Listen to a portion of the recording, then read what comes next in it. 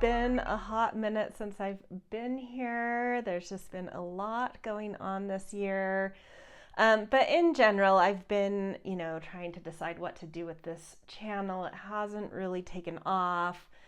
I really enjoy doing these readings, but it's not like this is like a career path I'm trying to forge. It was just sort of like a fun side thing, and if it, got some traction, great, but I don't have a ton of time to put into it. It's just kind of a labor of joy and a fun little side thing, but it was taking up a chunk of one day of my week.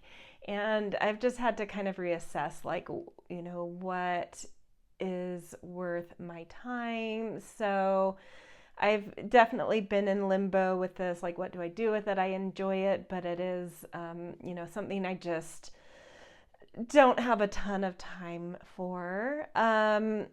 So I'm still in that mode, trying to figure out what to do with it. I might do a completely different channel that's not only tarot focused, because I have a lot of astrology like frameworks and theories that I've really been working on for even like over a decade, that have really been coming together, and I want to have a few different outreaches around that, of how to like talk about my theories and teach astrology and that kind of thing. So I might do just a different channel that's a little bit more astrology focused, that plays with tarot, but TBD. I will, when I decide what's happening, I'll be back to announce that. But for now, I do plan on coming in here and maybe doing like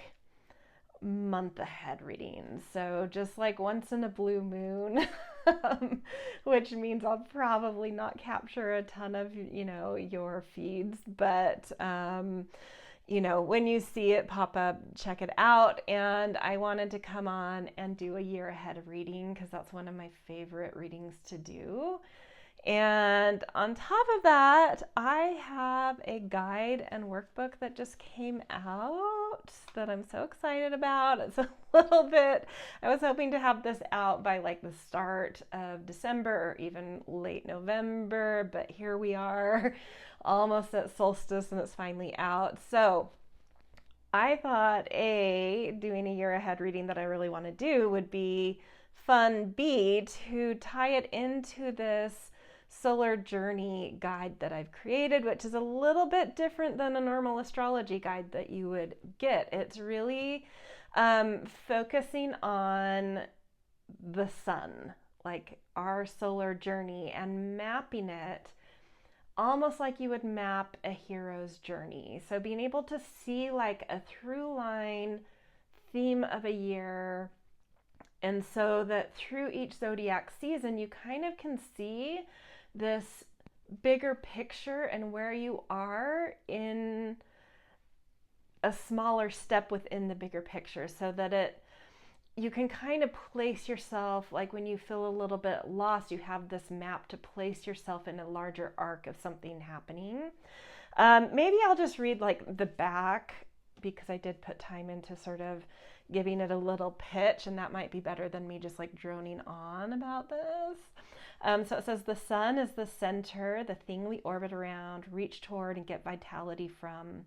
As our home, Earth, tilts on its axis in relation to our solar plane, the quality of light shifts as we make a full orbit, resulting in our seasons: winter, spring, summer, autumn.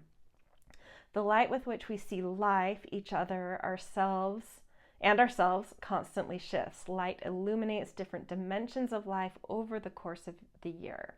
The sun's light awakens us. It brings clarity, illumination, and makes us more conscious. This yearly astrology guide is focused on light, how we grow into our becoming through how we engage with the sun. It helps us to see the greater myths behind the season, the allegories and metaphors that give more nuance and meaning to what we are becoming conscious of, hence becoming ourselves. Bring awareness to your year. Bring myth and creation inspired by myth. Write your own myth as you see the greater myth playing out. Become a force co-creating your reality against the backdrop of the light of the year. So there's 2 parts in this book. The first part, I go over when the sun reaches 0 degrees of Capricorn in the southern hemisphere, it's at its darkest point, meaning like it's the furthest away from us that it will get. And sort of like a new moon seed, where our lunar cycles kind of seed at that dark point of the moon, our yearly cycle seeds at that dark point of the sun. So you can kind of look at winter solstice and 0 degrees of Capricorn, which is the summit of the zodiac, as like, what is the seed of the year? What blueprint does that seed hold? And that can give us sort of an architecture that shows us like different archetypes that show up in that zeitgeist energy. And you can draw that chart for your location. And so in this book, as an example, I've done it for the US as a whole. So what is that blueprint for the US based on Washington, D.C. timing? And like, interestingly, when I started playing with that and I drew up the map for 2025, like the main archetype of the year was the strong man. And I was like, wow, that is very accurate. And then I look at that for this year. What is that? You know, there's several archetypes, but what's like the main archetype? What is the sun itself doing, which is showing us what we're supposed to become conscious of and growing into and maturing with. So in this, you know, so I go over last year's and then the coming years, what to expect, and then I show you how to layer that on top of your own chart to see how that might be connecting, you know, you into the blueprint of the year. Like, what is it illuminating for you in that kind of construct of the year? And then in part 2, we go through each zodiac season, starting with Capricorn, like a hero's journey. And there's a theme you can put on top of that when you layer the masculine and feminine zodiacs. So in Western astrology, we use the tropical zodiac, and it's based on solstices and equinoxes, not on the constellations as most people would think. And it is constant. It is, you know, predictable. It never changes. It's set in stone, and it's based on this like sun-earth relationship. And so I find it to be the masculine horoscope, the yang, if you will, horoscope. But there is a feminine zodiac. Sorry, I meant the masculine zodiac, not horoscope. But there's also a feminine zodiac. So when you hear during the year that it's like eclipse season, and where eclipse seasons land in the year shifts a little bit, and that has to do with the lunar nodes. I'm trying not to get too technical here, but the lunar nodes are where the moon's orbit crosses our solar plane, or the Earth's ecliptic is what it's called. And where the moon is crossing that point changes, because not only is the moon orbiting sun, but the moon's orbit is shifting.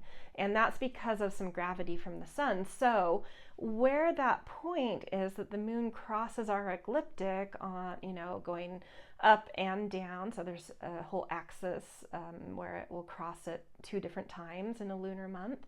That is shifting, and it takes about 19 years for that rotation of the nodes to reset back at, so that the 2 zodiacs are completely aligned. And so I call that, it's called the draconic zodiac. And that cycle, that like almost 19-year cycle, is called the metonic cycle. And so I love playing with the draconic zodiac. I see it as like the more unseen yin aspect of things, and it's changeable like yin is. Whereas like the yang is constant, it's always the same. You could call that rock. The yin is constantly moving, it's tied to the moon. You could call that changeable in water. So it's like the stone zodiac and the water zodiac, the constant and the changing. And so just as I see the 1 year cycle of the sun, the solar year, holding kind of a journey, like a hero's journey arc, or you could even call it the heroine's journey arc, there is a 19-year journey arc too.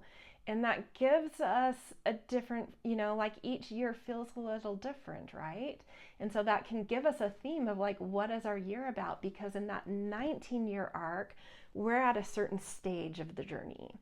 And then within that stage of the journey, we go on a full journey with the year. So I hope you're still with me. So the second part of this book, we kind of, there's a theme that's teased out. I've called it re-envisioning our values.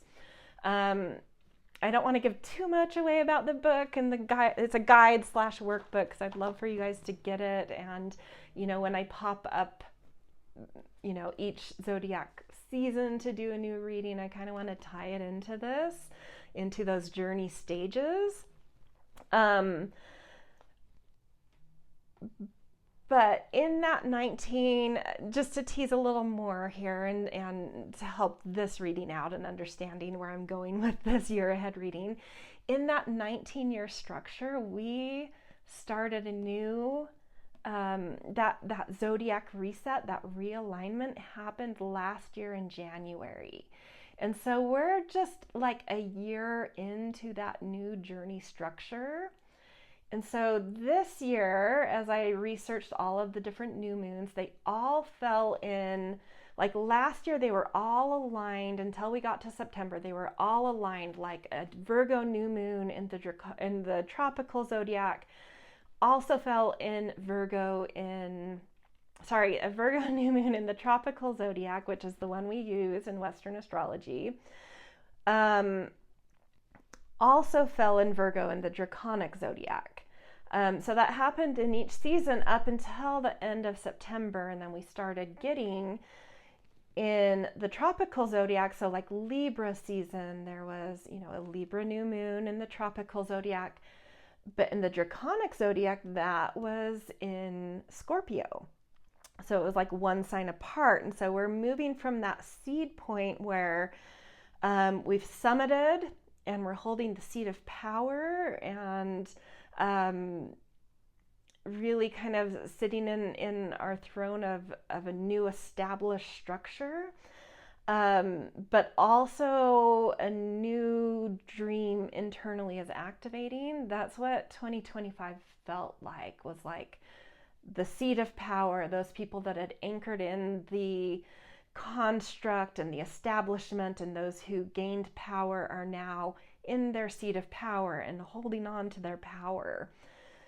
But as those two zodiacs start to separate, we move from what's called the ordinary world, or the master of two worlds, where the summit is and the seat of power is like really conquered, to that fracturing, that seed that was the new established construct.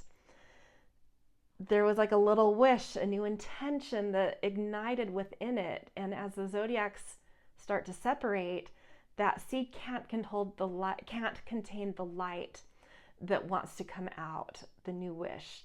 And so this year, in those new moons, each season's new moon is kind of fracturing that seed a little. But in the overall year, it's still under that like really structured seat of power energy. So it's like the year's overall architecture, we're still going to see that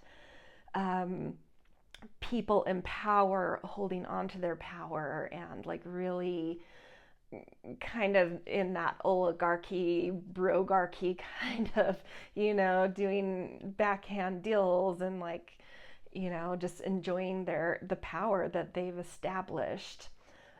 But underneath that, in the growth of each new moon seed, we're starting to shatter that. And so next year, 2027, the year's architecture will catch up to that shattering. So I feel like this is a year where like our personal growth and like on the ground arcs littler arcs within the structure are starting to, it's like prepare to shatter. We're shattering things in our own architecture, in our own growth, but in terms of shattering the structure, that will, the overall establishment, that's really going to come on next year. So it's this weird tension year where it's like in that construct architecture over the year, there's still this like this established power enjoying its power, but we're seeing the cracks a little more clearly and we're starting to organize around that. And so the journey part where we go through each season, we start to map how that's happening within these different journey stages.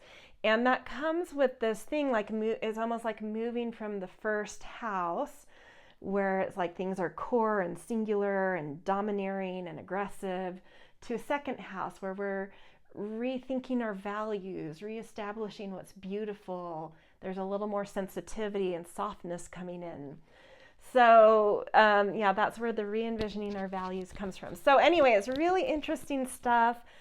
I, in writing this book, like really developed my theories more deeply and really saw how this worked in a bigger picture way. And it's, something I'm excited to see how it unfolds this year in terms of how I was seeing it and projecting onto it. We'll see how it really holds up, but I think it's like a really interesting, beautiful new way to kind of see these larger journey structures underneath what can sometimes feel like these momentary transits or just this singular season, or that kind of thing where it's like there's a bigger story playing out.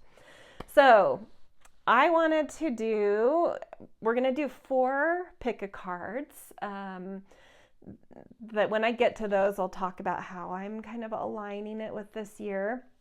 But I wanted to do like an energy check in general around last year versus this year, as like tapping into that overall theme of like, what is that going to feel like? Like last year, there really was this strongman theme, and the seat of power and the establishment was just like,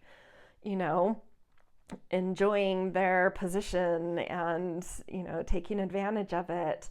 Versus this year, there's like more of a crack to that. It feels like they're not going to be quite as powerful, but there's still that seat of power. And I just wanted to kind of get that vibe check of like, what was last year versus this year. And I got a little bit ahead of myself. I wanted to test it out. I just wanted to use 2 oracle cards to get just a quick vibe check. And so I tested it out, not thinking that like, well, I shouldn't do that because if I like it, then I start over. And I liked what came out so much that I'm like, I have to keep it. And so I already have those cards for last year versus this year. So I'll just share those really quick, kind of this vibe check on last year. There was the castle, which is so interesting because if you almost look at, and like the way a castle is interpreted, it's like, you've boxed your, like maybe you've built this grand castle and these grand structures and found your authority and built your kingdom, but now you're kind of trapped in the walls of your castle because of that privilege and because of, in our personal, not all of us are these, billionaires that have sort of crown themselves the kings of the world. But in some way, we all have done that to ourselves. We've all kind of are sitting at like the peak of something we've constructed over 19 years, and we're kind of trapped in the construction of our own brilliance, of our own long, hard efforts. And it's like, so there's this thing of like, enjoying the castle, but also realizing like, oh, am I trapped now? And I even love how there's a rose inside of the castle walls here. Like there's a new, and like a closed eye with these little gems on it. It's like there is this new dream inside of here that kind of wants something different. Like, okay, well, I've built my castle, but now I'm trapped and I need to break free. And so this is just showing that so perfectly what I was talking about and what this book kind of talks about in terms of last year's energy. And then I love the animal that came out too, which is praying mantis. And I know the card says engage in prayer and surrender, which sounds very, spiritual, but I kind of see this more as like, well, you're either the prey or the preyed upon, and this need for camouflage, whether you're preying or being preyed upon. Like, looking at ice agents, they were all like masked, they were in camouflage, but the people hiding had to kind of be hidden. So, like, the praying mantis, in terms of that story arc in the US at least, felt very interesting to me. So, that vibe check really worked for me, and I'm like, well, I don't know, like that, I kind of feel like I have to just keep those. So then I picked for next year, for coming year 2026, and I was like, I hope it's a little softer the way I feel like it might be. And the good news is it was threshold, which completely is the right vibe check for what I was feeling, where it's like, we're gonna start seeing those cracks a little bit more of the established construct. It's not, we all know it's not working, but those cracks are becoming more apparent, and this sense that we're about to get that call to action and break out of, like eject ourselves from these worlds we've built, and sort of go on a new journey. So it's like a threshold year where it's like, we're not quite leaving that old construct, but we do feel that new thing coming. And so we're like a little bit more in this liminal space this year.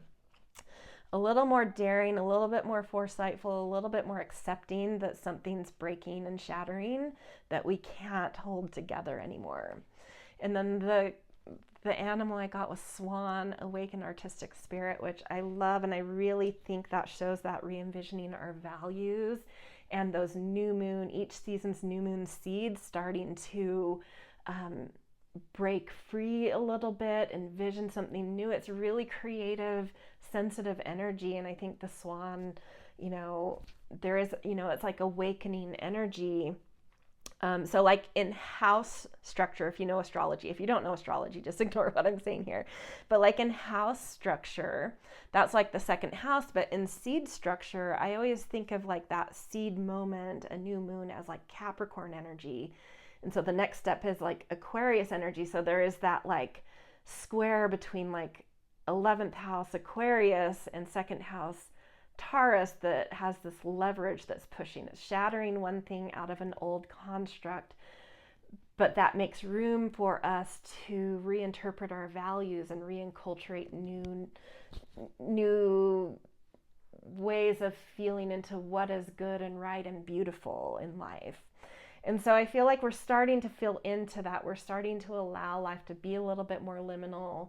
We're recognizing that like what has been constructed isn't holding, and we may not quite know what's coming, but we're letting go. We're actually coming to what this card says about the mantis at the end of this year: prayer and surrender. Just like, yeah, it's, like we're not quite solid and established and concrete anymore. Those cracks those hairline fractures are completely apparent, and we know the shattering's coming, but the shattering may happen in some ways this year, but in the overall it hasn't quite happened yet. But we're embracing that, like, it's inevitable. It's, it is shattering, and it's time to dream a new dream, kind of thing. So anyway, that is kind of the vibe check of the year. So in each pile, I will be tapping into that, that like where we are on that 19-year journey, and plugging that into your year. So I will take your reading into like a hero's type of journey with that overlay of like, it is a year of re-envisioning our values.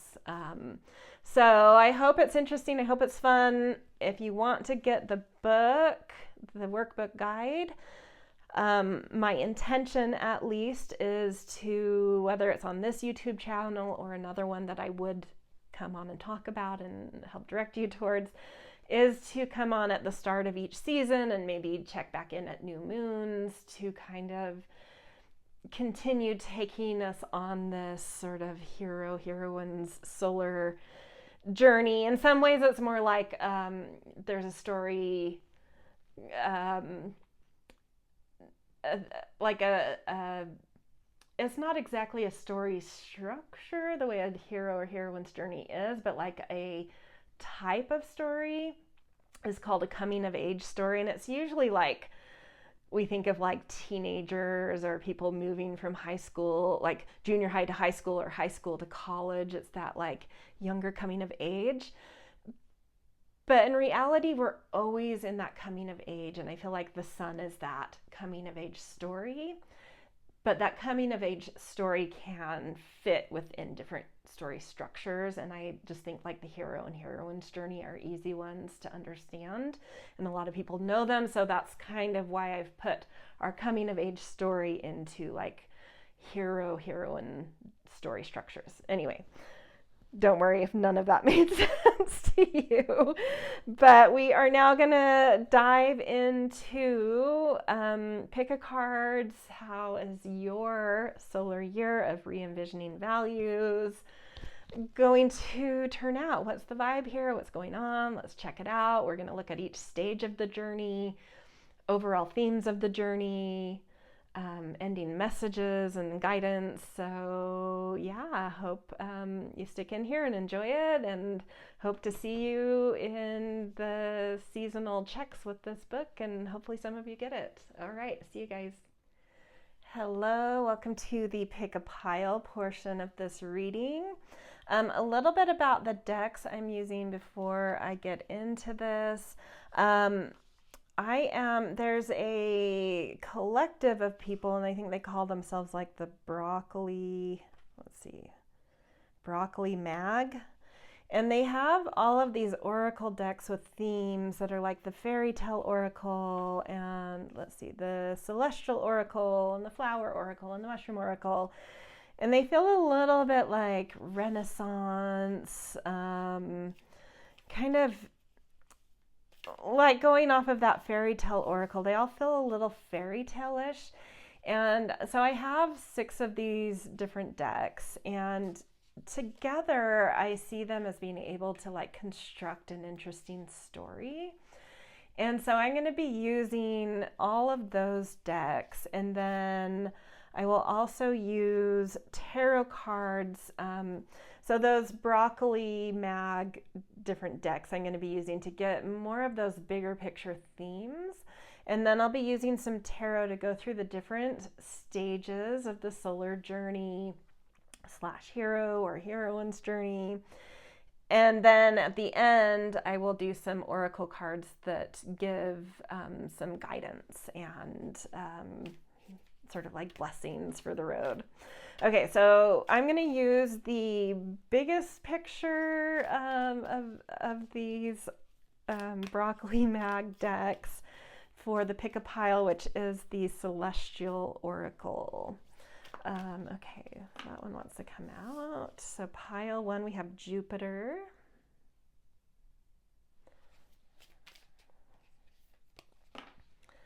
Pile 2, we have mackerel sky.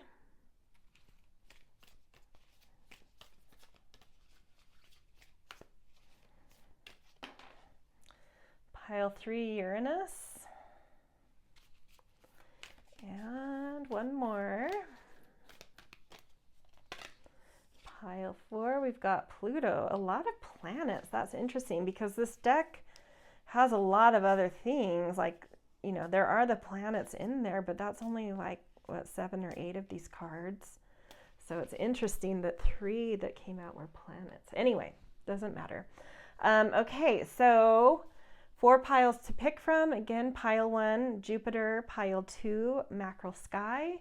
Pile 3, Uranus. And pile 4, Pluto. Take however long you need to vibe into which pile works for you, what you're feeling drawn into. And yeah, just pause here if you need more time. Timestamps will be in the descriptions. I have some requests from YouTube. They need like ID checks and all this stuff to like give me like the chapters don't work anymore on my channel until I get that done. I just haven't had time to deal with it. But so when this gets uploaded, you'll have to go down to the descriptions to like, you know, link to the right time. The chapters aren't working right now. Also, on that note, I also can't link to external websites at the moment. So I'm going to put right here where you can get that book, the website, where you can get it. But just, I have it from a few different printers you can get it from, but one of them is Amazon, and that's easy. And you can go to Amazon and search for Cosmo Muse, and it should come up. So that's one really easy way, but I will also here put the website that you can go learn more about this book and see the other purchase options, etc. So, all right, I will see you in your readings when you're ready, and I'm excited to dive into these.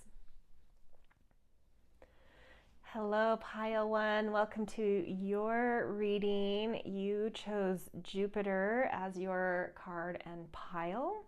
So I am going to team up your celestial oracle with a fairy tale oracle, where I'm going to be pulling out an kind of like overarching theme vibe for your year. That fell right out. Living on top of that universal energy of like a year of re-envisioning values.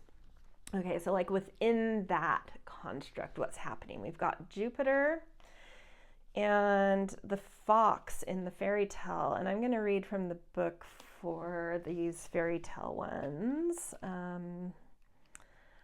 Let's see. Fox. So adaptability, trickery, intelligence. The fox, oh my gosh, I'm going to have to put my reading glasses on. Hold on. This is the first, I've always had really good eyesight, and this is like in the last year and a half, I've had to get reading glasses. It's so depressing. Anyway, okay, the fox builds their den with more than one entrance and more than one exit, so that even if an unwelcome visitor comes to the door, there is always a quick escape. A slippery master of sneaky deception, the wily fox gets their way not by being the biggest, but by being the cleverest. Quick wit trumps strength, which is so interesting because Jupiter, like working in tandem with Jupiter, I'll hold these up so you can see them a little better. So I know they're kind of darker cards. Jupiter is our largest planet. It is sort of this conqueror. It is seen as, you know, strong supremacy is even on this turmoil, elders, supremacy. So like Jupiter has this huge, like it's even on this image, that huge red dot is actually like the same size as Earth, and it's this massive storm that's been going on for centuries. And so, you know, Jupiter in astrology, in the astrological viewpoint anyway, is like, it's like a conqueror. And it likes to push us outside of our boundaries. It likes to have a vision that opens new worlds to us. It wants to, instead of being local and networking and being that like local source of things, it wants to be the foreigner. It wants to go to foreign lands and explore and adventure and broaden its perspectives and its horizons. So it rules both Sagittarius and Pisces. So Sagittarius is like the professor and Pisces is like the dreamer. And Jupiter is a bit of a conqueror because it's taking on these kind of big picture perspectives like the professor and these big dreams like the dreamer, you know? So there is this thing here that's interesting where it's like, this is a year where you definitely are going to be expanding your world, pushing outside of your comfort zones, but it's saying to like be cautious about this, to make sure almost like, when you see, I know this isn't really how like CIA agents are. I mean, I don't know. I wouldn't know. Um, but interviews I've seen, they're like, the movies aren't like what. But anyway, like in movies, when you see spies, it's like they know, like the Bourne Ultimatum or something. Like he knows when he enters a space, he's already like um, observe. I can't think of the word they use, but like observed it. He knows the patterns around it, the kind of traffic at different times of day, and the types of people that are in and out of this place. He's cased the joint like a thief would do, or like a fox. And so it's like when they enter a new space or that new world, it's like they've done the prep work to know all of the escape routes, to cover their backs and their asses, and like they know um, how to get out of jams because they have cased the joint. So to me, this is saying like you are expanding your world, you are putting yourself out of your comfort zone, you're exploring new things, you're pushing your boundaries, whether that's literally like going foreign places, or that could be going into a new industry of work, or changing homes, or like something that's pushing your boundaries, that's different, that's foreign to you, happening this year, where you're expanding your access, but it also means you're in foreign territory. And so it's saying like, while that is something that will be going on, you need to be really thorough about due diligence. Like if you're moving, like upgrading houses because you're making more money and so you want to buy, or maybe you've never owned a house and now you get to buy an apartment, or you do own a house and you're upgrading to a nicer neighborhood or house, or whatever it is like, do your due diligence. So that's just one example. Apply that to whatever it is for you that feels like it might be pushing your boundaries. Maybe you're going to college out of state or out of the country or whatever, and it's like, do your due diligence. Visit the place first, case it. If you're moving houses, go spend some time walking that neighborhood, talking to neighbors. Like, do those things that you wouldn't necessarily always do, but like be extra, right? Extra about intel gathering and caution and knowing the ins and outs of what you're getting into. So push those boundaries, expand your world, but be very, very diligent about gathering intel, doing your research, knowing your entrance and exit routes, being quick on your feet, like knowing,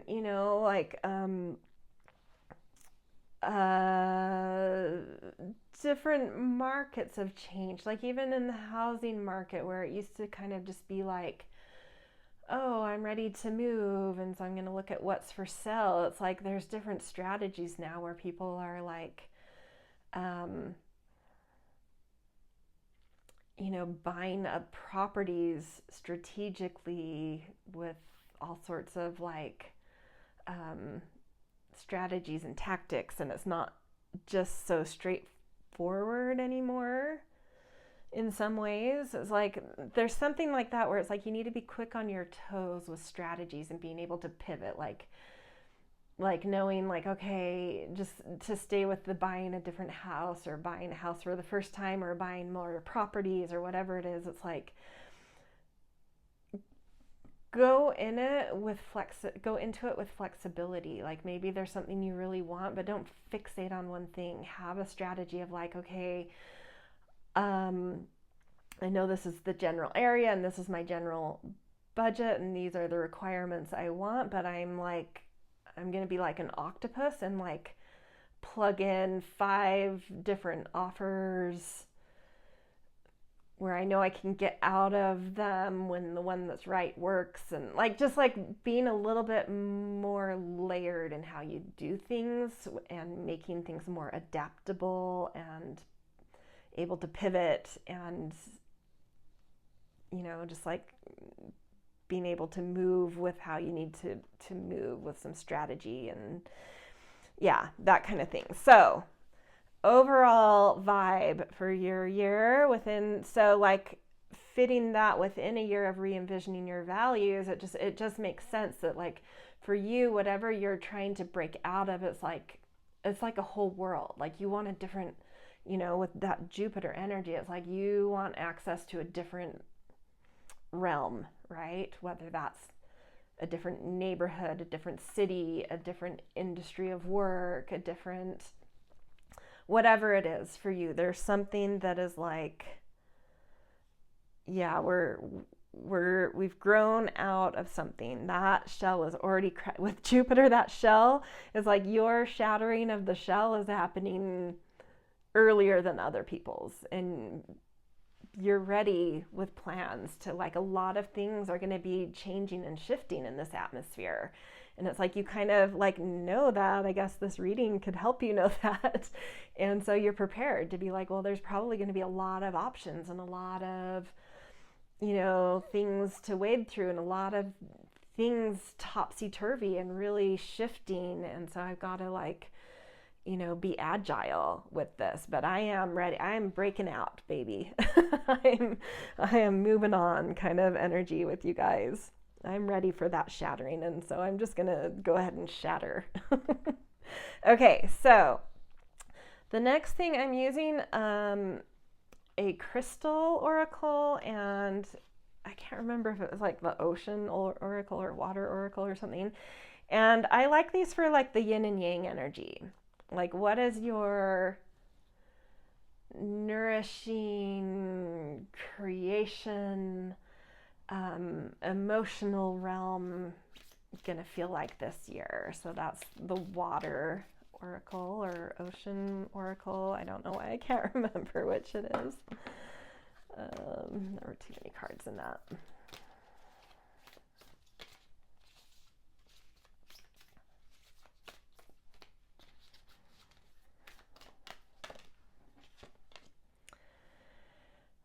Murex, power, luxury, effort. So that's a kind of shell. And with, along with Jupiter, so that feminine side of you that's willing to change, and we are already seeing that you're like ready for change. So that feminine watery energy that thrives on change, that is changeable, that is fluid, that is creation, sensitive, moving kind of energy is attached to, it feels very directly, like even the colors of the shell and Jupiter match to me. It's like that change essence in you, that intuitive side of you.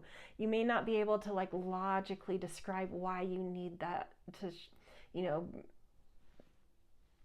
change into a bigger world or shake up your world or whatever. It's coming from this more intuitive, fluid, changing essence that's underneath the constant structure. It's maybe not something you can articulate, but you feel it deeply.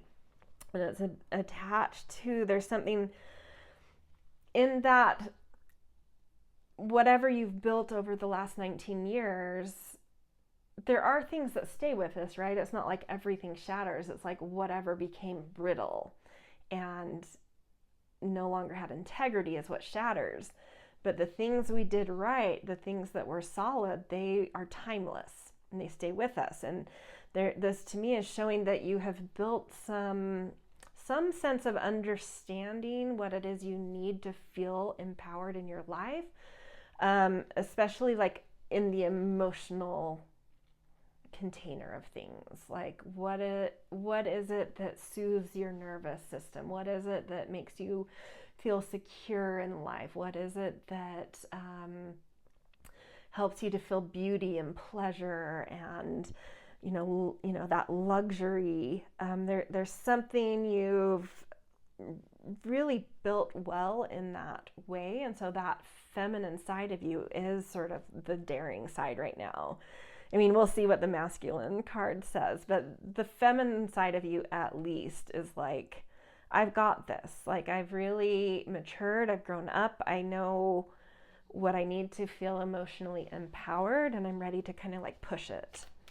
And effort, it's your feminine side, that side that is in tune with change, is ready to like boots on the ground, like it's ready to like get in there and do something. And then the masculine, crystal rock side, geologist, that's an archetype. Knowledge, analysis, categorization. So that side of you that's a little more logical and step by step and obvious and strategic is like, I mean, it's so funny. These almost exactly plug into Jupiter and the fox. That masculine, so the Jupiter side of this year for you is coming from that feminine, just this inexplicable intuitive need to push out. And then that side of you that's like, but let's be careful about this. This is a big shift. Like, we're shattering a whole old construct. Like, that's vulnerable, right? So let's do our due diligence. And you've got the geologist here, analysis, categorization. It's casing the joint, right? It's studying the structure of things. It's studying the patterns of things. It wants knowledge. It wants to know what it's getting into. So the rational side of you this year is like really digging into the details and the nitty gritty and doing due diligence and casing things, to kind of temper that just really powerful need to change things, to expand. Okay, so those go under there. All right, and then we are going to be looking at kind of like so I have a mushroom oracle and a flower oracle, and I kind of relate these, like the mushrooms I relate to Sagittarius energy, which is like perspective and vision and what is the thing you believe in and what gives you a higher view of life, versus flowers are very and it has to do when these two things, like their greatest seasons of thriving kind of match those seasons. Like, so flowers to me are very Gemini. It's end of spring. It's the blossoming time where it's very communicative and busy and, weaving in the connections and the communities and that thing. So what is the perspective and belief that's giving you like a bigger picture in life? What's that North Star you're following, and what are like the things you're going to get busy doing? And I almost feel like these are also really going to map onto that Jupiter versus Fox thread that's already going with, but let's see. Okay, so the perspective, the belief, what's your guiding star this year?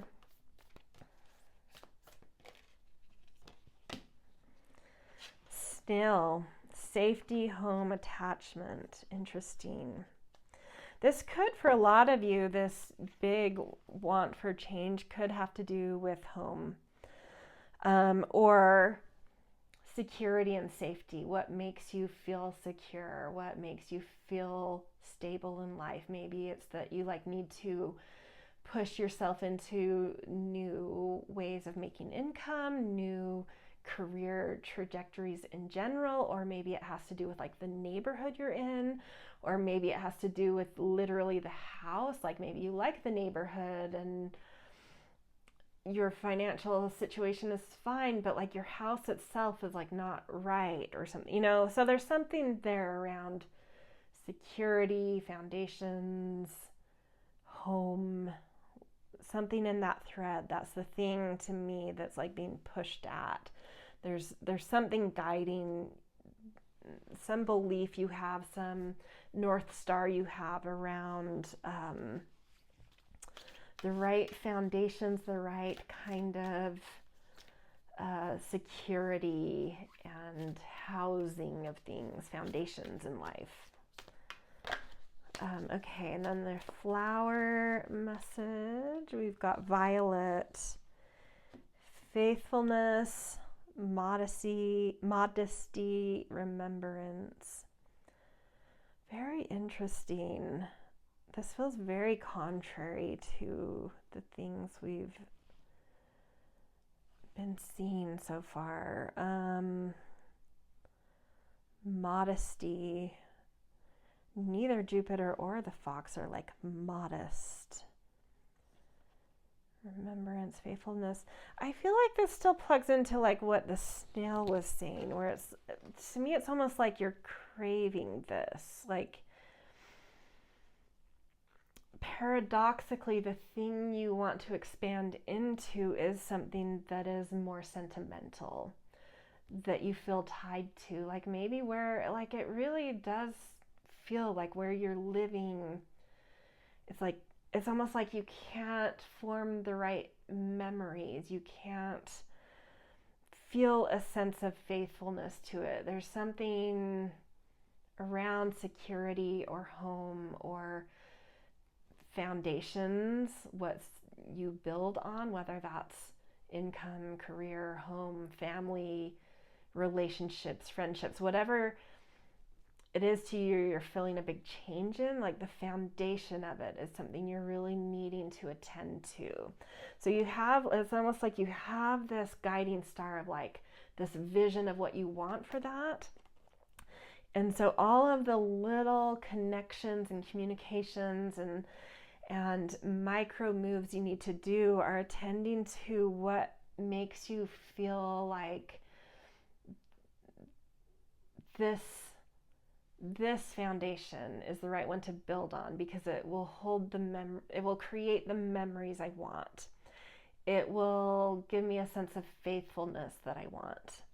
That kind of thing going on here. So really re-envisioning values around your foundations and really growing out of where you've been and like wanting to find something that's more sacred and more aligned and somewhere where you really want to creating a new, broadened, bigger foundation that can hold the kinds of memories and faithfulness you want to hold around whatever it is that you're trying to like broaden and push out of. And that can be any category: income, career, family, home, friendships, relationships, whatever it is for you. Okay, so now that we have this like general vibe check going on, we are going to go through the 12 stages of this year's solar journey with the tarot to get just some general energies for each season and stage. So Capricorn is the summit of the year. It's where we summited last year and hold a new seed wish for the year to come. It is where the new normal is established, where we feel like we've created really solid, like a solid place to stand on and view life, or we're really trying to hold things together because we didn't build this year in a very integral, focused way. And I feel like every one of us in some ways feels that strength and alignment and seat of power energy, and in other aspects of our life it's a mess, right? Like not everyone builds solidly in every category. But let's look at the new normal. Like, what have you constructed? What is the summit you're reaching and the new seed dream? I actually want to pick 2 cards for this summit because it's like the summit, what is manifested, what have you built, and then what is the new wish that's incubating within those castle walls. Okay, whoa, that wants to fall out. So the new normal. Page of Cups. I don't know how I'm going to fit all of these cards. They're just going to have to overlap. Okay, so the new normal. And I love Page of Cups coming up because it really is this great precursor for what's going on with these themes of like, you've really built this almost archetype within you that's newly open, that's newly ready to absorb life as a beginner, with a lot of curiosity and awe and curiosity, awe, and just exploration. Like you're just ready to open your heart to things in new ways, ready to be young, like our young people, our children, their hearts are so open because they haven't been wounded by the world yet. But there's something about the way you've built in the last year where it's like you've kind of rebuilt that ability in you. So maybe you've done a lot of healing work and now your heart is open like a child, ready for the new adventure, ready to open up to new things. So that's what's manifesting. And then like the new seed dream inside of that for the coming year, we have, let's see,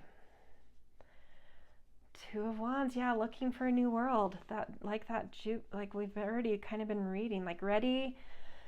But it's that Jupiter Fox thing where it's like, I'm ready, I'm open, I want to explore, I want to see a big new world, but I also need to like make sure I'm casing things right and choosing the right direction. So I always see the Two of Wands as like someone's holding two poles. One is anchored in, and it's going to create a doorway for where you go. And the other one is like pivoting, like what is the right path? I need to get the right alignment. And so this year, as we saw in the, in the intro where I did like the overall vibe check and there was that threshold thing, you're definitely like, like we all will be in some way like in a threshold. And this year is this thing.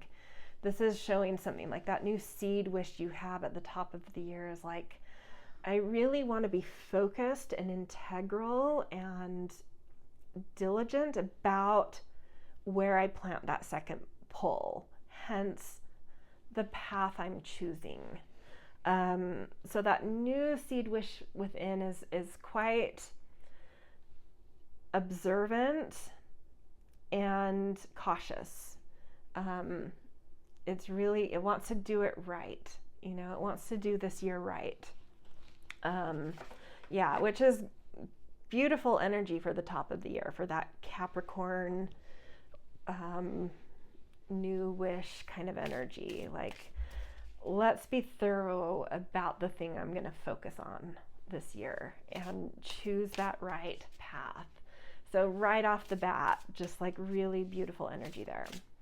Okay, Aquarius season is the call to action. It's the thing where, let's use a story example where, Star Wars was written as a traditional hero's journey, knowing it was writing it as a hero's journey, so it's like a really easy one to hone in on. This is, like where Luke's world has imploded. His aunt and uncle have been killed, and he's forced on the adventure. Like there's no, in this year of re-envisioning values, what is that call to action where there's no turning back now? Like you are thrust into something you don't quite know what it is yet, but it's upon you. This one. Ooh, the Magician, a touch of magic. So expect like a little bit of really knowing, like when you feel those vibes of like there's no going back and I am in this year, like I am on the road to this year, things are changing and shifting and there's new visions, immediately you understand and tap into like knowing that you have all of the resources at your disposal to make things happen. Like this confidence of like, yep, things are shaking up, but I know what resources I have. I know how to use them. And because of that, I know how to make things happen, like the fox. I know how to make things happen fast. I know how to be quick on my feet. I know how to manifest. I know what exactly I need to tap into when and where that is. And I already have that, command within me. It's just like that inspired kind of like catching lightning in a bottle, like right place, right time, preparation, meeting opportunity, kismet, something really beautiful happening during that Aquarius season called action stage.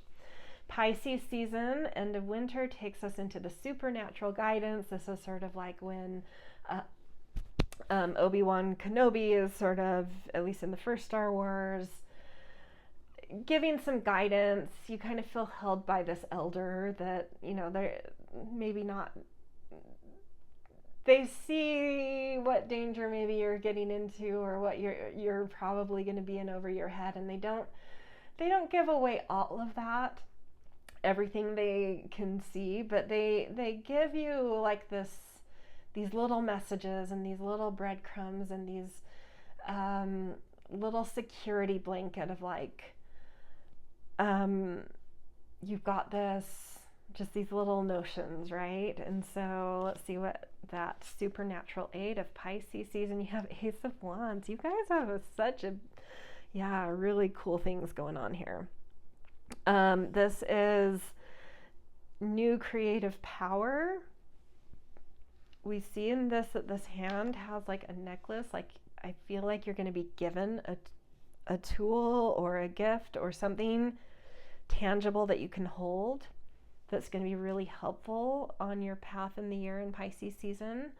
That may feel like it kind of comes from, obviously not a supernatural guide unless you're super plugged in, but from like someone's imparted some wisdom or given you a gift that feels like it was divinely guided, right? Like the right token, the right symbol, the right physical object at the right time to really ignite your new path and feel creative and empowered in creative inspiration. So Pisces season can bring a lot of inspiration, and it's just like you're really in your power. Look at every single one of your cards has this like singular like pillar. He's holding this like cup up as a singular pillar. This new world is being held on a singular pillar. This candle is this pillar. The Ace of Wands is this branch. It's the pillar. It's like you're really in alignment. So just keep following those breadcrumbs and believing in yourself and in your capabilities and in new things that maybe feel different. Like, you have a lot of power behind you, and I really think it's because you've built really well in your life leading up to this year. Okay, Aries season, spring equinox. This is the ordeal or the belly of the well where we have to, like, we're on one road and we kind of have to exit and get off onto a totally new path. So like, what is it that you have to do to be spit out of the well's belly into the actual new world? That's what it symbolizes. It's like Pisces is kind of the womb. And what do you have to do to be spit out and rebirth at spring equinox into the ordeal, into the new world? That's different. You can look at like what's that? I think it's called Enchanted with Amy Adams. She like comes out of the I can't remember where she was, but like when she comes out into New York City from leaving her fairy tale world and coming out into modern New York City, it's like she comes out of a manhole, It's sort of like, what is that transition going to be like? What is the new world you're stepping into as spring approaches? And another way, it's not always as clean as that. In the new Cobra Kai, the first season of that, if any of you have seen it, which is like the series based off of Karate Kid, I can't remember their names, I'm sorry, but like the guy that was the bad guy in the original Karate Kid, who ends up kind of, I think, I did watch the first season, but it was a long time ago when it first came out, so I'm kind of forgetting, but I think he like turns into sort of a good guy. But anyway, when we first start that, you see a really good belly of the well example for a lot of times, especially if it's like a man's journey. you see like the person in their world where like nothing's working anymore, and their apartment's a mess, and they're kind of slovenly and a little bit depressed, but something new sparks. Like there's this new kind of trigger, and suddenly they're cleaning up their apartment and they're pulling their lives together.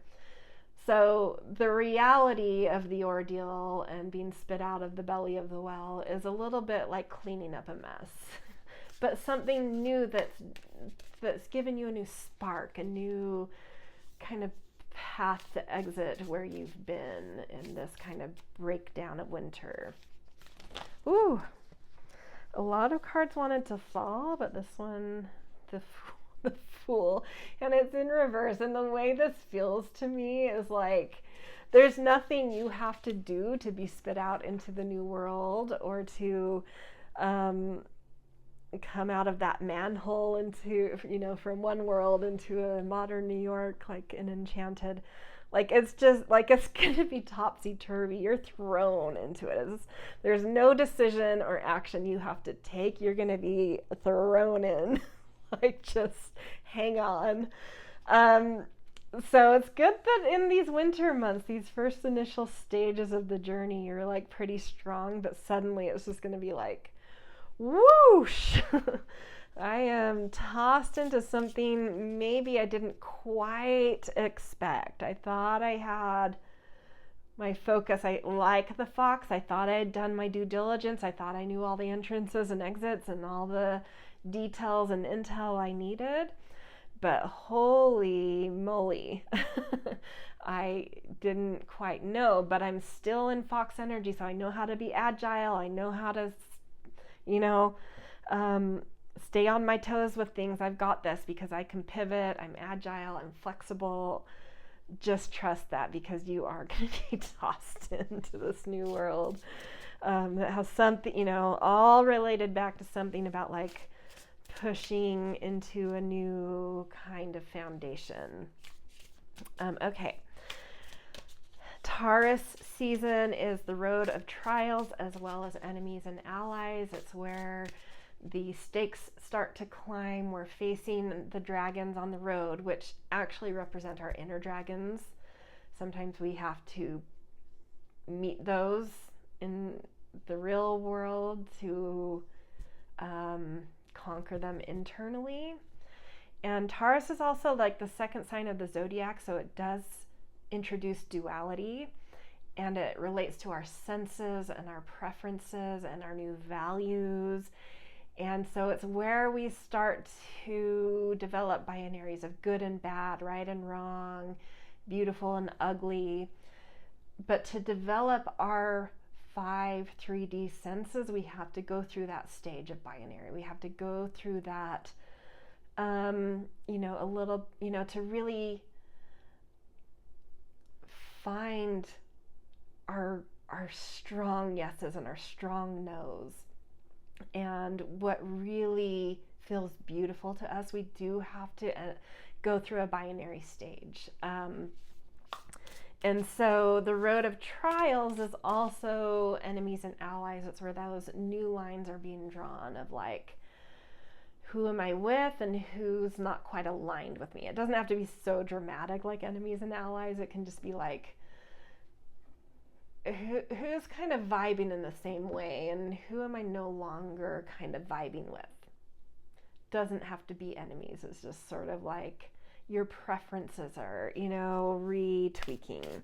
And this is important because this year in general, with all of our new moon seeds, has some tie-in to that kind of energy. So what do we have on road of trials, Taurus season, enemies, allies? But it's also where we're starting to like develop new resources, and we're seeing new wins, and we're like in the heroine's journey, it's where you become the chosen one, and you are seeing these little successes, like the fighting the dragons. Like you are getting these little rising stakes are happening, and you are conquering, and you're pulling out resources you didn't know you had, or using resources you knew were always there but didn't have an opportunity to have. So it is really cool in that way too. It's like really tapping into our resources in new ways and feeling more empowered. Like, oh wow, I didn't know I could do that, you know? Didn't know I had that in me, or I always knew I had that in me. Whichever way, you know, that kind of thing.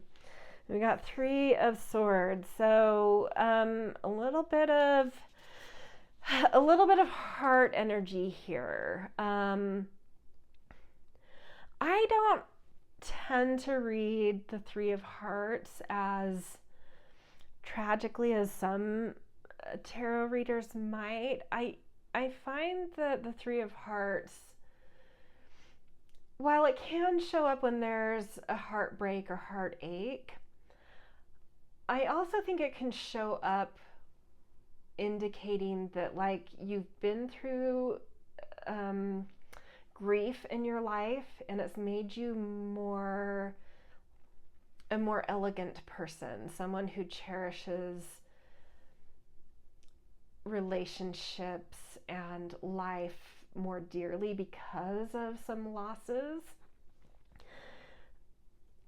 So I feel like in this stage and this year, for this card showing up where it is, it may be like you've been through that kind of thing before, but you haven't quite, like maybe there's some unprocessed grief, and those are the dragons coming out that you're going to have to slay in Taurus season. Is like, how do I become more cherishing of life because of the things I've been through? I maybe haven't seen the maturity and processed the maturity that some challenges on my road have put in front of me, but the things coming up this season are going to reflect back to me. Like, my sense is you're going to see ways you've grown that haven't been apparent to you because of certain challenges or dragons to slay that get put on your path. You're going to tap into some grief that you've been through and recognize suddenly, like, oh, those things I went through prepared me exactly for this, and look how mature and elegant and gracious and graceful I am in these slain dragon circumstances. I'm really like, those things that I didn't know how to place in my life and didn't know how they could be a gift are suddenly put in their place as like, they were, you know, there is a silver lining. And I now recognize the resource of, you know, seeing the heart, like understanding the heart very differently and seeing it in action, seeing that in action I understand heart energy differently in challenges. Okay, so Gemini season, end of spring, nearing the midpoint of the year. This is meeting the goddess or meeting the beast, depending on if you're more in a hero or heroine's journey. It is the stage where we can get seduced, distracted, tempted, away from the path we're supposed to be on. It's when we are the most, it's when the sun is nearing its strongest position and it's growing.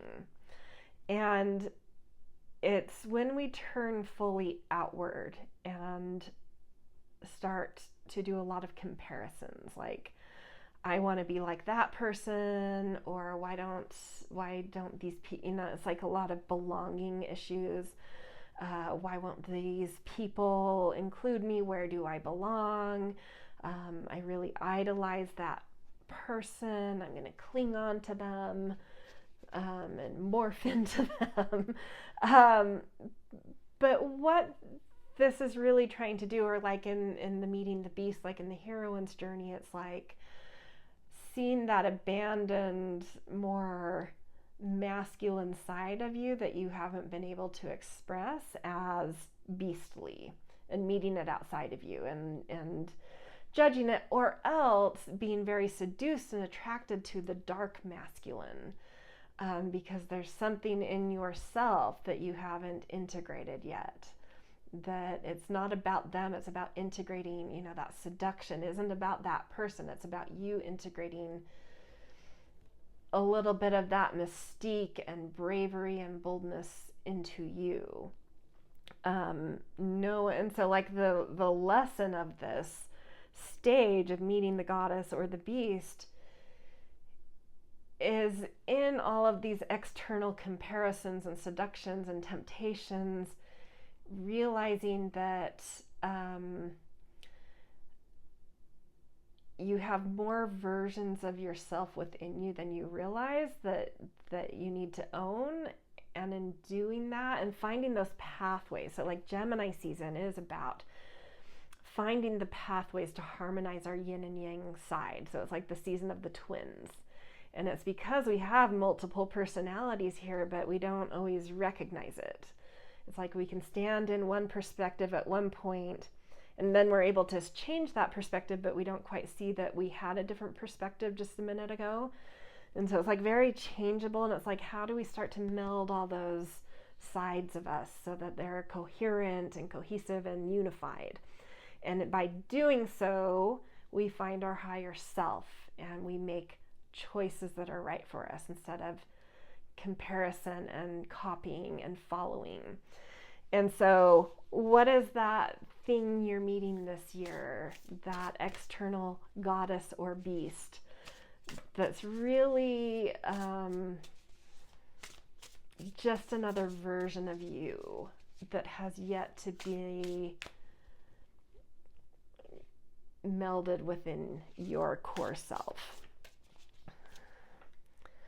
And we have the Four of Cups in reverse. Wait, is that the five? That's the Five of Cups, I think. Sorry, I have to put my glasses on. Oh, the Five of Cups reversed. Oh, wow. That off of the back of the Three of Swords is really interesting, because the Five of Cups is like things that have haunted us, things we haven't quite been able to let go of, things where there's been loss and grief, but loss and grief, but we've gotten stuck in it. And so there's something haunting us, right? But when it's in reverse, we're letting go of that. And so whatever the goddess or the beast or those external things that you're being distracted and swayed by, coming off of this thing of like recognizing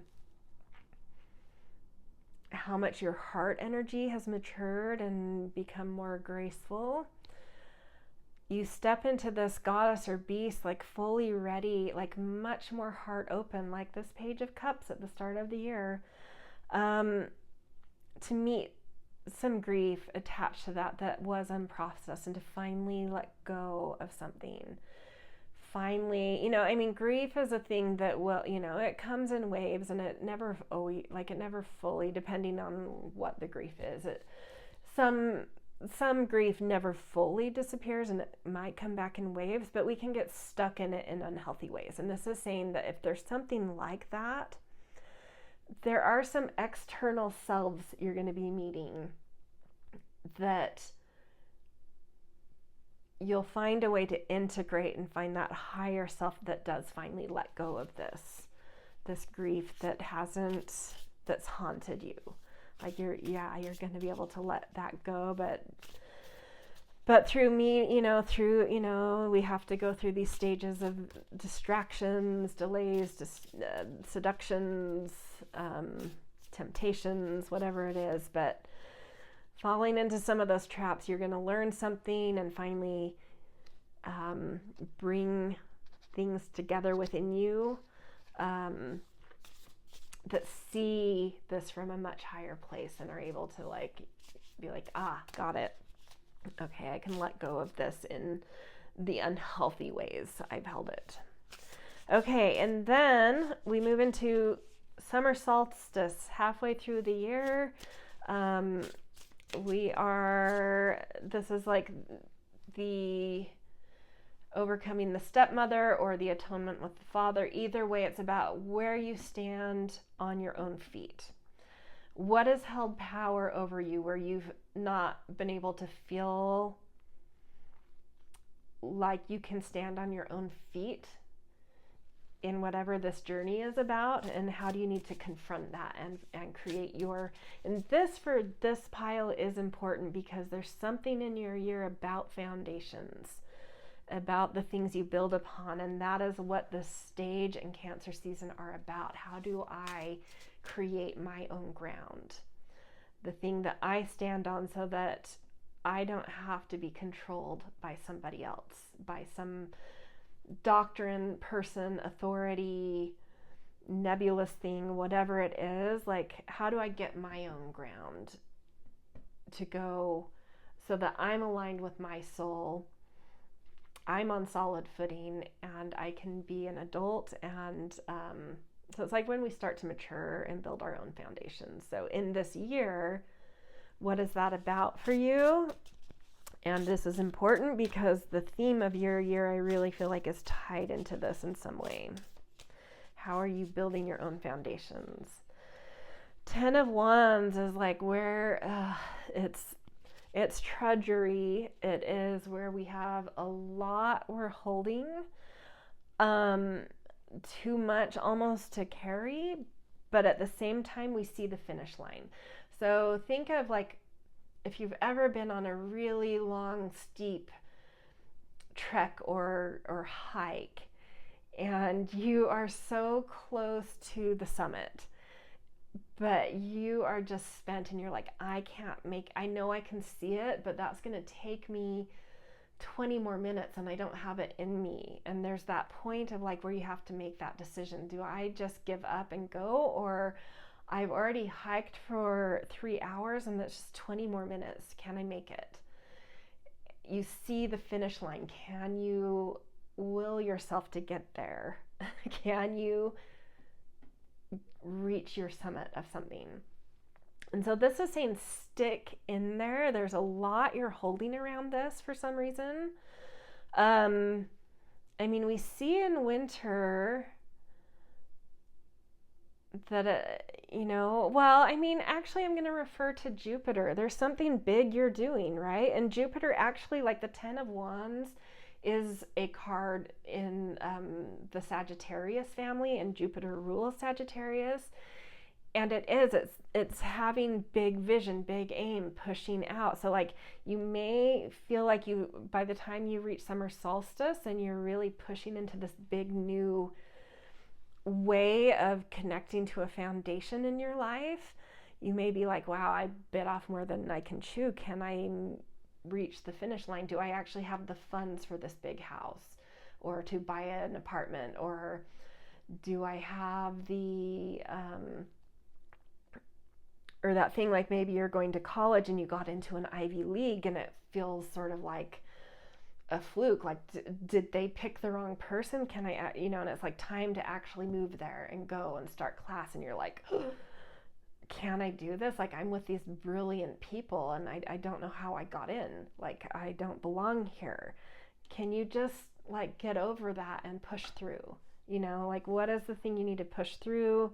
What is the resource? If if it's like, oh my gosh, did I get in over my head financially? It's like the 10 of Wands can also indicate that there is support around. Like, is there a family member that can help you out a little, or a roommate that can you bring in a roommate that can pay rent for, like there's something, use that fox agility. There's something you can figure out here to get to that peak. Don't give up. So that's what I'm saying with this Cancer season. It's like you've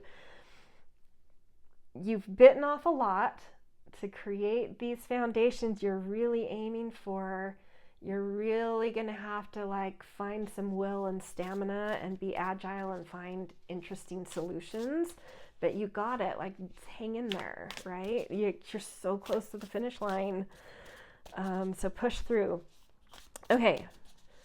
Leo season, apotheosis. This is our mini death. This is the coming out from that underworld foundation, coming into our maturity, really feeling like stronger in our heart, like, wow, I am becoming adult.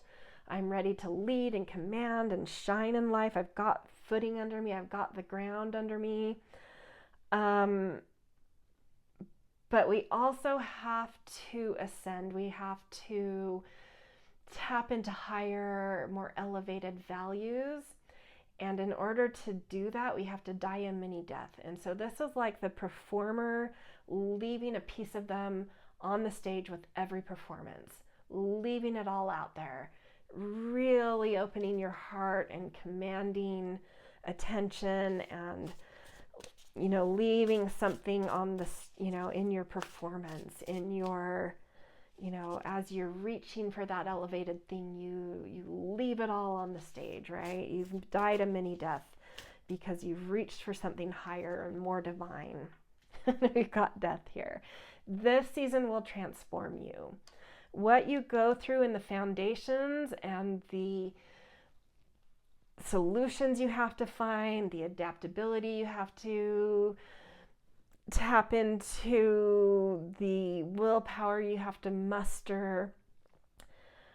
When you reach into that Leo season and the apotheosis and touching to your divinity, the death you have is not going to be a mini death. This is going to be a full transformation of like, wow, I bit off a lot.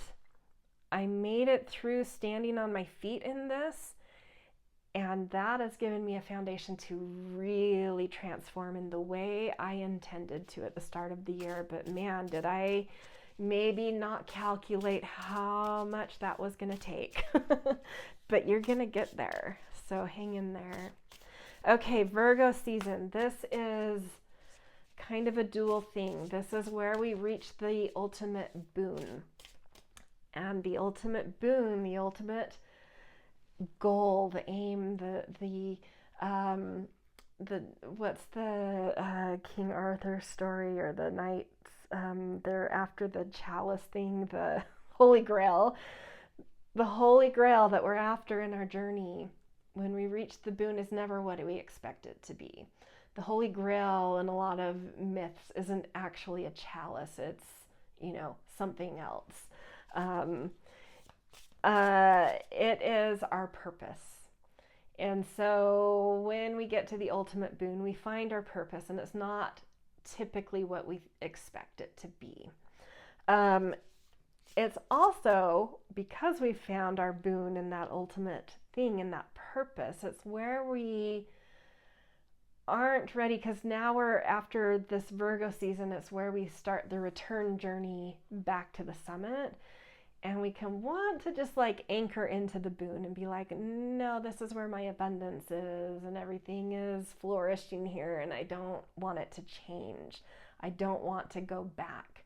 I want to stay here. So it can be the refusal of return as well as the ultimate boon. So what is the purpose you're finding? What is the resistance to things changing from there too? So Virgo season, 7 of Cups. This is the card I associate with all that glitters is not gold, where you have to, like, sometimes appearances aren't what they seem to be, and you have to, like, you know, pull out your fox, do your due diligence. What's actually in that cup? I need to use a little bit of analysis and be like, okay, well, you're presenting, you know, this cup that has a skull, and so I don't really want a skull. And then there's this cup with gold in it, and that, yeah, I mean, like, yeah, I'm going to take the gold cup. And it's like, but, you know, get up a little closer and examine that, because maybe that's fool's gold, and maybe underneath the skull is actual gold. So you really need to, like, dig in. And so being the ultimate boon, I feel like that those powers of discernment, of seeing true value. I mean, this is a year of re-envisioning values. Like, the ultimate boon for you is being able to see, and I feel like maybe you've kind of gone through some things in spring and early summer that have taught you some lessons about value. And by the time you get to Virgo season, it's like something's clicking. It's like, I understand how to really see the value of things, and it's not always what it appears. as. Like I have that gift of discernment when it comes to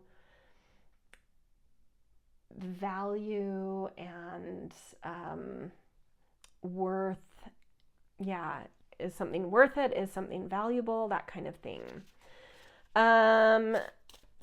Yeah, so there can be some resistance to want anything to change around that.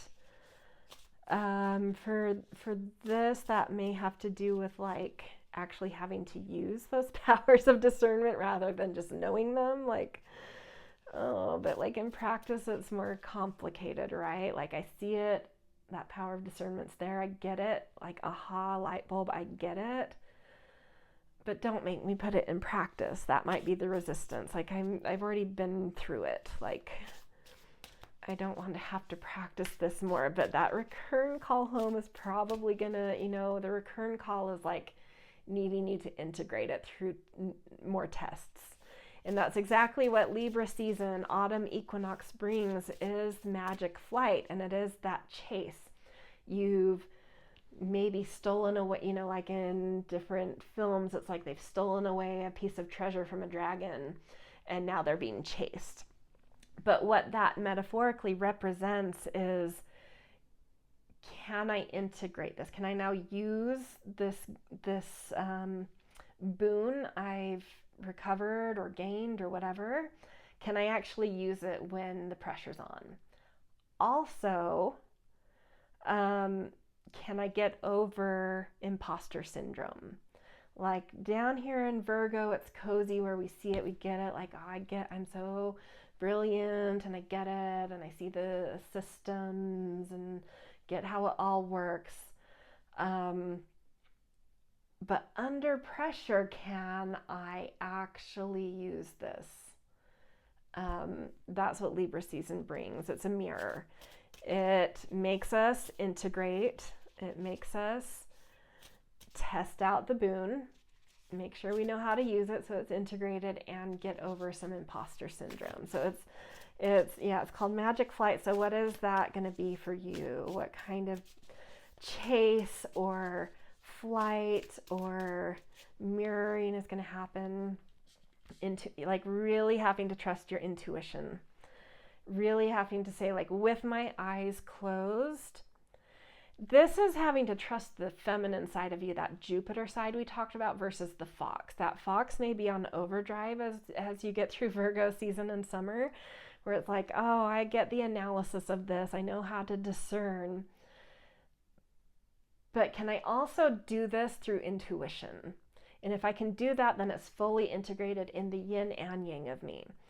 I know how to discern with logic and reason and analysis, but do I know how to discern with intuition? And that's what Libra season is going to be about for you. Can you also trust your intuition when it's speaking loudly? And step away from that never-ending pro and con list and fence sitting of like, well, it's like decisions. There are some decisions that cannot be made with reason and logic and pro and con, that you have to trust your intuition, and that's what that season is going to test in you. Okay, Scorpio season is the rescue from without. This is where you, it's kind of like a resurrection. It's where a final climax comes, and you have to recognize, so like autumn, these Libra, Scorpio, Sag, these last seasons of the year are much more communal. They're bigger than us. And so even though I have this boon, and now I've gotten over imposter syndrome and I've integrated it, I've entered into a world that's, much more communal, much bigger than me. It's where I have to share a burden. And can I allow my vulnerability to be seen so that I can get the help I need to get back to the summit? We all need help, right? What is that resurrection point where you realize, what is the thing that's going to come along that makes you realize that you need help from without, that you need to be witnessed, you need to be helped, you need to share burdens? with Scorpio, that's like, entanglement. It's merging. It's scary. And so what is going to come along on this rescue from without that will help you to see how to do that in this year's journey of like a new, bigger, foundational thing to build upon in your life.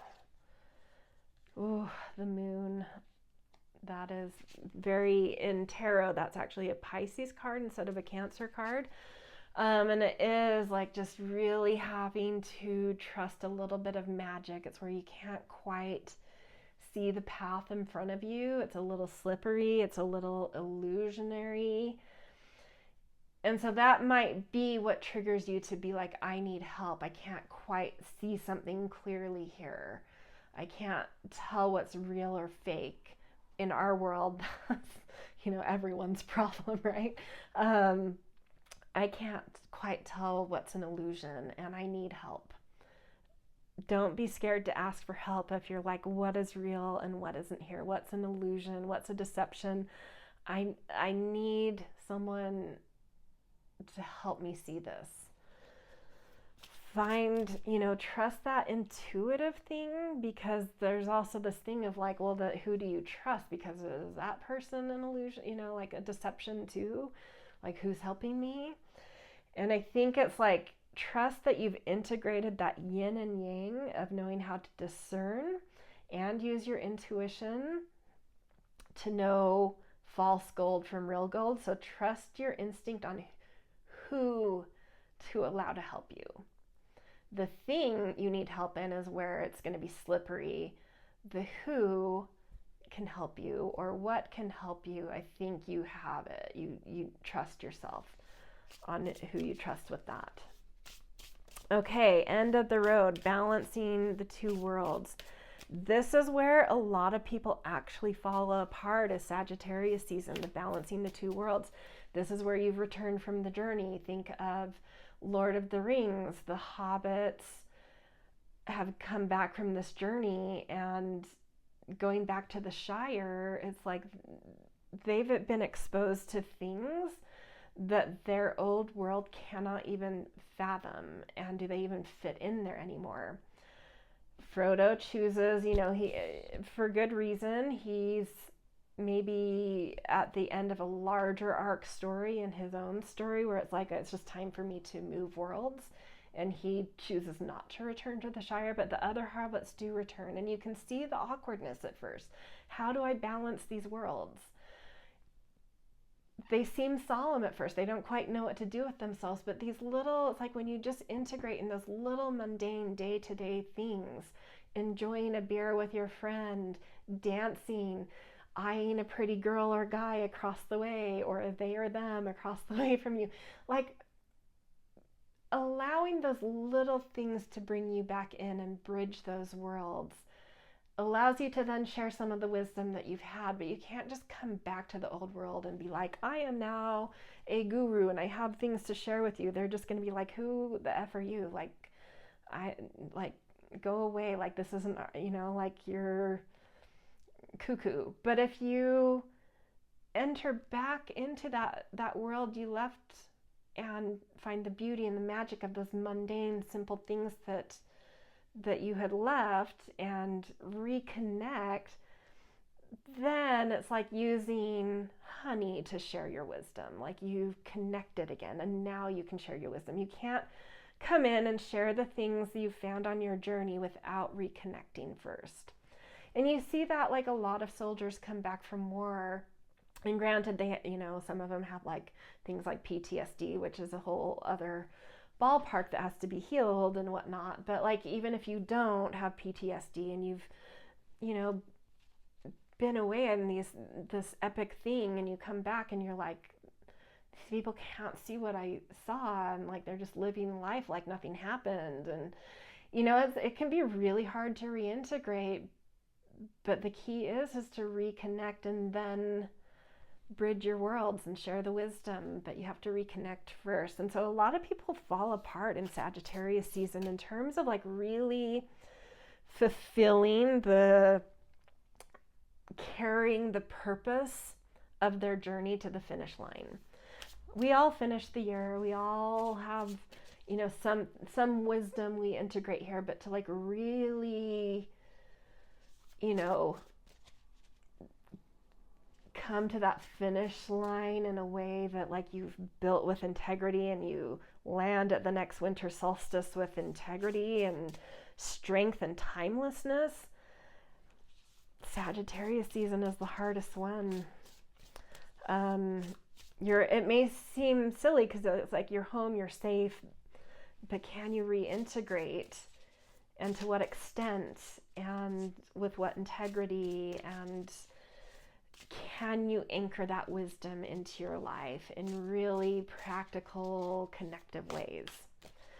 Or will you just have to learn the same lesson over and over again? This is the point where it's like, am I going to have to learn this over again? Because I couldn't quite figure out how to anchor the wisdom into my life and into my body and into my world, you know? Yeah, I learned things. Yes, I did gain wisdom. We all gain wisdom by this point.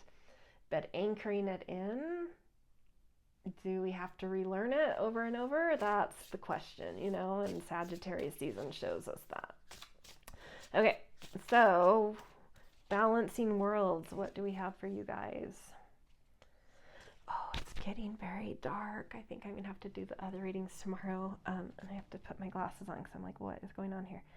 3 of, what is this card? Oh my gosh, I'm going to have to get the guidebook, which luckily is right here because I don't know which suit this is. It's 3. Is it cups because there's water, or is it earth because that's like rings? Hold on. 2, it's not water, or it's not cups. Maybe I think it might be pentacles. Yeah, 3 of pentacles. Okay. Oh, I love this. Whatever your, you know, the way for you to balance your world is to collaborate with people, to find projects to do together, to work productively with others, collaborate with people, work productively with others,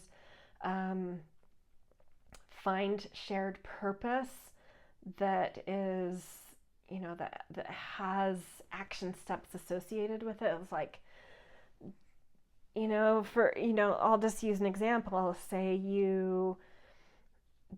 for you, it's this new foundation is around home, and you found yourself by the end of this with a new home. It's like, but maybe there are, like, even once you get there, there's like renovations you need to do. It's like, find the right contractors and work really well with your spouse and a family member that's eager to help out. Like find ways that everyone's working really well together to do whatever remodeling or redecorating or just putting the house together that needs to be done. But like something very productive can happen here. And in that productive connecting with others in that like work or productivity kind of mode is what's going to help you to feel connected, and then be able to like let that wisdom spill out of you through that way of connecting back into some new normal that's about to establish. Wow, okay, so ending the reading, I want to do a goddess card and a divine feather message just to give you some ending blessings and messages for you guys. So we've got Maeve, cycles and rhythms, honor the cycles of your body, energy level, and emotions. I love that. It does. It's ebb and flow, and trust that. Like, I feel like you start out like winter is going to be like really great, and then spring through early summer feel tough, and then it's like magic happening, and then Scorpio season's a little bit hard again, and then you end on the high with Sagittarius. So it's like, trust the ebb and flow. Trust that like when you're really down, you're not going to, like, this year is changeable. So when you're really up, it's not going to stay there, but also when you're really down, it's not going to stay there. Things are on a bit of a roller coaster, but the good news is like when there's a down, that changes too. Like nothing just stays stagnant. Okay, divine feather message flicker. Wow, rhythm is coming up here. New rhythms are coming into your life now. You are encouraged to trust and adapt. And that makes me feel like new rhythms, like when you change your world in a big way, obviously there's going to be new rhythms. If you live in a new city, you go from high school to college, or college to or to the working world, a career, or you move to a new country, or find yourself in a new relationship or in a new community or group of friends. It's like these rhythms really change. You're encouraged to trust and adapt like the fox. So there's an ebb and flow with this. There's highs and lows in it, but by the end of the year, you're going to establish some new rhythm, but just trust that, like, part of you anchoring in this new bigger foundation is going to come with a bit of a roller coaster, but by the end, there's going to be a really beautiful new rhythm in your life that feels right, that connects to that safety and where you want to build memories and where you have a lot of devotion and faithfulness. And it's like you're anchoring into a new place. But like, changing our rhythms it's hard. It takes work and effort. So hang in there. Last card, this has become kind of like a yearly tradition for me, is a Kuan Yin Oracle. And I just read sort of like, this is one of those Alana Fairchild oracles where the oracle book is like pages long. But for a few years, I've been doing this and just reading the first little blurb, and it's always been so spot on and enriching for what the reading, like, really connects to the reading and really brings a new spiritual depth to it. So I just want to continue with that, because it's been so every year it's been such a huge, I feel like this one wants to come out, profound thing. Drink from the Emerald Fountain, which is card 7. Oh my gosh, it's getting dark so quick, you guys. Hopefully I can read this. I might have to put this up close to the window. Card 7. Oh no, well, I've got my readers on, so I think I'm okay. The Divine Feminine is encouraging of the awakening and empowerment of all living beings. I mean, the feminine is the thing that we established early on as the thing kind of pushing you right now. When a sincere seeker is trying to find the way through, there is much help sent. Oh, trust that. That Cancer season, I felt there was help. Scorpio season, there's help. Okay, my camera died right in the middle of that, like, very last thing of this reading, and it was already so dark that I thought by the time I charge my phone and get back to this, like, literally last 30 seconds, it will just be too dark. So new day, I just have a few more sentences to read. I'm going to try and pick back up where I think this ended. I was sort of talking about how reading from your Kuan Yin card about well, I'll just repeat. When a sincere seeker is trying to find the way through, there is much help sent. Picking up on, we see help coming through in winter time. I definitely see it like near the summer solstice and early summer, end of year Sagittarius, Scorpio season. There are these, like, getting back to that rhythm and that ebb and flow and roller coaster. I feel like there is this ebb and flow of people that are there to help you. So always be on the lookout this year. It makes sense to be open to receive it, indeed to step forward and drink from the Emerald Fountain, which is the unconventionally loving heart chakra of Kuan Yin. Allow yourself to be nourished by the power and love of the Divine Mother flowing to you now. So her blessing and her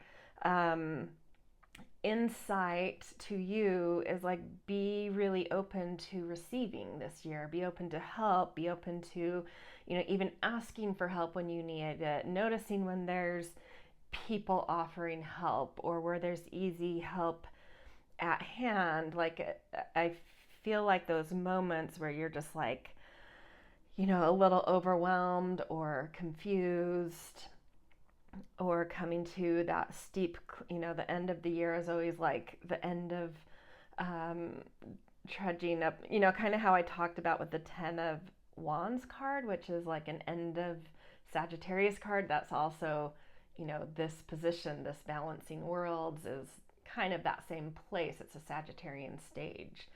And so that could also be felt here, where there's like this last trudge to get to the summit of something, and that's showing up that there's people there to help collaborate and really productive energy with working with others. So yeah, just notice people coming through to help.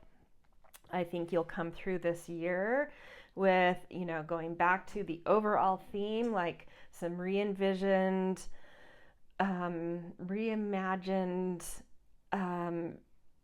foundations for what you value most in life, whether that be literally a home, as the snail says, or something just connected to safety, like income, a relationship, a community, whatever that is to you. But something you truly value, you're going to find to fit like the right, nourishing, fertile foundations, and have discovered new values that help you to kind of get that right foundation. So yeah, good job. I'm excited for your year. A roller coaster, but I think it's going to be really, by the end of it, just like, wow, look what I did. This is great, Okay, happy 2026 to you. Like I said in the intro, I will try to be back minimally each zodiacal season, to like dive really deep into each stage. So save this. This is a tip when especially in year ahead readings, if one really resonates with me, I always commented on it. And I'm not saying this to get like engagement. That's a cherry on top, obviously. But this is literally what I do, is I will, because I'm grateful if a reading, connects with me, but I will, say my thanks, but I'll also note like pile 2, so that I can go back and be like, oh, that year ahead reading really connected. Which pile did I pick? And I just have to go into the comments and see what I said. So that's a good way to help you bookmark this, is through commenting which pile you chose, and then you can come back. And yeah. All right. Happy New Year. Happy 2026. I will see you guys in, another reading coming up. See ya. Hello, pile 2. Welcome to your 2026 reading, where we're going to be getting some overall vibes and themes for your year, and then we're going to use some tarot to go through each stage of the hero's journey that aligns with one of the zodiacal seasons. So seeing kind of a journey structure to your year that matches the book I put out. So starting with the card you chose, Mackerel Sky, I'm going to pair that, it's from a celestial oracle. I'm going to pair that with a fairy tale oracle to get an overall sense of the theme of your year around what your, like the universal theme is re-envisioning your, like our values or your values. So what, like with a little bit more context and nuance for you, might that be hinting at? So we've got Mackerel Sky, which is portent, change, outlook. And I can tell you a little bit more about that in a second. Let's get your fairy tale card. And Ball, destiny, turning points, revelation. That's very interesting in tandem.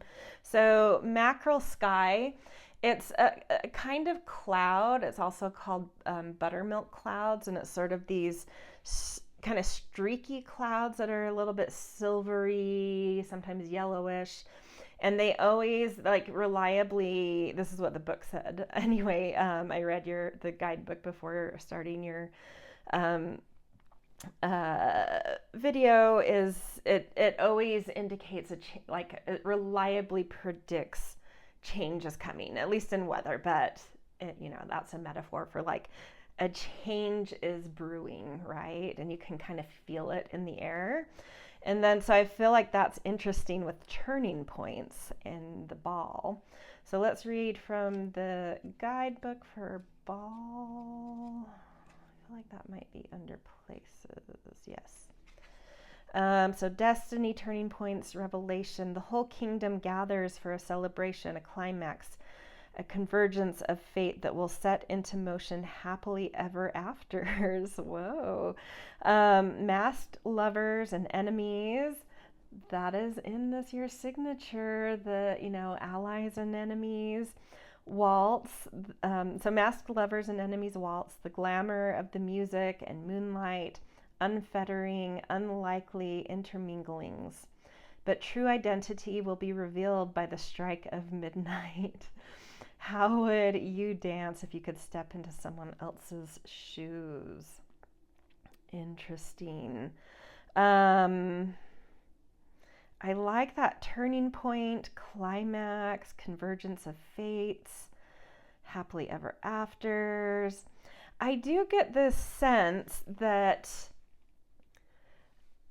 because balls are a very social thing, right? And this does tap into that thing of like, where is it? Lovers and enemies, and you're waltzing and unexpected things and revelation and turning points. And then you have this change is brewing.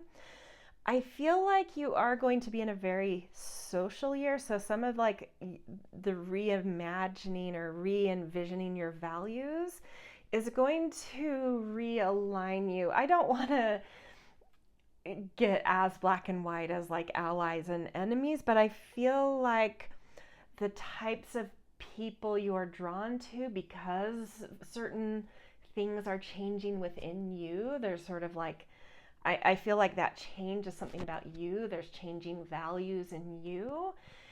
And I think that's going to have you stirring, kind of wanting to break out of some kind of mold around the types of groups and communities and people and things you're doing. So I feel like it could be a year where you're like, you kind of feel like you're, if you were to look back at 2026, at the end of the year, you could, as a metaphor, say like, I was at a big ball and a lot of unexpected things happened. And by the end of it, the people I ended up really congealing with and the dance partners I ended up really enjoying really surprised me, and it kind of redrew very different alignments and alliances than I would have ever conceived of. Like people you once didn't have a taste for suddenly become besties, or people who had been besties, suddenly you see a mask slip and you're like, ooh, they're not who I thought they were. That kind of thing, like people's masks. It's like you're seeing their masks for what they are, and in your changing values, you're determining like being able to see, like, I don't know, there's this thing I think of being able to see through people a little bit more. And as you're changing in yourself, that is a helpful thing, because that change in you is realigning you socially. So that's kind of the vibe I'm getting, which is very interesting. But I do feel it very lively energy for you guys this year. Very, interesting. Okay. So the next kind of big picture thing I want to get is like your yin and yang side. So I have a water, I don't remember if it's an ocean oracle or a seaside oracle or something, and then a crystal oracle. And I do relate like the feminine with more of that watery, and the masculine with things that are more constant, like rock and stone. So your yin and yang sides, how are your more intuitive, emotional vibes this year, and how is your more constant, rational, logical side? Okay, let's see the feminine side first. Your yin quality this year. We've got glory of the sea, desire, singularity, fame. Yeah, like you are kind of like I don't necessarily love the Cinderella story, but like that aspect of her going to the ball and sort of sticking out in a way that she never had, like you may experience that year due to just this more like the way your fluid, emotional, changeable self is just kind of I don't know. It's shining this year. There's like an emotional nourishment and depth that you're willing to show, right? Sometimes our feminine side is a little bit more private. Sometimes it can be a little more insecure. But this year, you're kind of like putting that mystique out there, and you're there's a like people are seeing you more singularly, not as part of the background or um, in some smaller, how Cinderella kind of lived a very small life once her father passed. It's like there's something where you're just like, no, um, I'm ready to like take up space and let my mystique, my changeability, my intuition, my emotions just be on display, like seen. It doesn't feel performative to me. It's like you're willing, like that more private, tender aspect of you is more willing to kind of just step out, right? And socialize and take up some space. So good. Yeah, that's fun. Okay, yang side, masculine side.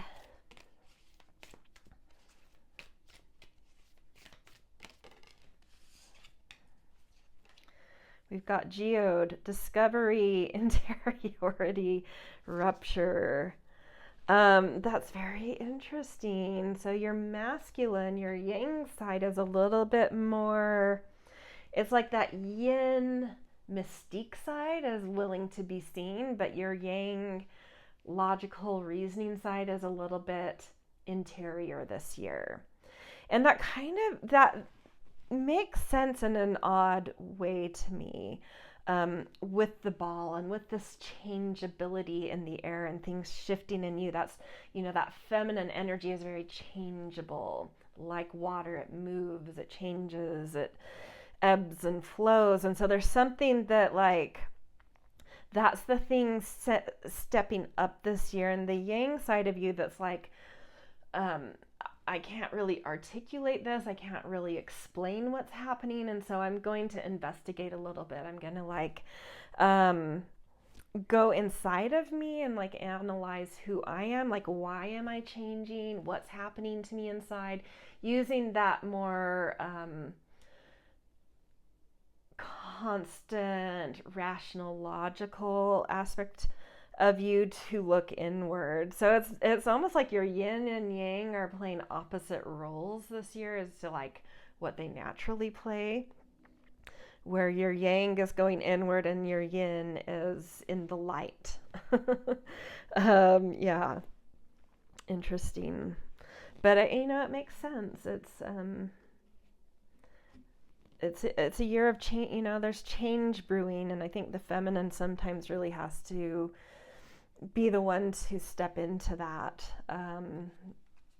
to be the pioneer when it comes to like change and allowing things to,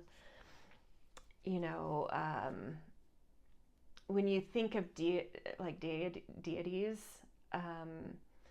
that rule over like death and destruction, there's rarely a masculine god. Like there's so many feminine goddesses that rule over a willingness to like transform and change and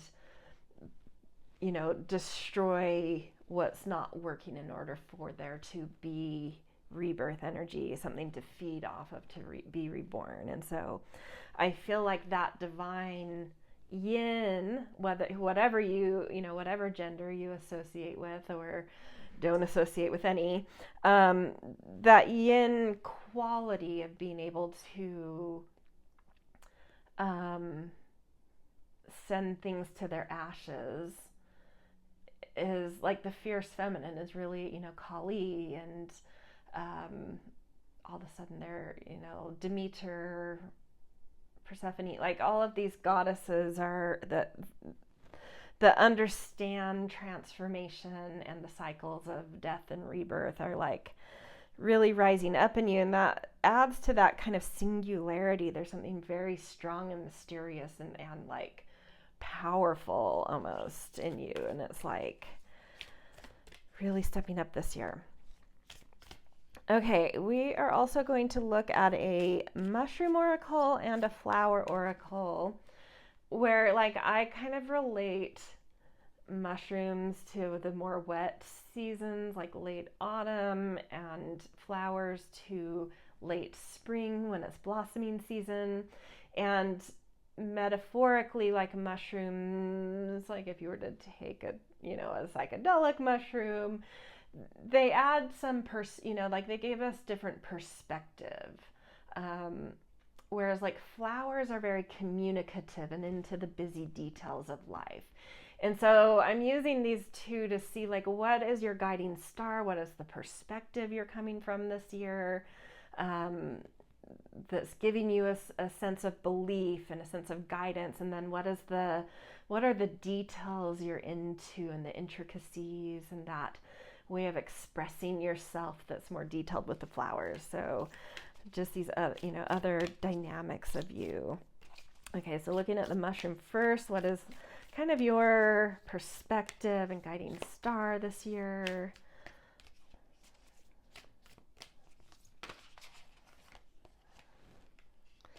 Candy caps, sweet, surprising, delightful.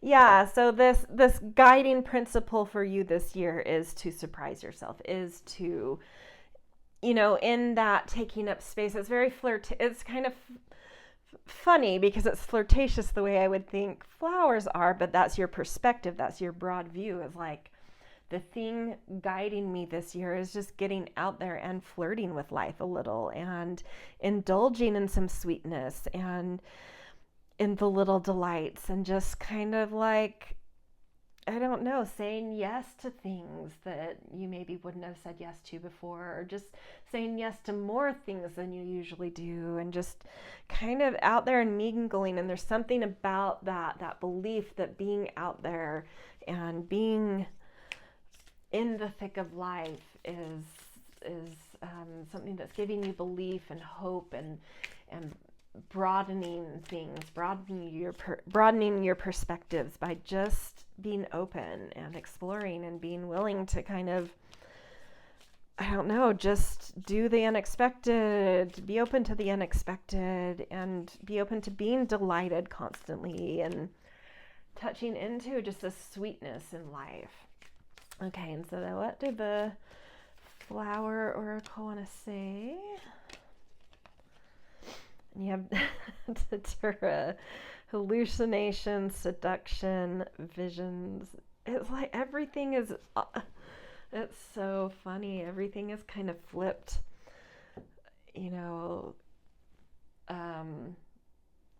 yin is out there and visible, and the yang is interior.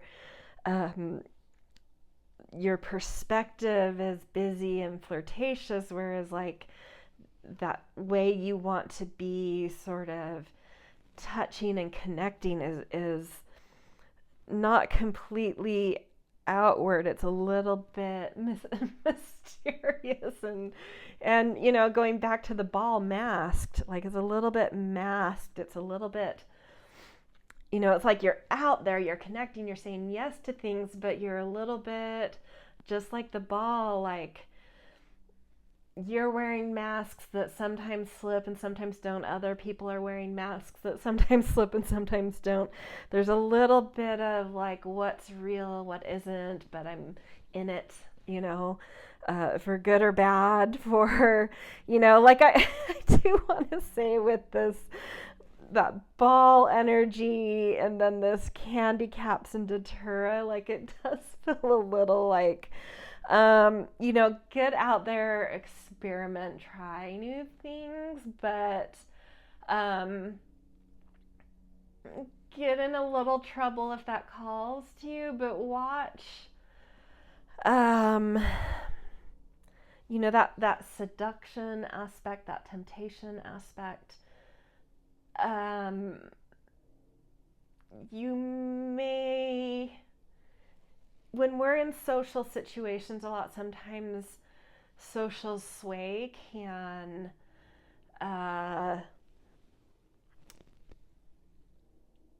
prompt us to do things we wouldn't otherwise. And sometimes that's interesting, and sometimes that's a huge mistake. And so I would just, I don't want to like be the damp towel on anyone's like fun, but I would say like take a beat before you do things you feel like you probably wouldn't have a year ago in an old version of yourself, or if you weren't wearing a mask. Um, Step away for a second before you say yes to things that are like, what am I doing? What is this group doing? Why am I doing this? Just sometimes you will come to the conclusion that like, yeah, I do want to do this. And sometimes you might be like, I'm glad I took a minute to think about this, because I don't think, yeah. Anyway, that's what I'll leave it there. Okay, so let's go into the stages of your year, the zodiacal season, and the stages of the solar journey, starting with the top, the summit of the year, Capricorn season, starting at winter solstice, is the summit point and the seed point. It's when we're sitting in the thing we've constructed, the established new world. In the hero's journey, it's like the ordinary, like our new ordinary, the new establishment, the empire. At the same time, as soon as something crystallizes, right, at that manifestation point at the summit, that's exactly when there's a lot of pressure and a new seed sparks to life internally. And even though it's just inside and it's just flickering, that immediately causes hairline fractures to what was established. And so like what's the new ordinary, but also what is the new seed dream? So I'm going to pull 2 cards for this first season because of that dual nature of what's going on there. Okay, so the summit energy, what's manifesting? What have you crystallized as you step onto the summit of last year and the view of next year? So Capricorn season is a great time for planning. You have the view of past, present, and future. Let's see if this card wants to come out. Queen of Swords. Yes, you're on your game. You've really mastered a nourished mind. You're really like in control of your mind, but in a really kind of nourished way rather than authoritarian type of way. Like you're not using your ideas and your mental command to intimidate and overpower others, or to be the supreme, like commander of life. The Queen is a little bit more communal, a little bit more intuitive and sensitive. And so it's more like you're in command of a very nourished mind. You know what you want. You can be decisive and cool if you need to be, but it's coming from like a very nourished, intuitive place at the same time. So it's almost, you could say that like your mind and intuitive insights are very unified and in command of life. Like intuition and mental strength are working very well together. So that immediately, there's some pressure in holding this, though. It's what you've manifested, but as soon as we crystallize something, it becomes pressured. It's hard, like we have to hold it together. And that makes you start to wish for something new, right? So it sparks a new seed. It activates a new seed. So what is that new activation that's immediately starting to question and push on this construction? Let's take the top. Hanged Man. I mean, this is a complete, just immediately questioning what you've built. Like, is this what I want in life? You know, is this... And it makes sense for there to be this, mackerel sky, this change brewing inside of you that will likely really alter your course in life. Because even though, like, if you get the book, you'll read more about this. We've just started a 19-year journey last year, about somewhat early in early to mid-January, like a new 19-year cycle started. But at the top of that, at the top of a new cycle is when we're also sitting at that summit point. And so the new moon from last Capricorn season was sitting at the 19-year summit, not just the 1-year summit, because the 19-year summit also, or the 19-year journey also has a hero's journey, and the 1-year journey has a hero's journey within whatever stage we're in the hero's journey. I think I kind of went over that in the intro, but this is a year where that summit point of what we've built over the last 19 years is really like become brittle. Like, we've worked on something for 19 years and we're like, do I have a new dream? And so this is a big shift. That Hanged Man is questioning everything. It's like suspended. It's like, am I actually building from my heart right now? Are the things manifesting connected to my heart's perceptions, or am I just holding on to things because they were hard won and there was so much effort put into them? And I've won something, so I'm holding it, like I've really constructed and efforted and built something huge. And so I just have this feeling that I have to hold on to it, but do I actually want it, And the thing that I'll say about that is, like, when we let our dream change and we let an old construct fall apart, the only thing that actually falls apart are the things that have become brittle. So if there are things, because Capricorn is a timeless builder, that's its goal, but not everything that we build is timeless, has that integrity, has that focus and mastery required to be timeless. So it's just the things that really are not aligned or weren't built correctly or weren't actually aligned with that will fall apart. The things that are timeless and that are aligned, they'll stay. Those are timeless. So there is this thing here of like, can I let go of some things, that just aren't feeling aligned anymore, or that feel stale or brittle, right? So there's this immediate question in you of like, yeah, there's like something's changing in me. Like, maybe what I have built, some of it is timeless, but some of it was good for a time, but something's changing and it may not match with, even though I don't know what that change is yet, it feels misaligned already.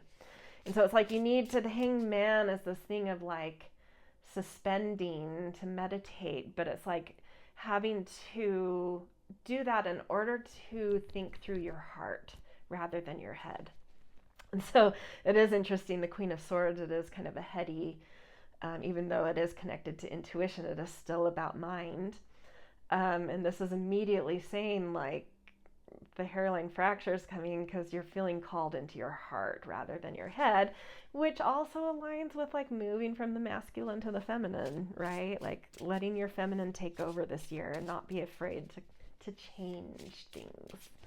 Okay, moving to Aquarius season, which aligns with the actual call to action. Like an example is, really clear prominent hero's journey example is Star Wars, when, you know, Luke has this dream. He wants to be a pilot. He's interested in Jedis or whatever. I haven't watched Star Wars forever, but hopefully I'm remembering it right. But his aunt and uncle are like, no, we still need you on the farm. And so he's kind of brushing Obi-Wan Kenobi, or like the little things that are, you know, the little dreams within him, or he's kind of brushing them off. And that's that Capricorn needing to hold the established, you know, the normal together.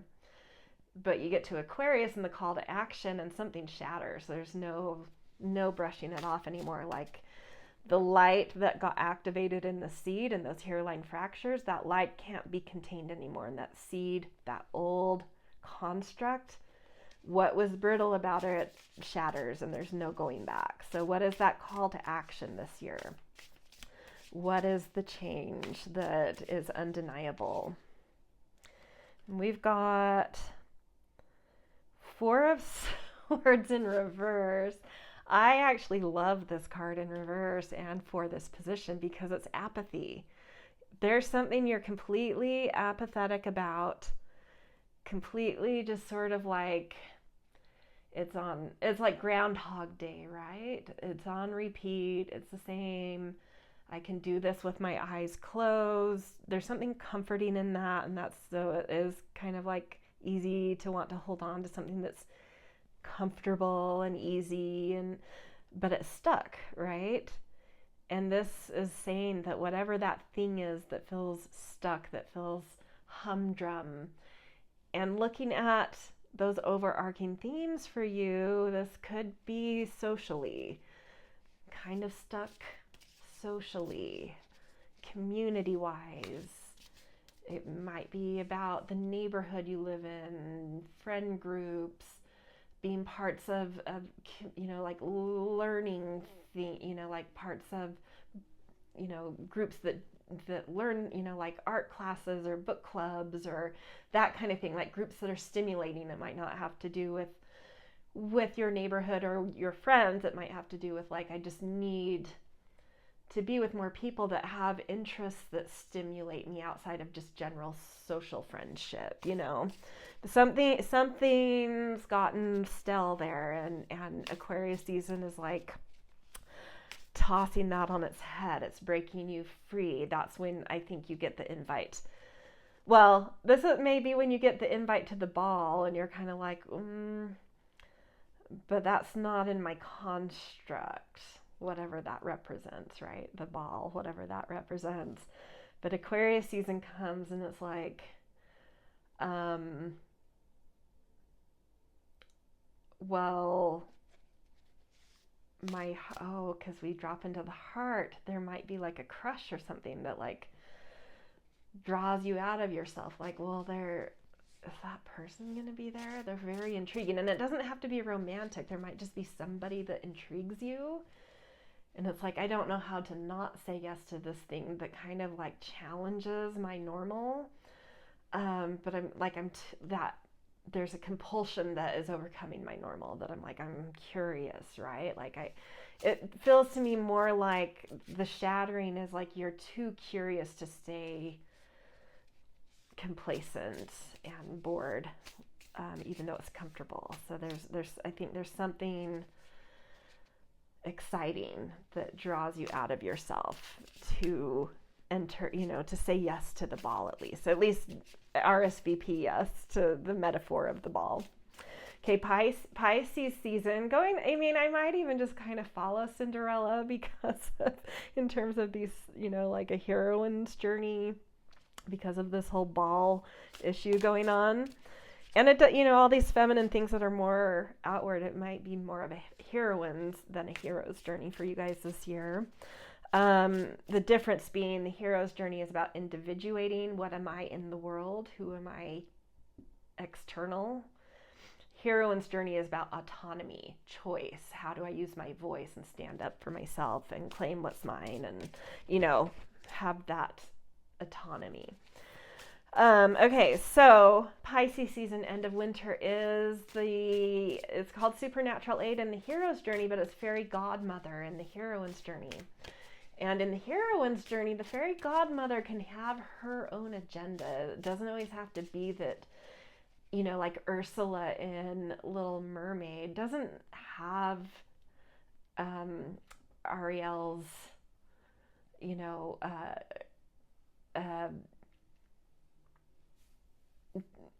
like good wishes towards Ariel. She wants something from her, but she can offer something to get that thing. But in Cinderella, it is just a fairy, it can, like the fairy godmother in the heroine's journey doesn't have to be good or bad. It's just someone who has access to something the heroine wants. The issue with that in the heroine's journey is she tends to give something up for something external. But that's part of the learning curve of the heroine's journey, is like, why did I sacrifice that, when it was in me all along? And literally Ariel sacrifices her voice, right? But Cinderella, I'm trying to, I haven't watched that in ages either. I don't know that she necessarily sacrifices anything other than just like a time, like a time limit. A time, like ephemerality, like what she's being given isn't, she can't be herself. She has to be masked. So there is something about like giving up your maybe identity a little bit in this. But let's get a little bit more about the fairy godmother energy. Pisces season can, offer you access to the ball, but what are you giving up? And this is the seven of let me move these cards over a little bit. Seven of Cups is what you got, and to my I have a perennial interpretation of the Seven of Cups. Every once in a while, a different interpretation will make sense, but like very often for me, this is the card of all that glitters is not gold. It's about seduction, and so coming off of that Aquarius, where I said there might be some intrigue or crush or overpowering curiosity, someone may be able to offer you access to something about that, but it may not be what it appears to be. There may whatever you are giving up, or whatever the agenda of the access point. It doesn't have to be a literal person, but like an inspiration, a book, whatever, a literal kind of fairy godmother feel of a person. I don't know. There's an energy around it where I think, just like the mask, they're not exactly who they appear to be, and they're not exactly offering what they claim to be offering. It's a little bit slippery and it's very seductive. All I'm going to say is Pisces season, be very discerning about, because you will be offered different choices. And just know that there's masks on these, and what's behind the mask isn't always what it's presenting itself as. So use that internal masculine that's looking inward, that's analyzing inward, to ask yourself questions about like, what, like a checklist within yourself, like what am I giving away to do this? Like, why is this seducing me? Do some like hard inner work around decisions you're making in Pisces season and seductive things in Pisces season. Really like analyze yourself inwardly. Like, why do I need this? Why is that appealing to me? Like these inward questions, I think, will help you to discern better, because the Seven of Cups does, there can be good choices. It's just you don't know what's behind each door, right? Or each cup. each cup has a mask on it. So it's like, use that feminine intuition. I may not understand why I'm drawn to the skull because that looks like the least appealing option or offer, but I'm drawn to it for some reason. And then ask that internal masculine those more reasoned questions inside of yourself, like, well, why am I needing to even make a choice? Why do I even need to go to the ball? What is at the root of this? What am I looking for? And get more clear about your internal motives, right? And what you are, like clear about what it is you're giving up to accept one of these cups or choose a cup. Yeah. Okay. Aries season, spring equinox. This is when we do enter the new world.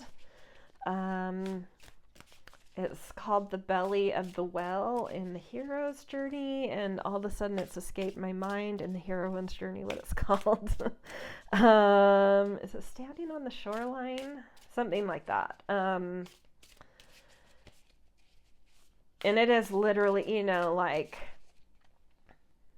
Cinderella actually getting to the ball, or Ariel actually exiting the ocean and standing on her legs. So, okay, it's now coming back to me. So it's like the feminine normal world is the special world. It's underwater, right? It's the underwater world. It's the special world of emotions. And so then when we stand on the shoreline and exit the special world it's like the entrance to the ordinary world, actually. And it's where you have to all of a sudden contend with more masculine things, success, appearance, yada, yada, yada, instead of emotions and interiority. So, like, what is that new ordinary world you're stepping into? It's if you've seen Enchanted, Amy Adams leaves literally like a fairy tale world and pops out of a manhole and comes out into New York City. That's the, leaving the special world and entering the ordinary world. So what ordinary world are you entering? We know it's like something social. It has a ball atmosphere. It's Cinderella-ish. Five of Swords. Oh, it is. It's just filled with intrigue, you guys. It's like, immediately entering this world of like politics and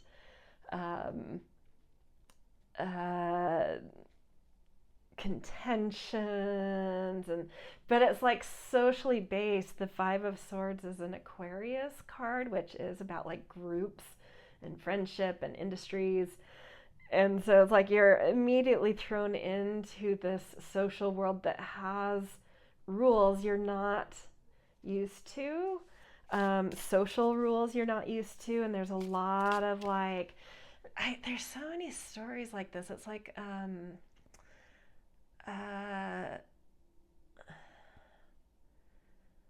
I don't know. It's like if somebody married a diplomat, they came from like being a bartender or something, and then they married a diplomat and moved to,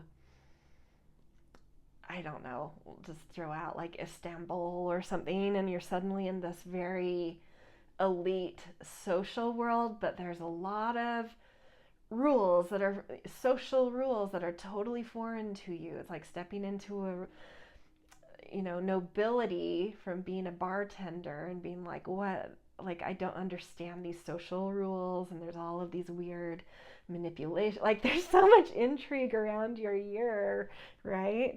And those are untold stories, honestly, from Cinderella. Do you think it was that simple? Like, that fairy tale made it seem so simplistic, but you don't believe that there weren't really intense social rules in that elite world she stepped into. That's a whole story that should be told, And so it's that thing. It's like it is this new glamorous world you're entering, but you've given up your like your world of what's socially normal into a world that's much more tricky, that's much more nuanced, that's much more contentious and strange. And it's like, and it makes sense that there's things about like lovers and enemies and allies and enemies. It's like, alliances aren't even what they seem to be, and enemies aren't even what they seem to be. It's all a little like involved and complicated, and you're just like, whoa, what is happening? I'm at this ball and it's so seductive and intriguing, but this social world is not something I understand. Okay, so we move to Taurus season, and this is where you start to get your legs under you, but it is also where you succumb to being more masculine. It is where you discover resources you either knew you had or didn't know you had, and you're kind of becoming the chosen one. For whatever reason you're in this position, you're like the new shiny thing. And other people might be seeing you as a tool that's useful because you're a little bit naive and new. But despite that, you are gaining resources, you're learning things, you're understanding this world, and you're starting to have success in the masculine world. So let's see what we get here. Yeah, and there's things to celebrate. You'll feel really proud of what like you accomplished, the new things you're learning, the new resources you're pulling out of you, feeling, like there's things to celebrate come Taurus season, and really doing well. You're really, at first stepping into the new world of your year is a little jarring, albeit seductive. But Taurus season, you're getting it. You're understanding it. You have your foundations. You're kind of getting some beginner's luck. And things are going well for you. Gemini season in the heroine's journey is meeting the beast. So obvious, super obvious, Disney has some very obvious stories that align with these kinds of things. Beauty and the Beast, literally meeting the beast. It's about that stage of meeting something that feels terrifying outside of you. It's an external thing. It's where we get into comparisons, and it's where Gemini season is where we are the most externally focused. But it's also where we're trying to merge our own inner yin and yang sides and our own multiplicity. And sometimes we have to meet versions of ourselves outside of ourselves. And there's this thing of like, either like, oh, that thing or person is beastly, but it's actually, we're projecting that, and it's like a masculine aspect of ourselves that we've rejected, that is actually something that like will help you stand up for yourself, or that has some ferociousness and some not always prim and proper and willing to kind of stir the pot energy. And oh my gosh, a hawk. You guys, I live in a city. I sometimes see hawks flying or landing in trees away from me, but a hawk just landed right at my window and it's just staring at me. I've never had that happen at my house. I've seen it in trees, I've seen them in trees like high up, never close. Wow, I'm just kind of in awe of it. And hawks they are messengers. There's something very special about this meeting the beast stage. Messages coming to you, special messages coming to you. I haven't even picked the card for it yet. Oh, that's going to be even more intriguing to see what card comes out now. It can also be meeting the dark masculine that's seductive, the rock and roll boy, right? So when we're still a maiden and we're attracted to the bad boy, that's also not necessarily about the bad boy. It's about owning our own darkness, our own ferociousness, our own, it's like, you know, finding a way to integrate sides of ourselves that are either too scary, that we've rejected, that we've been told aren't appropriate, that, and that bad boy, that rock and roll boy for the teenage girl is this thing, like when we're little, little boys and girls are kind of the same, and then suddenly you kind of go through some puberty, and suddenly girls have to, luckily it's changing, but there is this thing of suddenly you have to be female, right? You have to be a caretaker, and your menstrual cycle starts, and so you really start to tap into the ebb and flow of life and that feminine changeability that maybe wasn't something that was so put upon us earlier. And these roles that we play as a female, and we do kind of get disassociated from like what the guys get to be rough and tumble, and like I don't get to do that anymore. Now I have to wear the dress, and I have to look pretty, and I have to, it is still there. You see it in Hollywood and MAGA culture, like everyone is just full-fledged into plastic surgery. You do you. I'm not trying to say it's good or bad, but there is this kind of like standard of how we're supposed to look, right, as women. And so that seductive male, the dark male, whether it's something you see as a beast or as the dark, intriguing guy, which in this case feels like the dark, intriguing guy a little bit more. The dark man, like the seductive rock and roll boy, or seductive diplomat, or something, the prince, who's a little bit wayward. It's speaking to your own side that that isn't being able to express itself. But let's see what comes through here, because I'm so interested in the hawk. There's some special message here.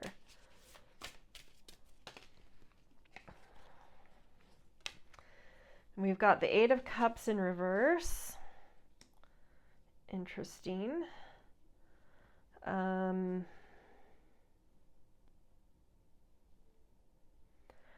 So the Eight of Cups is leaving something behind, walking away from something that's already falling apart, something that you already feel kind of, we saw that with the Four of Swords. There's some similar.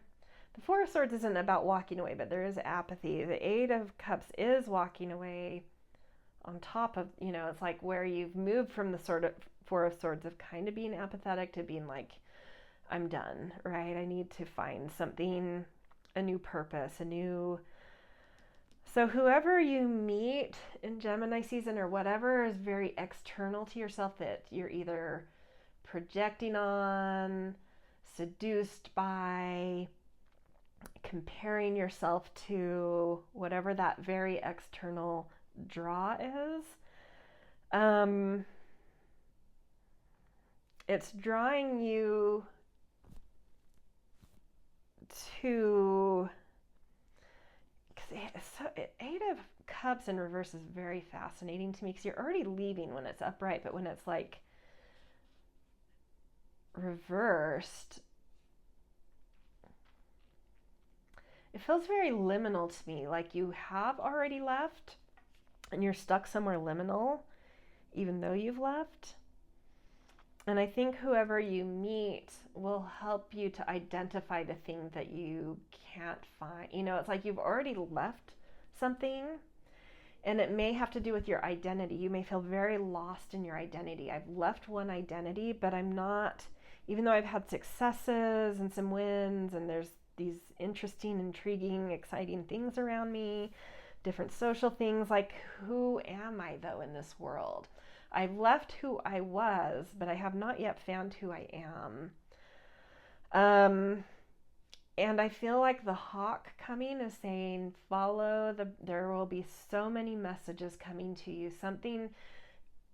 Like a guide is with you to really, because you may really, really feel lost in Gemini season. And so I want you to pay attention and talk to a guide as if it is right next to you. Ask it questions, ask for signs, ask for breadcrumbs, because it will lead you. Just like there's stairs in this, there is a path. It will help you to find that path. Like you may be a little bit dizzy and you're like, is that like I'm upside down? Is that a path? It is a path, and this guide is going to help you to find it. So really look for help when you're, that end of spring, when things are very external and there's a lot of comparison and a lot of, repulsion and attraction to things and others that are actually about our own like unintegrated things. There's something very, very close to you, very closely guiding you, and it's there to help. So you're not alone. And I love that because the Eight of Cups is a Pisces card, and that is like a sign that really like brings our angels, brings our guides. So just trust that something is there to hold your hand and show you the path and lead you where you need to go. Okay. Ooh, we're already 53 minutes and we're not getting too far. Okay. The next is overcoming the stepmother, Cancer season, summer solstice, overcoming the stepmother. This is where you need to stand on your own feet, be honest about who you are and what's going on in your life, and just saying, you don't have control over me though. Like I don't need to hide this from you anymore because I'm becoming, my own adult. This is where we mature and become adult and find our own ground. I'm my own person. We have 10 of Swords here. Yeah, end of spring, early summer is hard, guys. I'm not gonna lie. This is a complete like paradigm shift. You having to confront the things that have either made you feel small or held control over you, or that have gotten in the way. Like it could even just be a fear. You're confronting a fear of standing on your own 2 feet when it comes to this new, re-envisioned values around sociality. Whatever you're confronting that has held some control over standing on your own feet in this new kind of sensibility you're coming into is going to require you to completely it's like a paradigm shift. So to stand on your own 2 feet is to shatter like a mental construct you've been standing on. And it can feel like a death, like your world has just completely fallen apart.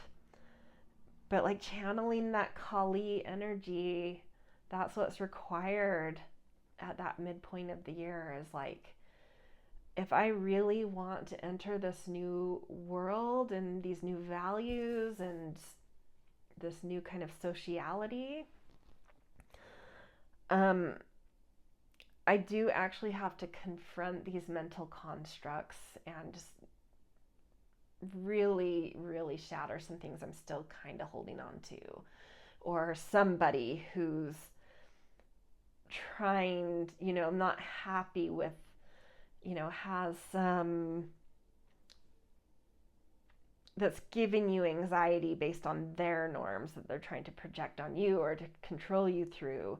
So whether it's your own fears or someone trying to control you through ideas and anxieties, it's like you really have to stand up and confront those mental constructs that are controlling you, whether that's internally or from someone else or both. Okay, fifth stage, or not fifth stage. It's the fifth sign of the zodiac, Leo season. In the hero's journey, this is apotheosis. The heroine's journey, she's kind of like coming. This is like where it's the same thing. There's like a mini death that goes on, and you do kind of kill an old version of yourself at Cancer season. But either of those, hero or heroine, that Cancer season, that atonement with the father or overcoming the stepmother, is where we find our own ground and stand on our own feet as adults. And so when you find that ground, you come out in Leo season and you're stronger, right? You finally found your feet. You're not just kind of like having like beginner's luck and, you know, that accelerated new world energy where everything is so new, so there's a lot to learn, and so you learn a lot. But at some point you start to plateau with that, and it gets a little harder because you're maturing and you see the more nuanced aspects of things. And so you come back out from this sort of like finding your own ground and standing on your own 2 feet and deciding to be an adult in the matters of the year of what your journey's about. And so you come out with like a more open heart, a strength, a command. You've kind of, you know, in the heroine's journey, it's like you have re-owned your voice. You've seen through that. You've come out of like at the end of spring, and as you go into that standing up to the stepmother, you recognize there was something a little spiritually arid about this masculine ordinary world, and you're starting to refuse the feminine back into the things you've learned about the masculine, and like honoring that a little bit more. I think that in the heroine's journey, there's I think in the Maureen Murdoch model, because I kind of I have my own version that fuses a few different people's models. I think this stage in her model is like the mother-daughter, healing the mother-daughter split. And so that essentially just represents you're starting to like reconnect to the feminine, that special world, that more emotional world that is a bit rejected in the masculine world that you kind of separated from. You're starting to refuse that here and feeling a little bit more in command, and a little bit, you know, you're finding that autonomy a little more strongly rather than it being a thing that's overly influenced. So let's see. Ooh, let's take the top card here. The Star. Beautiful. You are landing on your feet. Do not worry. You got this. There is some, you know, exciting and interesting stuff earlier in the year, but a little complicated, seductive, but kind of losing yourself. By Leo season, you are really you're really transforming. You're really getting back. You're really fusing that feminine back in, and it's bringing you a whole new sense of hope.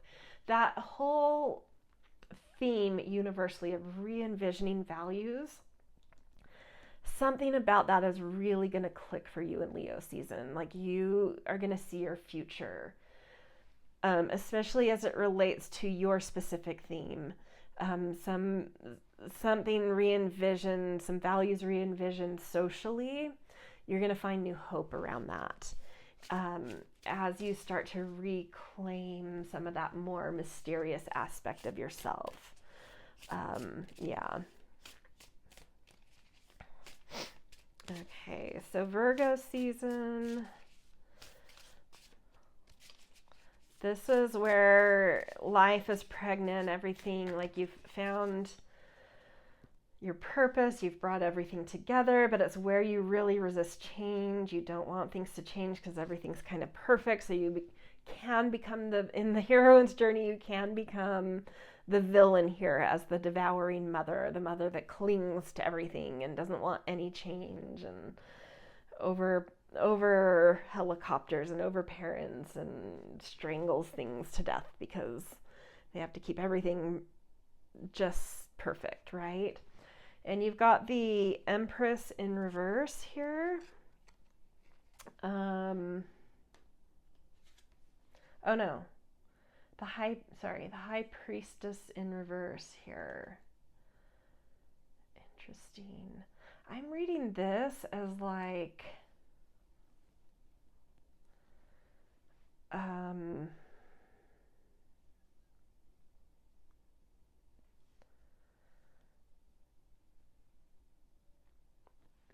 not as being, because the High Priestess is like being an intuitive command.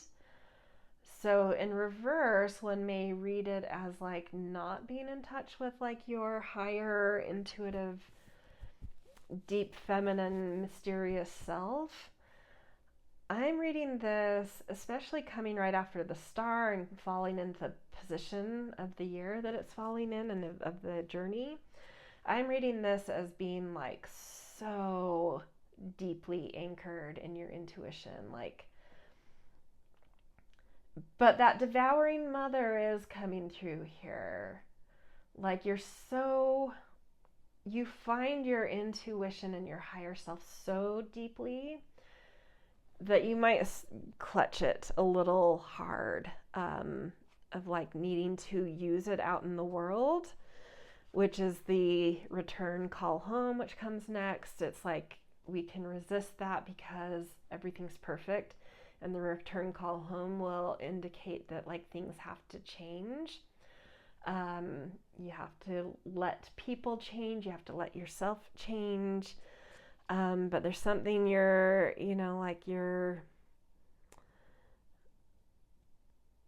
there's some intuition, some higher thing you've seen and attained that is just so perfect that it really is going to be hard to let go of, to let things change in life, to let people move on from you, to let yourself move on from others, to let events change things.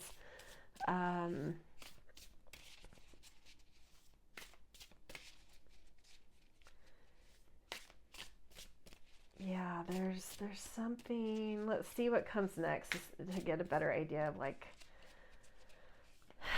why this is hard for you to what's going on with this. Let's get Libra season, autumn equinox. This is the return call home. Man, a lot of reversals. 4 of Cups reversed.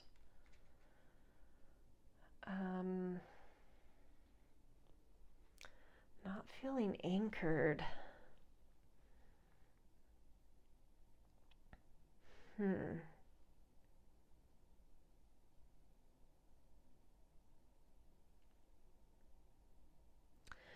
I think this late summer, early autumn, that threshold right before and right after autumn equinox is like this time where, because we saw in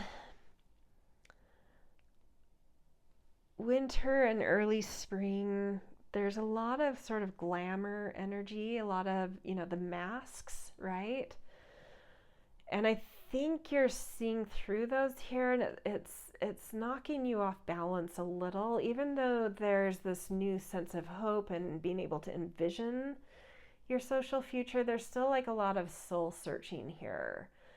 So it's like there's still some things that weren't what they seemed to be, and some reconciliation with that of like,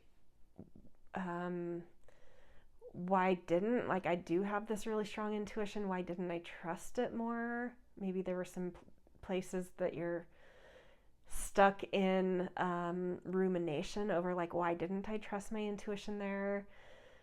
And I think this is just like, don't beat yourself up, don't get stuck in rumination about like why you didn't follow intuition or where things went wrong. It was part of this particular journey.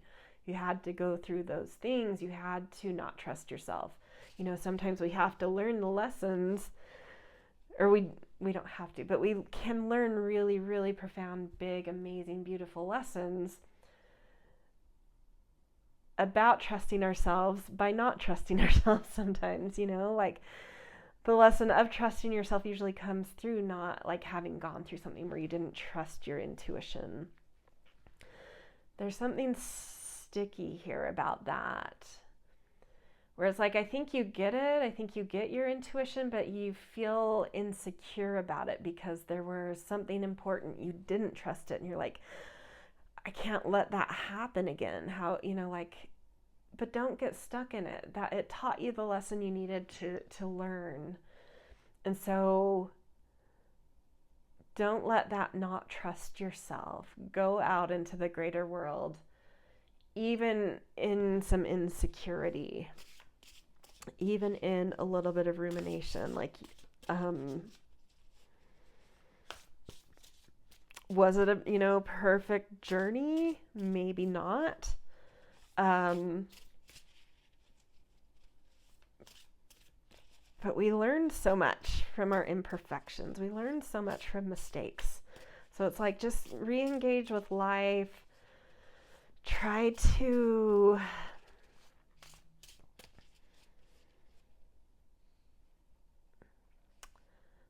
let that return call, like it's trying, you know, I actually just barely am witnessing this hand reaching out with a cup. Something is trying to invite you back. And don't have feelings like I can't come back to something because I messed up. Like, accept the invitations. You're still, like, I don't know, maybe it's about this ball or some social world that you did find, and maybe there's something like you don't feel like you're welcome there. There was some maybe ending, like maybe you brushed off some people from your old world in order to be part of this new world that created a little bit of a schism.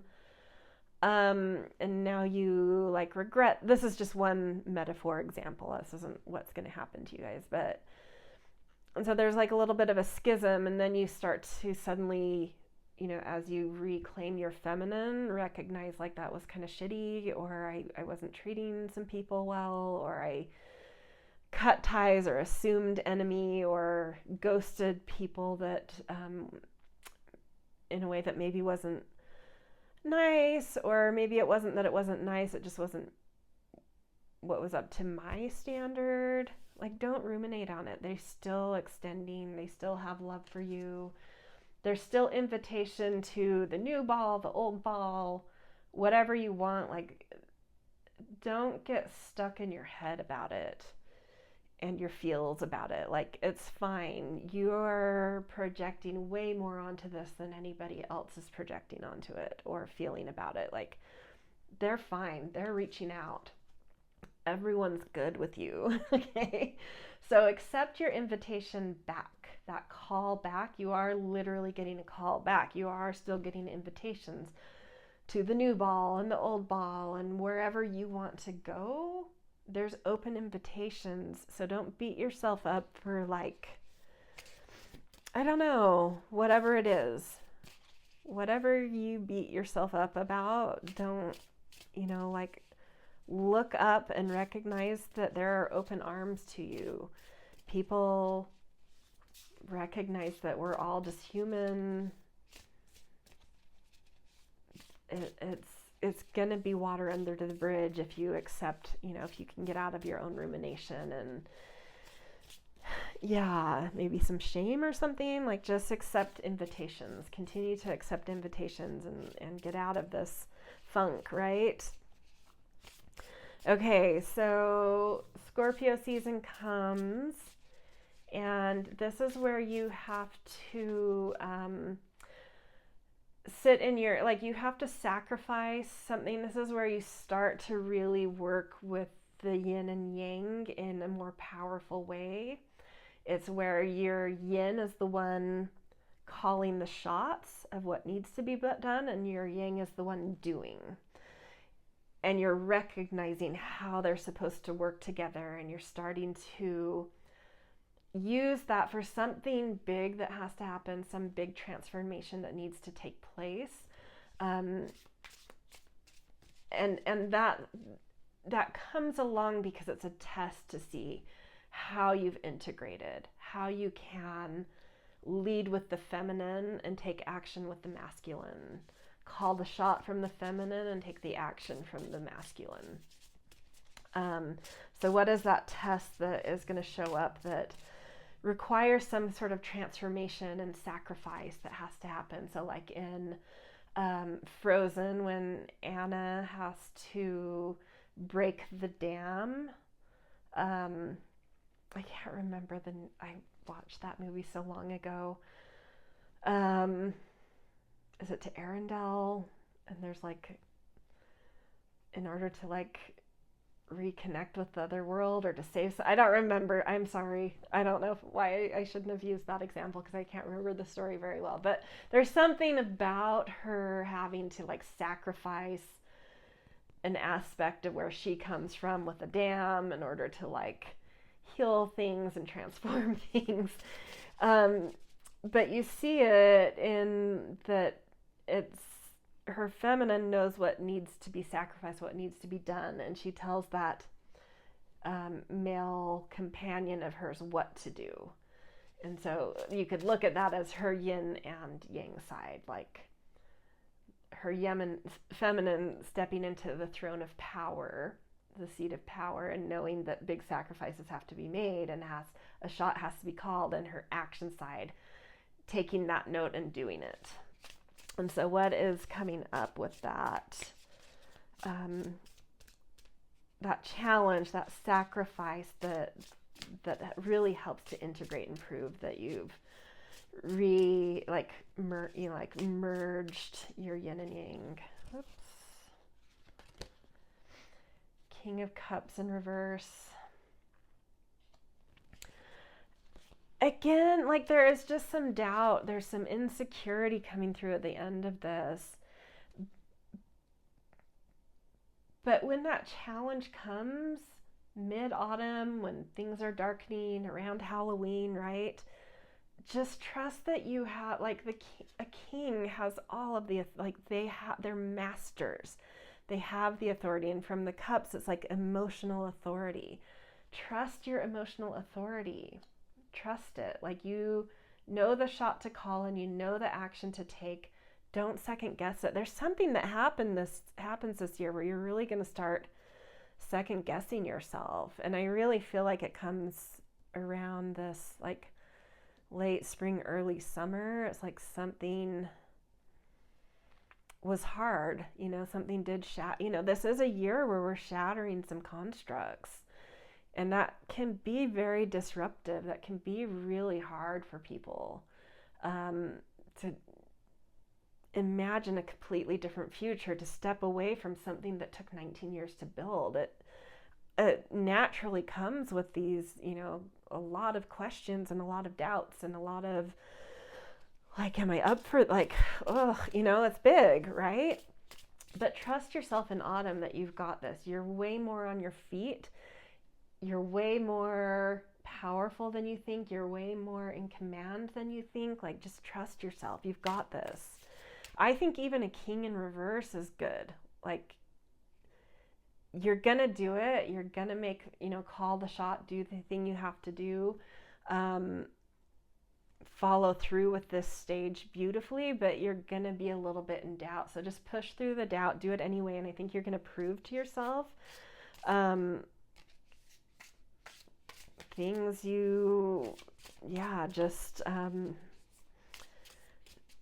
I think it's going to be healing for you to just push through the doubt, push through the fear, push through the doubt, push through the insecurity, and be like, wow, okay, I did it. I did that.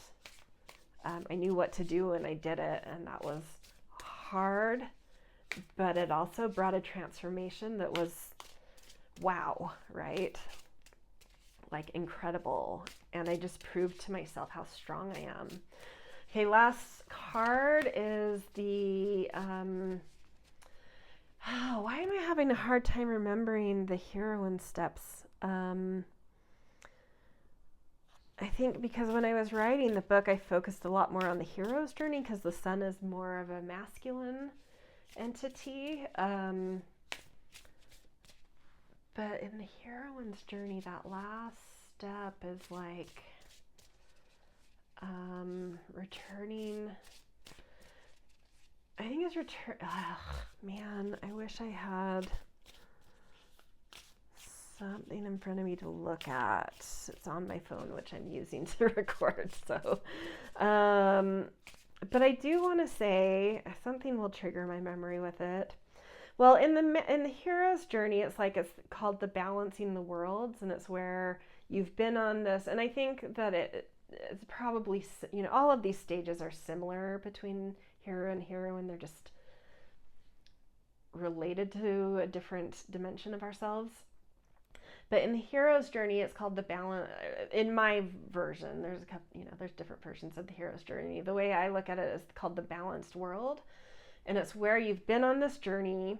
You now come back with all of this wisdom, but it's hard to bring it back and share that wisdom and come back to an ordinary world that feels like it hasn't changed, but you've changed. And how do you bridge that? How do you balance those worlds?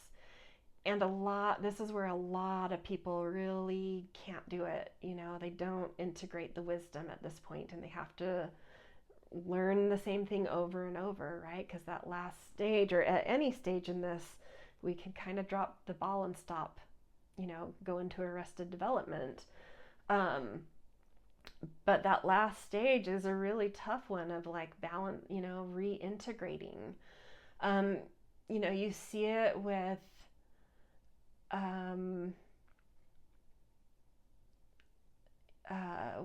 a very mundane example is somebody goes away to college overseas, totally different country.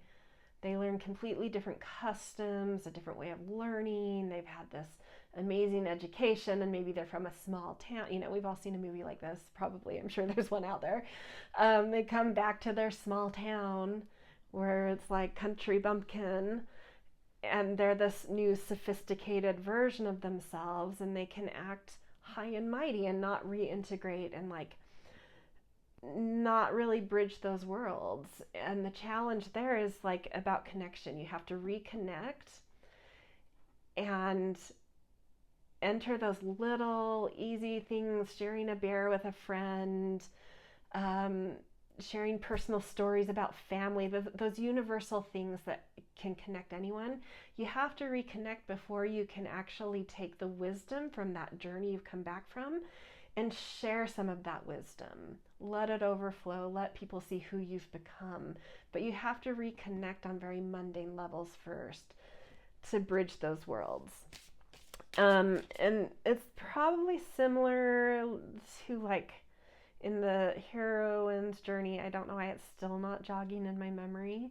And there's there's different versions of the heroine's journey, but it's probably similar in that you're returning to that special world, that divine feminine world, the emotional world, but you've gained that that masculine sort of able to be and do and rationalize and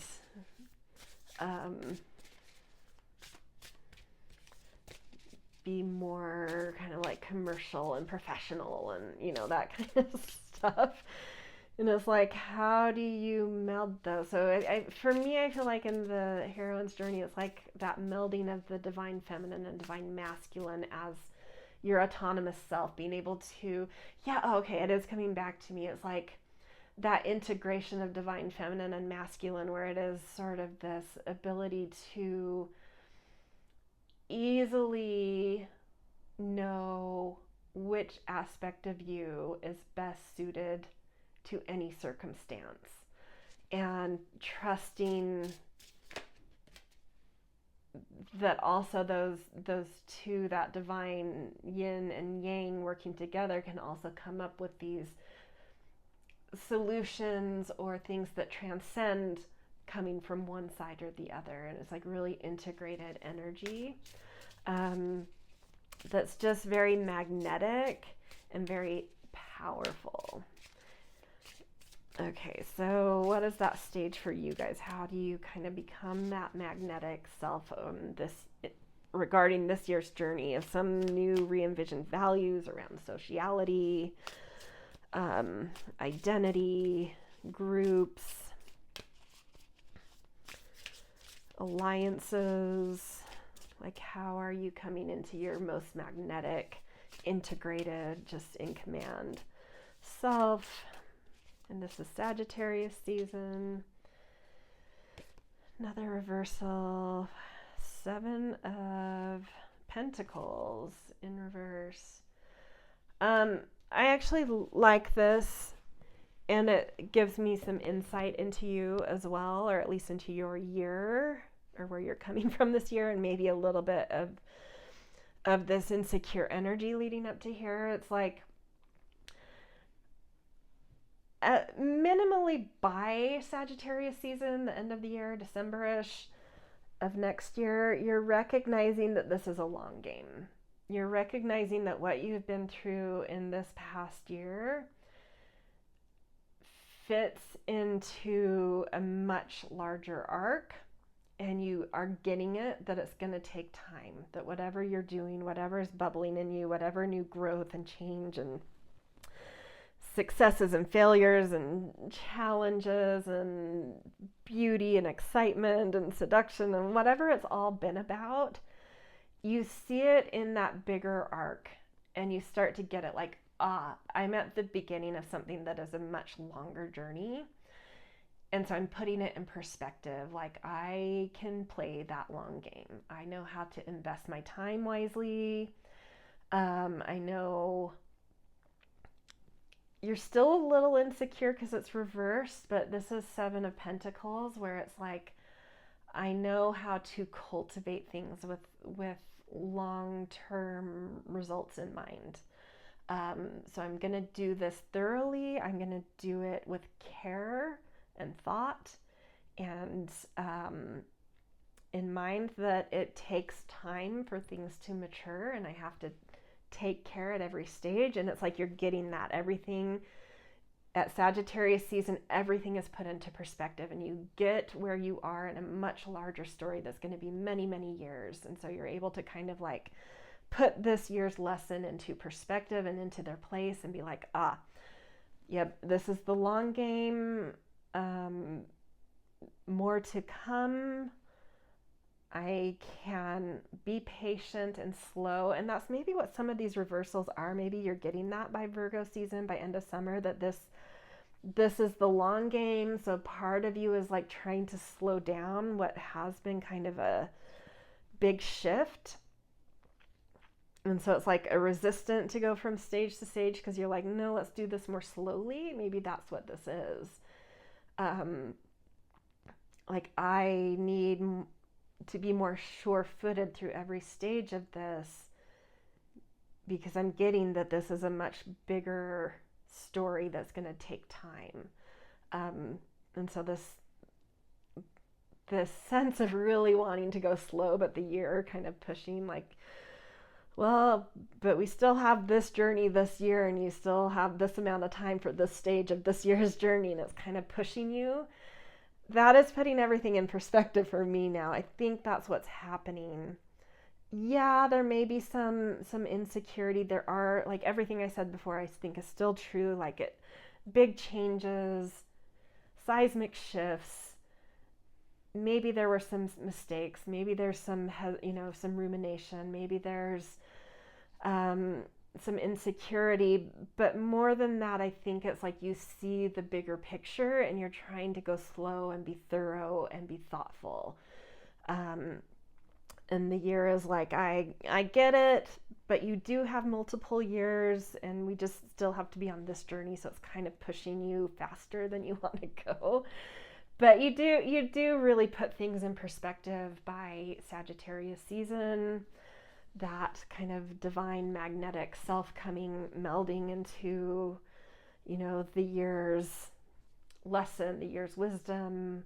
And I love that it's grapes. It's going to still be juicy. It's still going to be ripe. You still find purpose, and you still grow something that flourishes and it's juicy and beautiful, but it's just like, I feel like you're just wanting to do things so thoroughly and right this time, really be aligned. And it's just like going faster maybe than you want. But yeah, you'll find that perspective, and you'll find that patient, like you got it. And by the end of the year, you really put things in their place. You have perspective, you get it, you know where you're supposed to be, what the long game is you're playing. Like, you start out in this world that's like, what? Like, oh my gosh, I've just entered this very,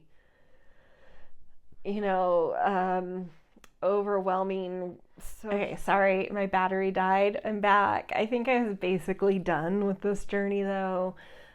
Just last statement, yeah, like you've got your perspective by the end of the year. You see the long plan, the things you want to cultivate, the values you want to cultivate, and you're willing to take your time with it and place it in that long game kind of thing, like going from this exciting new world where there's immediately some successes and like, oh, like,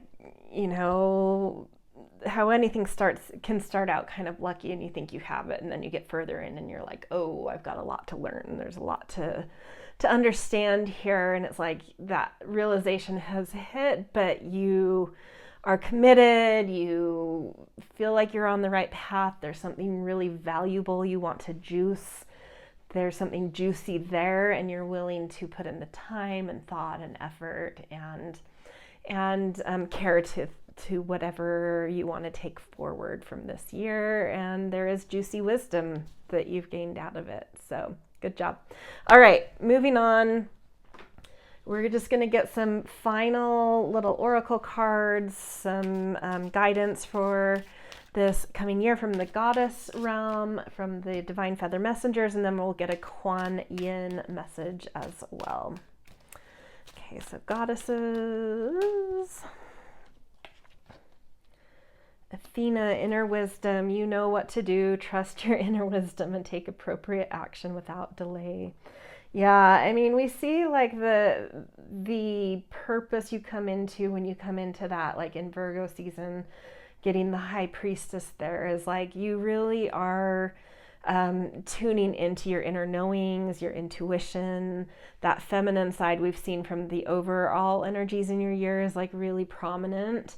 So yeah, just like trust your intuition, even when it feels a little strange to or hard to. It's like you've got it, And I love that there's an owl with Athena, because we had that crazy hawk thing happen. I wish I could have taken my phone and it's kind of set up in a rigging thing, so it's hard to move it. But I wish I could have shown you the hawk. Anyway, but that is showing that, like, I don't know, watch for bird messages. And then we've also got the divine feather messenger, so we'll see what comes in with that. I feel like this will be a very important message because we did literally have a divine feather messenger come during your reading. And woodpecker, use your discernment and fortitude to achieve your goals and find a new rhythm. I think discernment and fortitude are feel very accurate to me. All this like interesting social stuff and stuff with masks and stuff with seduction and just like, yeah, being discerning about things feels important for sure. But yeah, you'll find a new rhythm by the end of the year. That came up in pile 1 as well, so I think that feels a little bit universal. And then we'll do a Kuan Yin message. I've kind of made this a yearly ritual. I started using a sign off for each pile in my year aheads with Kuan Yin like 3 years ago, or I don't know, like at least I've done it for at least 2 years, and they've always been such like spot on messages for what the reading's been about.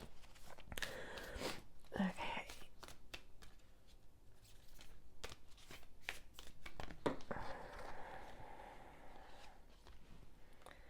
Dynasty of the Divine Mother. So let's see, it's number 8. Oh, that's interesting. Pile 1 got the number 7 card.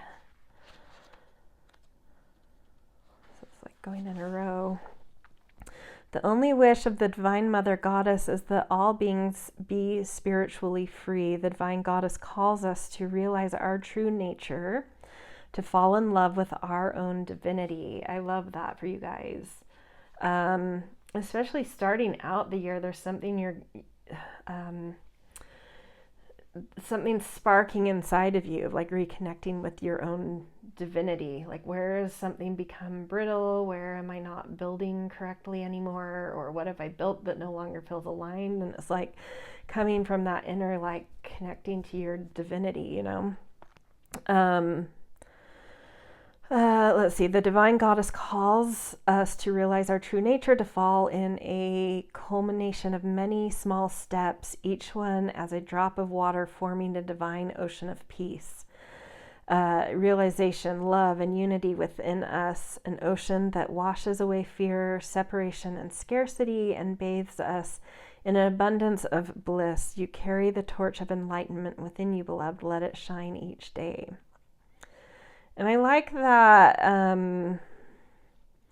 enlightenment is a culmination of many small steps, which is that ending kind of message in Sagittarius season, or like that,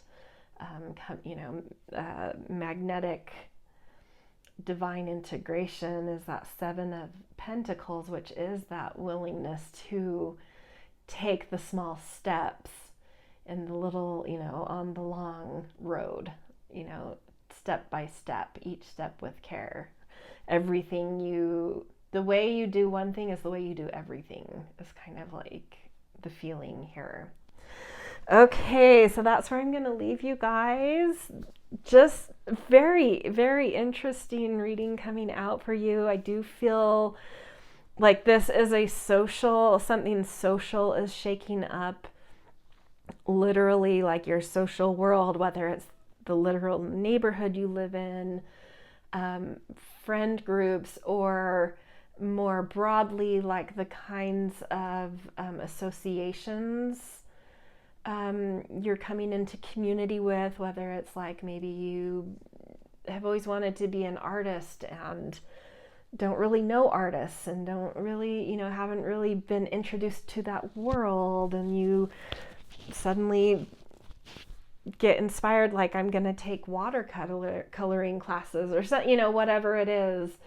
And you just kind of like get absorbed into that world, and suddenly, a whole social world opens up around something like that. So could be, a lot of different ways that this may present itself, but it does feel social in nature, and new values, new re-envisioning of life around those values, and a social element to that.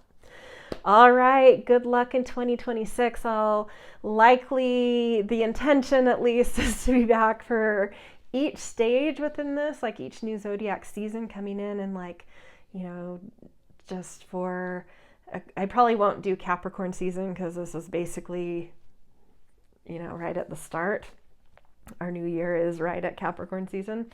But with Aquarius season, I'll be back hopefully to do each season, taking that card and diving much more broadly into that season and that stage of the journey. So, all right, have a good new year. A lot of really interesting, intriguing, socially things going on, so have fun with that and hang in there. You got this, and a huge new world is opening up to you, I feel like. All right, see you guys later.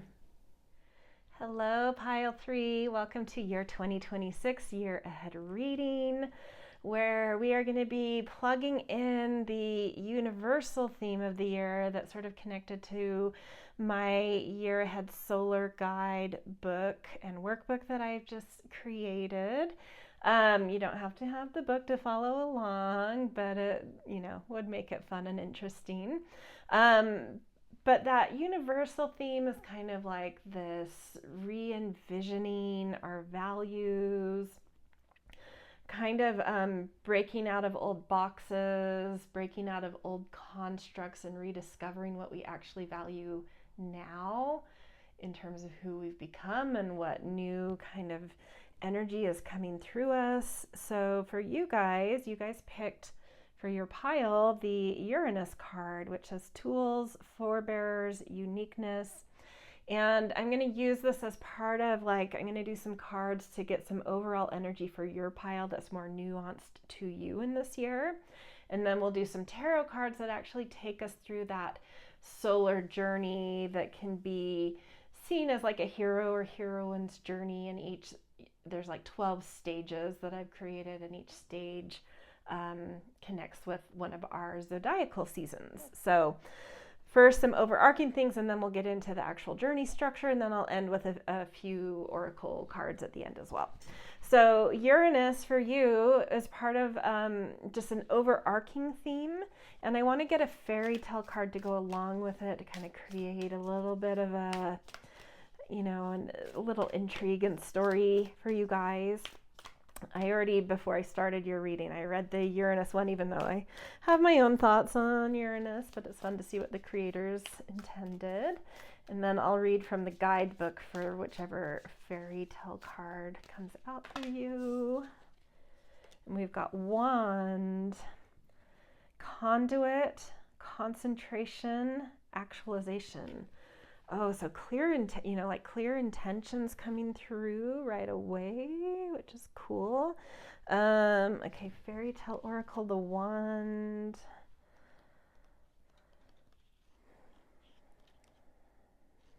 Let's see, probably in things. Wand, yeah. Put my readers on. Conduit, concentration, actualization. And I think of, like in Harry Potter, when you point your wand at something, it's like the focused intention is what helps us to actualize or manifest something or create a spell or, whatever. So a piece of wood or bone does not perform miracles on its own, but concentrates, focuses, and directs our power, manifesting words to summon, command, change, or destroy.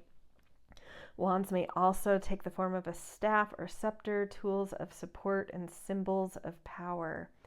What is needed to bring out the magic within? And in connection with Uranus, so in the guidebook for this, the thing it wanted to highlight about Uranus was that it was the first planet discovered by a telescope and really shook up our understanding of the our solar system and the system we are in cosmically. And it was kind of this thing of reconstructing what our not throwing away what our forebears brought, but broadening and reconstructing and progressing on the backs of our forebears. And so there's I don't know, there, and Uranus, or at least Aquarius, which is Uranus co-rules Aquarius, is about tools. It is about, part of that sign is about the tools that, like a telescope, that can bring change and help humanity. So there is something about I think that you guys are the leaders of the pack in terms of breaking out of this 19-year construct we're kind of trapped in at the moment. The established world we've sort of made that's a little bit, once you get to the summit of a construction, there are the haves and have-nots, and it's a little brittle and it's a little aggressive. and controlling. And it's like, I think you guys are the ones that you're like the scientists slash rebels who see how to like immediately are like the front runners of like knowing exactly how to break this and the tools that humanity needs to break this. Or in like a less extreme way, there's something around your own life that you understand about this. Like you're really ready. You're, you know, you're not going to be one of the people lagging behind and not wanting change and kind of like sitting in their comfortable world that's maybe gotten a little bit stale. You're like, nope, I'm ready to shake it up. Like I wouldn't be surprised if a lot of people coming here have Aquarius or Pisces, sun, moon, rising kind of things, or big angles on one of those signs, or prominent Uranus in your chart, literally. But it's like I don't know, you have like a focus, you have a direction, you have like a very strong knowing of like the thing you need to do to break the construct, to shake it up, to help people see, or yourself or your own life to see like a bigger or a different vision, to rearrange your perceptions, like the universe as a metaphor. The universe isn't, or our solar system isn't what we thought it was, now that we've seen this other planet in a telescope and it behaves different from other planets, and it really has, there's something you're doing in your life or in the world that is like,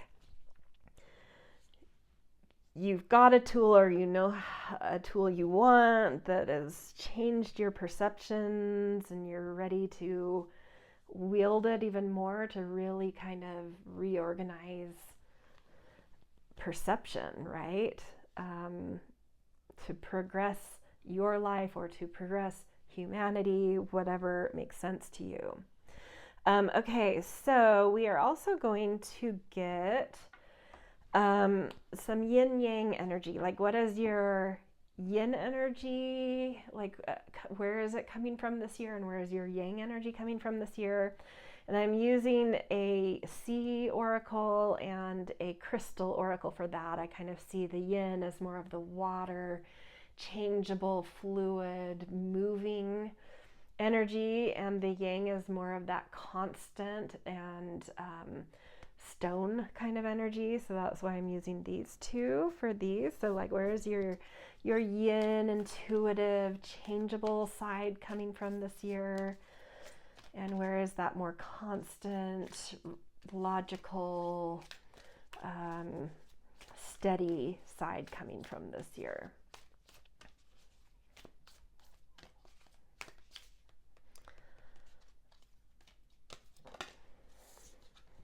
So yin, we've got urchin, defense, vulnerability, tenderness. Interesting. Okay. And yang side. So a little bit, and you look at the urchin, it's got like these spikes and it's in a shell, I think. Maybe that's wrong, but that's what it looks like. I'm trying to think of of an urchin. I don't live by the ocean, so I don't have like deep knowledge of all of the ocean things. But I don't know. I mean, it does appear that it's in some kind of shell and it's got spiky things. So yeah, it kind of feels like the sea's version of a porcupine, kind of a little bit of a bristle up, a little bit of a shell going on, because there's something mushy inside, vulnerable and tender inside, which is so interesting coming under Uranus, because it's like, I kind of am reading the energy of like eagerness for that change and that shakeup, but that there's something internal, that softer side of you is a little bit like, there's a little bit of vulnerability in it. So you may be like, let's see what I'm getting ahead of myself. I want to see what comes out with that the yang side of you. Where's your yang side coming from this year? What is it up to?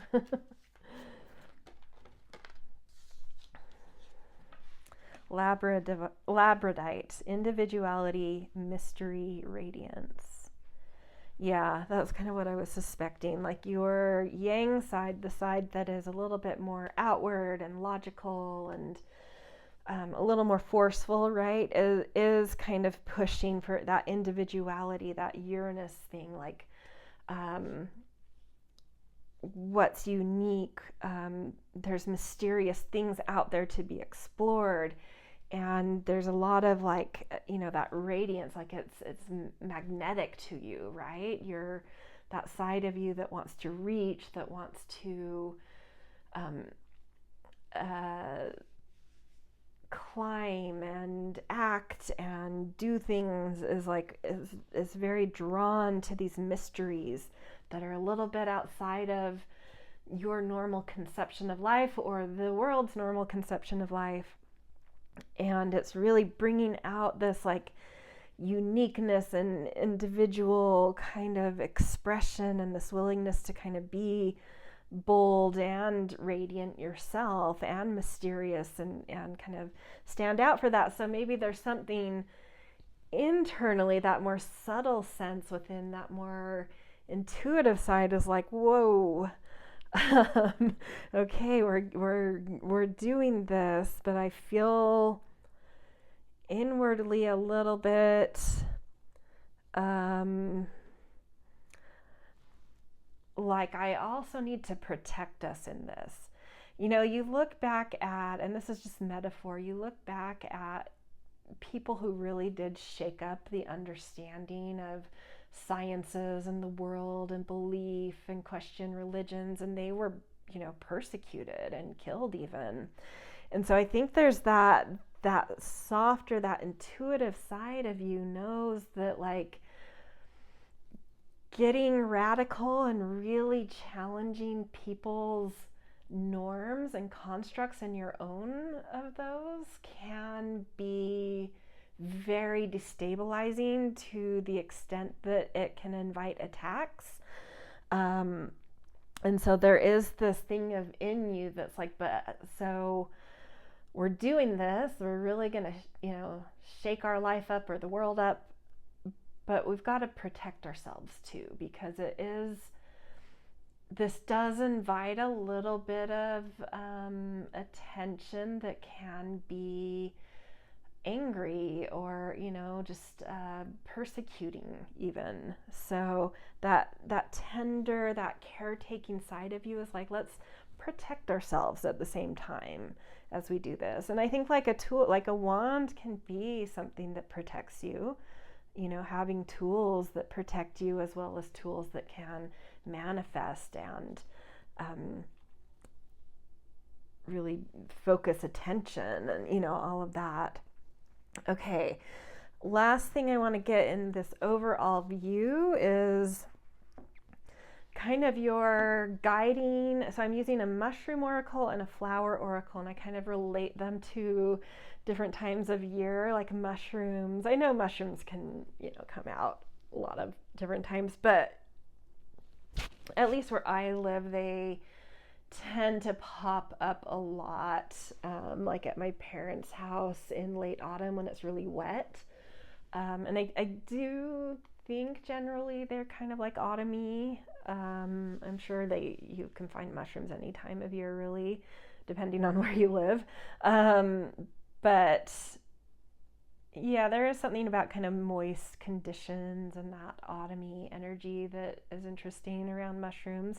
And I do relate them to Sagittarius, which is, I connect to like the yin side of the third eye, or our mind's eye. So that more feminine, like the left side of the brain though, like the feminine side of thinking that's more belief oriented and conceptual rather than specific and focused.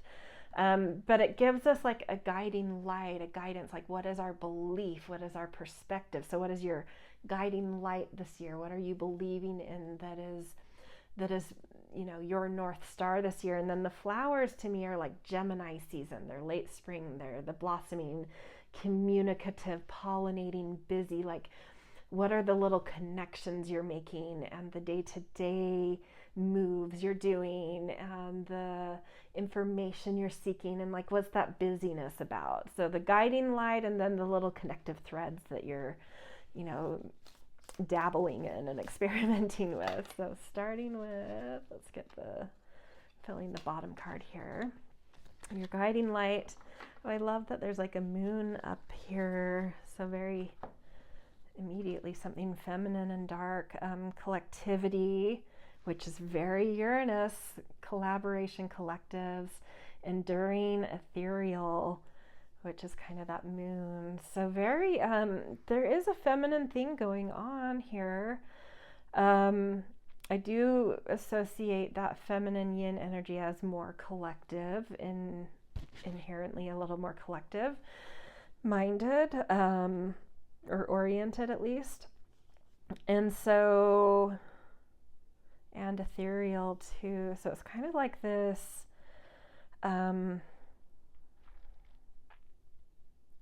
you know, and this feels, these mushrooms, I haven't seen them in real life, but they feel very otherworldly to me. And under this like lunar night sky, and then that ethereal thing coming through too, it just feels very Piscean to me, like dreamy. And so it's like dreaming new things into being. There's a real artistry coming through here.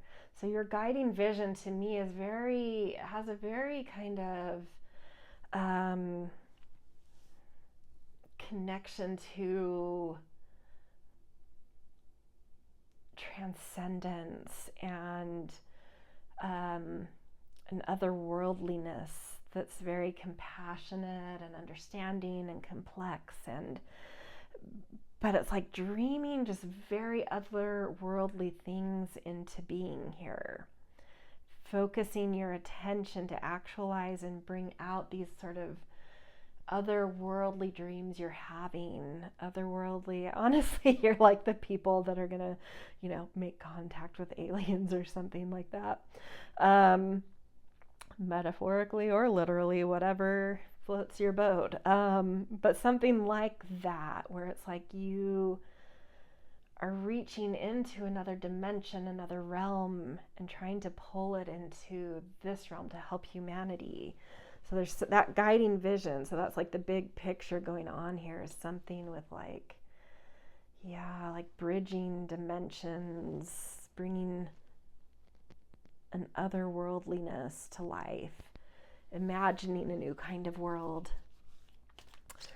And it does kind of feel, you know, like I keep wanting to be like, this could be just around your own life or around collectives and humanity in general, but this says collectivity. So I do feel like you are more broad-minded, like whatever's going on this year isn't just about you. It's sort of like really tapped into collective energies and bigger, you know, like that kind of thing is really impactful and something that really helps guide you and gives you a lot of belief, right? Just to be plugged into humanity and movements and yeah. Okay, so let's get the Flower Oracle. Bleeding heart, compassion, heartbreak expression. Oh, very interesting. That gives so much depth to everything. Like it started out very science-y to me and very electric and eclectic, but these cards in terms of like your vision and the connectivity you're making are very deep, very artistic, very emotional. I feel this as like heartbreak for humanity, trying to anchor more compassion into collectives, trying to bring heart energy out in the world, right?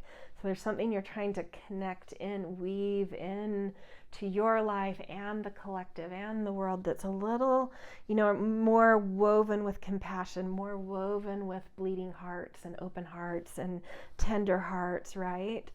So it's not just pushing. It's not just Uranus energy that's like, let's push and shake people and flip everything on its head and challenge the norms and the establishment. There's something deeper there as well that's like, but let's do this. And I see that with that urchin too, like, let's do this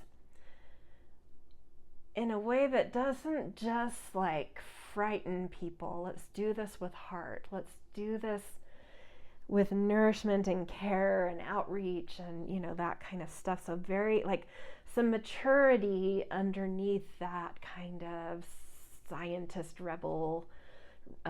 revolutionary. Sometimes that archetype and that kind of energy can be very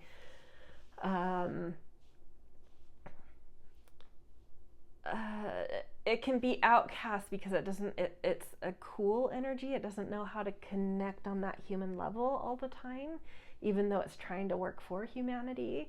But this is showing that underneath that want to shake things up,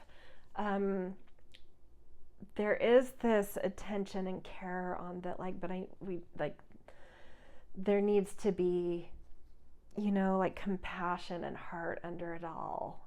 And I think it's because there's something even more weird than just like a sciencey element or like a new technology or, you know, tool or technology. It's like there's something otherworldly coming through, and you're like, to introduce that, to anchor that in, to weave that into the fabric of things, it has to be done very sensitively. This isn't just a tool, a new tool that shakes our, you know, world up like a telescope would. It's like understanding a whole different dimension that's a little weird, right? And it takes care to, I don't know, it's so funny. This is really funny because I'm one of those people that's like, you know, obviously there's got to be intelligent life out there, and there's just so much in the air right now around different, you know, star seed connections and alien this and alien that it's like, it's hard to think that something's not going on around that. But I'm also one of those people that's like, but I've never seen anything, so I don't know how to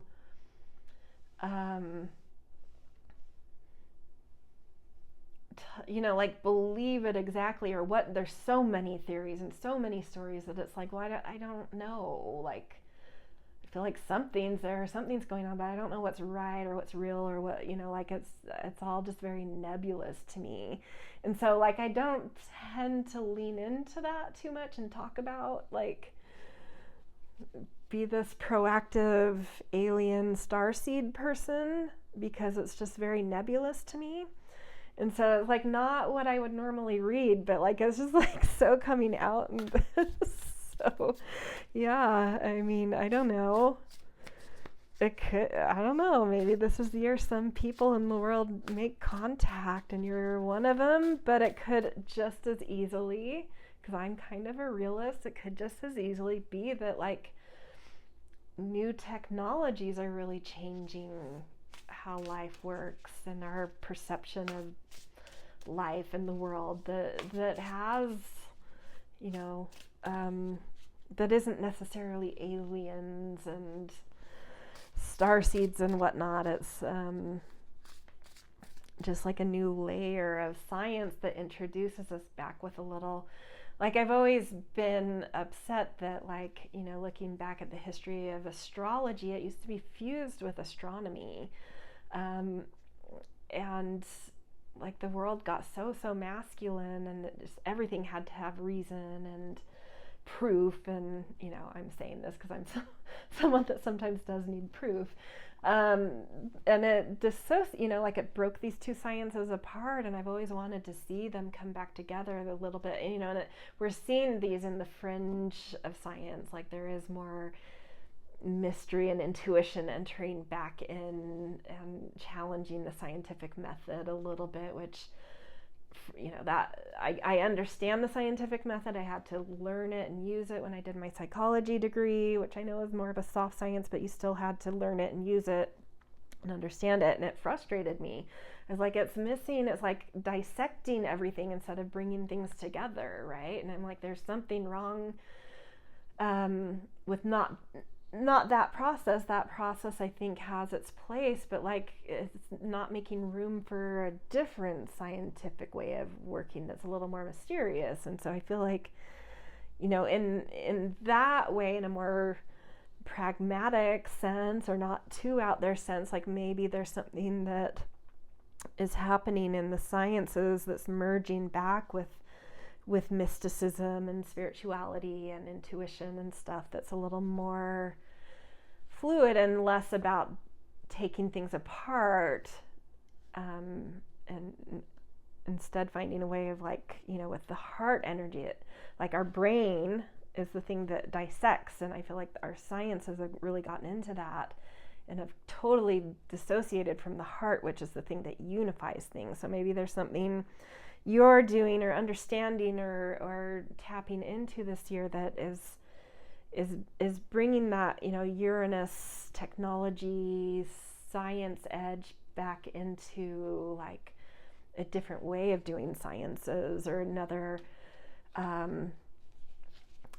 scientific pathway that opens up, that doesn't necessarily like negate the things we've been doing, but like, it just adds to it.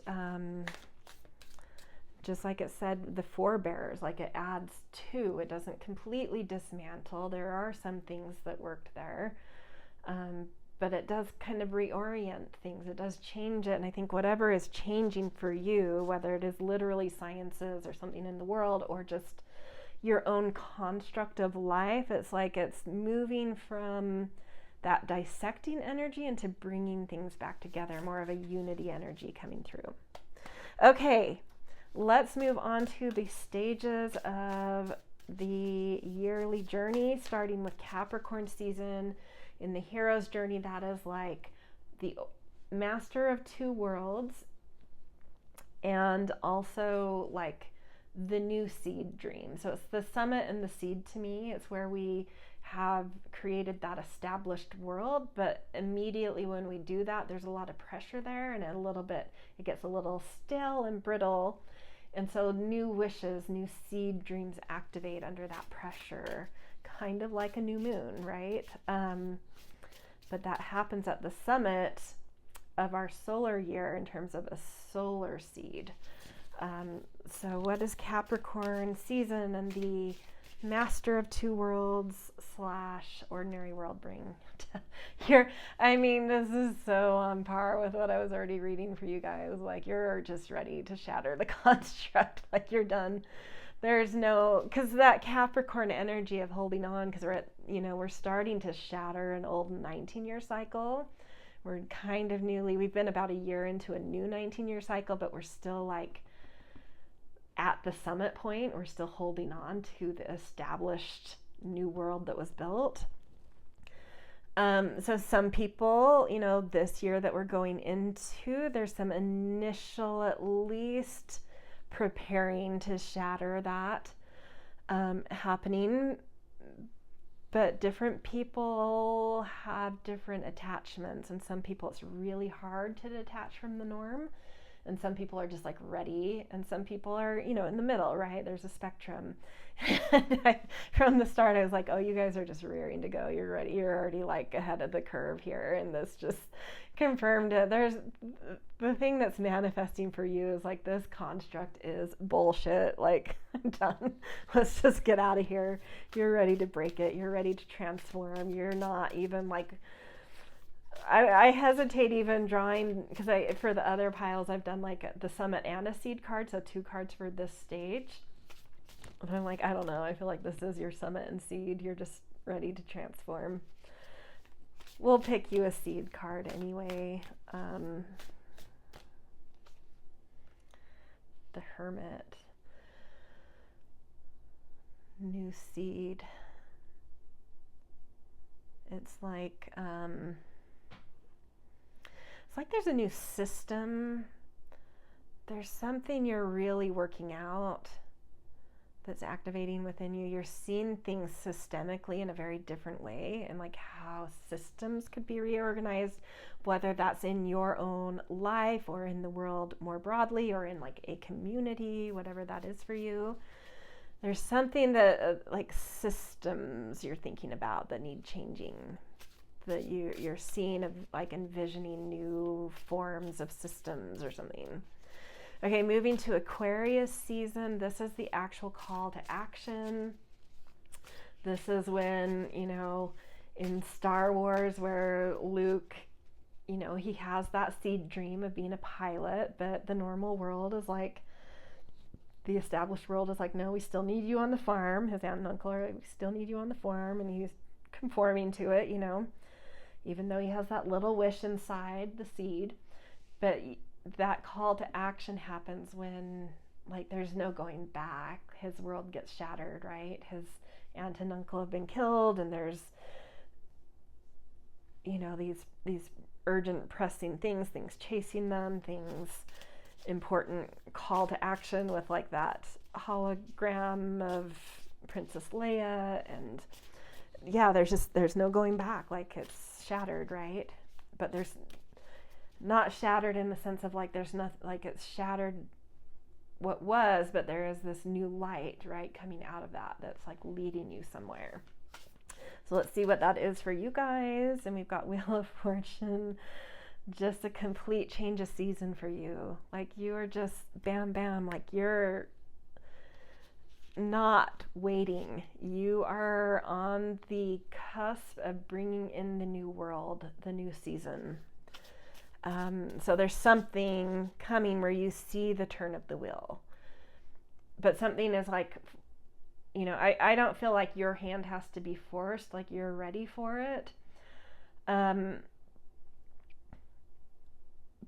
even so, like even though you're ready, there's something that in seed form that's still protected that's hard to bring out sometimes. So it's like that, what's that system you're plugging into, or what's that, the Hermit is a very Virgo card. So maybe it's about ecosystems. It could be about lifestyle. It could be about the way work is viewed in the world, or work-life balance, or processes in some area of life. And so even though you're ready for change, there may be something around like that you're mulling about, like, well, what is this? Like I'm still trying to figure it out. I'm a little interior trying to like compose this, right? But whatever shatters is like, well, the new world is here and it needs what you have, even though it's not ready. And so like you're just like, it kind of feels like, oh my gosh, like, okay, they need what I've been, mulling over, but it is like conceptual at this stage. But what's needed also is just a concept. And so it's okay that it's maybe not like something that's refined. It's like bringing ideas into, like, there is a new world that I see, and I'm on it. I'm on that fringe with the new world coming in. And I do have some ideas, some things I've been mulling over that can contribute to this, that can help this wheel turn. And, like I see no other, it's needed. I have to, ready or not, like, I have to give my ideas, right? I have to give that thing I'm kind of incubating inside and mulling over. It's like, yeah, it's half baked, but that's all that's needed. It doesn't need to be fully baked at this point. This is just like, envisioning energy. Like, what's possible? What are the things that we want to think about, So it's allowing others into that thing you're mulling over to be like, okay, that's a cool idea. So let's all work together on this kind of thing. Okay, moving on to Pisces season is like the supernatural aid. This is like Obi-Wan Kenobi kind of fostering Luke along, preparing him to step into this new kind of world he's, maybe had an inkling existed, and had sort of a draw to, but didn't really have access to or imagined that he would be a part of. And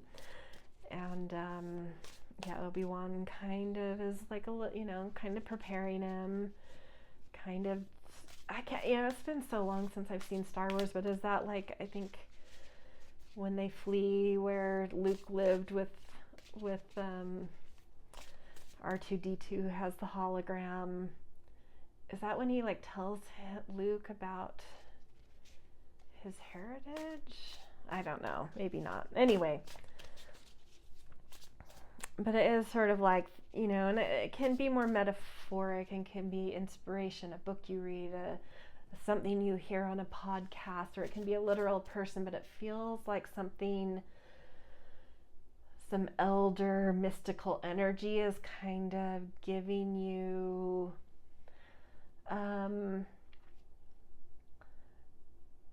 maybe not telling you exactly what you're about to step into, but it's introducing you to new forms of consciousness and new kind of access to things, if that makes sense. So let's see what's going on for you with that. Feeling this card here. Knight of Cups, something very exciting and creative. It could be the court cards tend to indicate actual, people in our lives. So you may meet a literal guide, but they may not be like an elder. This may be like meeting, this is more like your supernatural aid being like Han Solo, a little bit maverick, a little bit freewheeling, a little impulsive and daring and impressive, and yet they have something profound and wise and consciousness shifting to share with you. So yeah, I do feel like there's kind of an exciting creative person you meet that opens your eyes to something. Okay, Aries season, spring equinox brings the belly of the whale, or the ordeal, where we're kind of spit out into the new world. We have to kind of, what we were doing in the past is no longer working, so we have to like exit one path and start doing things a little differently, and it can be messy at first. It can be jarring. It can kind of be both exciting but also a little bit tumultuous. Good example. It tends to be when we're kind of like pulling ourselves together because there's something new that excites us. One example, I think I used it in pile 1, is that actually I'm going to use, it's very similar, but I'm going to use a different example, but it's kind of the same thing, just a different film. What is the name of the one with Ryan Gosling where he's a stuntman? Is it called Stuntman? Anyway, it's fairly recent, in the last couple years.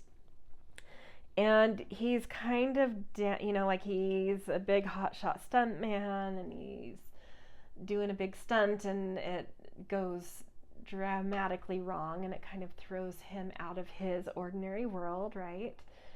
And he's kind of down and out when we kind of see him after that, and he's in this funk, and it's like life isn't working anymore, right? And he's just like he's like a valet driver or something. It's just like, and he's just depressed and lost and whatever, but he gets this call to come back to be a stuntman because the person he was with wants him on set, who was like a love of his life, but it kind of fell apart. We won't get into the whole story. But anyway, it's a new spark, like, oh, she wants to see me, and oh, it's back to my old world, and like kind of puts a pep in his step a little bit, and you see him pulling his apartment back together. I think maybe I'm making that up, but like he kind of starts pulling his life back together. And that's the belly of the whale. That's like you have to make decisions to come out of that kind of winter drudgery, right? That things have kind of fallen apart, things are murky, things are messy and chaotic and lost, and you have to take that exit. Something's not working anymore, and you have to follow this new impulse, this new spark, and make a left turn and be spit out of the belly of the well. So it's like being spit out of the womb, right? We're reborn at spring.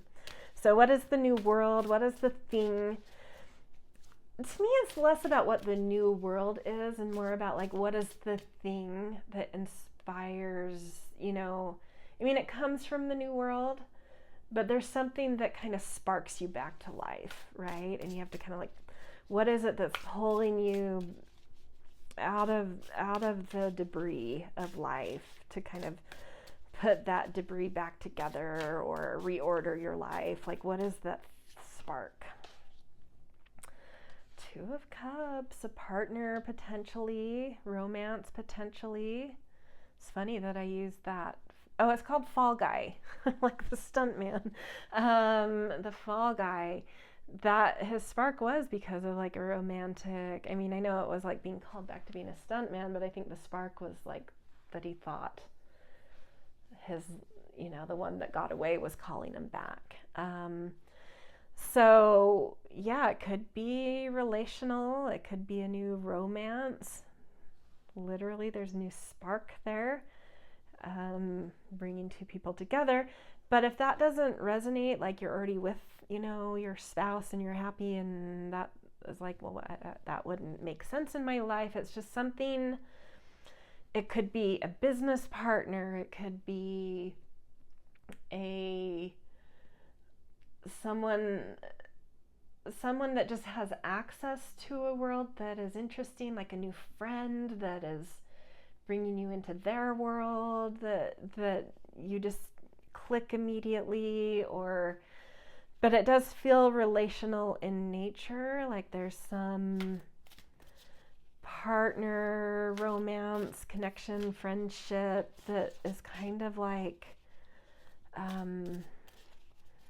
kismet, and like a soul tribe person that is kind of bringing you back to life, having you make left turns, new decisions. Yeah. Maybe, because this year has something to do with like re-envisioning new values, and you're kind of breaking molds and, like weaving in something kind of ethereal and different. Maybe it's someone, maybe if we're gonna get really weird, maybe this is the alien you have contact with. Or somebody that knows, going back to like a science or a different dimension or a different way of consciousness.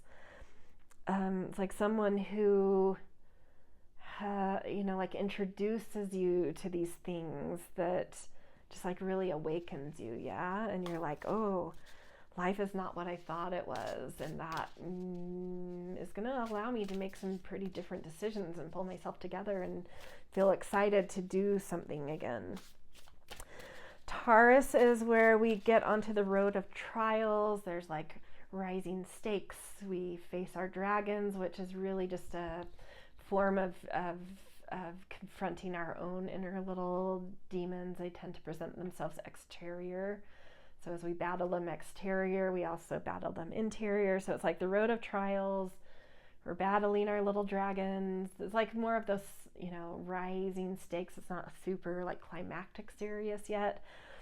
But in doing so and having these little successes, you see these new resources that either you never knew you had or always knew you had, but you get to use them and discover and anchor in some new resources and new wins and new capabilities, but it's also like where we start to see where our alliances are and getting strong preferences. Like Taurus season is about our five senses, and it's the second sign of the zodiac, so it introduces binary, and so that which we have to go through a stage of that binary to have strong preferences, to develop our strong yes and no.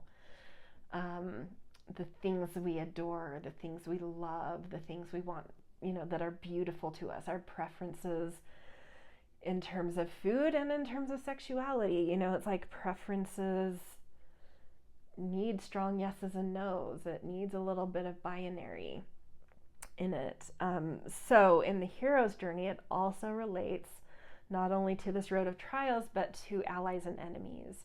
And it doesn't have to be so stark and black and white like that, like, oh, who are my allies and enemies on this year's, trajectory. It can be more like, who am I vibing with? Like, who's kind of like, like our alliances and alignments start to come together, and those, it's more like just the strong yeses and the strong nos. It doesn't have to be enemies and allies. It's just, where am I being drawn? Because it feels good and beautiful and right for me right now, that kind of thing. So, road of trials, slaying our dragons, developing our, pulling out and developing some resources, and kind of that alliance time. Preferences. And 10 of Swords for you guys here. Really coming to the end of the road with this. And this is an important stage in this year's journey, because there is kind of, if you get the book, you'll maybe get a little more insight into this, but there is like a second house association with this year in some ways. So this stage is extra important this year. And you're really coming to the end of you're really hitting, the end of the road, the brick wall, with how you have, with enculturation in general, with what you have had preferences with what you have found beautiful before, with what you did value before. It's a year of re-envisioning our values.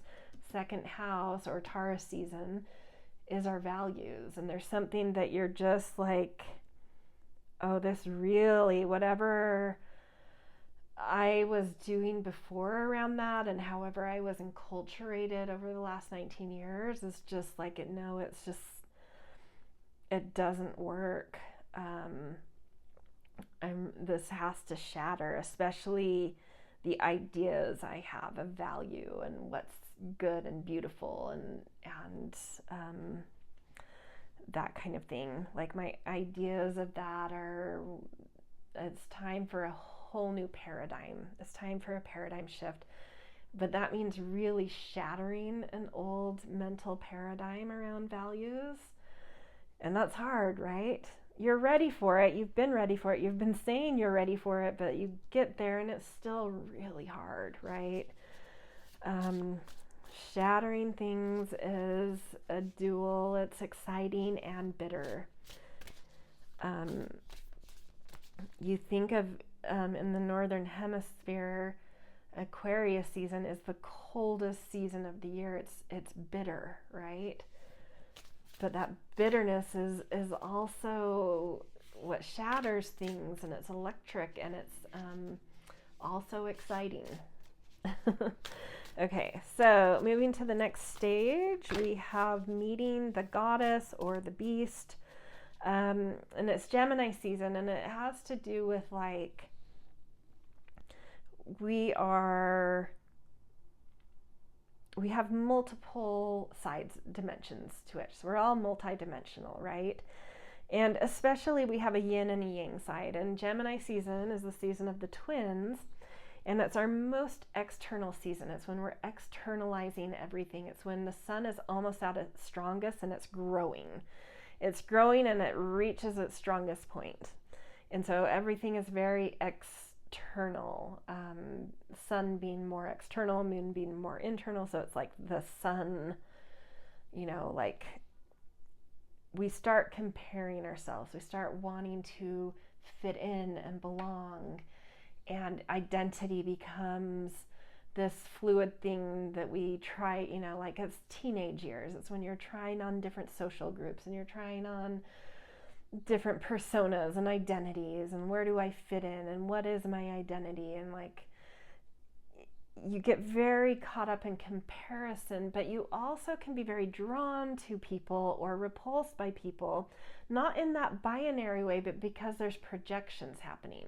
There's something that you haven't integrated about yourself that you see in another that either you really want and so you're drawn to them, or that you've rejected, or that you've been told is bad in you, so you other them and you see them as the beast.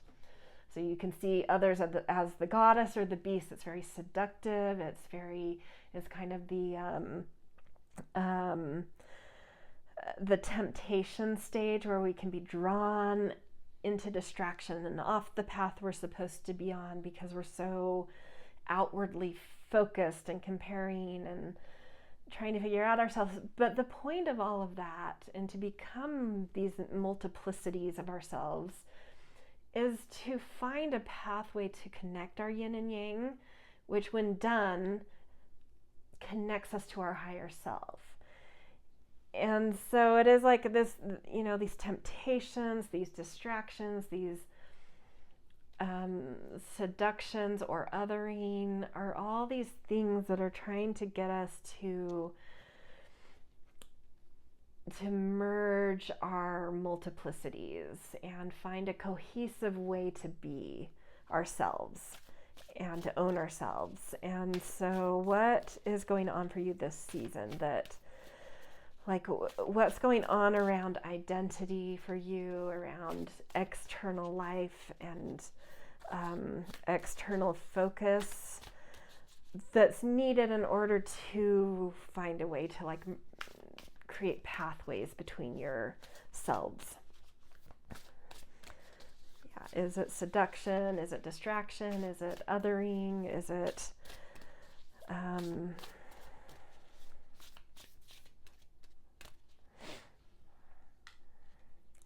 it's Five of Pentacles, which is a scarcity mindset.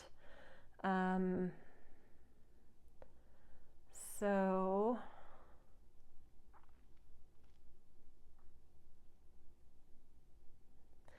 fives in general is when you're stuck. So if you were to put the 9 single digits in a box, in 9 boxes within one box, you have 1, 2, 3 on the top row, 4, 5, 6 on the second row, 7, 8, 9 on the bottom row. The only number that's stuck that isn't touching an outside edge is 5, and it can feel boxed in. And this is our, pentacles can relate to our values, which this year, in my assertion and way of seeing things, is that re-envisioning values. So there's something coming up around how you are exploring identity that is where you're feeling boxed in with your values. And we even see that coming, it's almost like bleeding over from Taurus season, where it's like some values, some ideas of values get shattered in Taurus season, but the reality of those values, to really break out of them, might mean that you have to change your material world, that you have to change your physical world. And that's a whole nother level of shedding and shattering that's difficult, and it can bring that scarcity mindset. So you might be meeting others that are reflecting something to you about that inner mindset and fear of you might be meeting homeless people, or having encounters with homeless people, or with very wealthy people that make you feel like your life has material scarcity. And it might be a little bit of both, but the point of the 5 is to, instead of breaking out and finding a way, because its place isn't on that outer edge, its way of breaking free is to elevate, to become the tip of the pyramid with the 4 base, points on the base, with the other numbers holding it up. And so you may be meeting these, coming into contact with people or ideas or community things that bring up senses of belonging, where you feel some scarcity due to material concerns, of why am I only meeting other people that are scarce, have scarcity mindsets that might be showing you something you're disowning in yourself, like I don't have a scarcity mindset, or or things aren't scarce for me, you're not owning it, or you're only meeting really wealthy people that make you feel lesser in some way. And the way to kind of and you're fighting this, how do I get out of this feelings of scarcity? And it's to elevate, to say, well, my values are elevating, so they're not scarce. There's transitions happening, but that's temporary, and that has to happen in order for my values to elevate, to become something different and more divine. Requires a transition, and that transition may require a temporary transition in my material life, but it is temporary. It's fine. And so integrating aspects of self that can maybe admit that there is some scarcity, but B, the other sides of yourself that are but I know how to take care of myself. I believe in the goodwill of humans and support systems around me. I believe in my capacity to learn and grow and change my life. And so there's that self that also I need to integrate and believe in, that maybe you meet someone who has gone from rags to riches and you're very drawn to them, right? And it might be telling you something about yourself, you have the capacity to do that too. You just have to own it and say I can be, I have that within me. How, this is a transition time kind of thing. And this does not need to indicate that you are literally going to go through some destitution or material scarcity. It's more this change in values, and I feel the people you're meeting are reflecting things about those changed values that you're needing to own and integrate and confront and bring together within you. But for some of you, it may be that some change in values brings some change in some material aspect of life, but it doesn't have to. Okay, we reach the midpoint of the year with Atonement of the Father. This is Cancer season, summer solstice, and it's where we confront the thing that's held power over us. Cinderella, or it can also be in the heroine's journey, standing up to the stepmother. It's the same thing. That thing that's either held control over you, kept you small, kept you feeling like a child, or feeling like you need permission.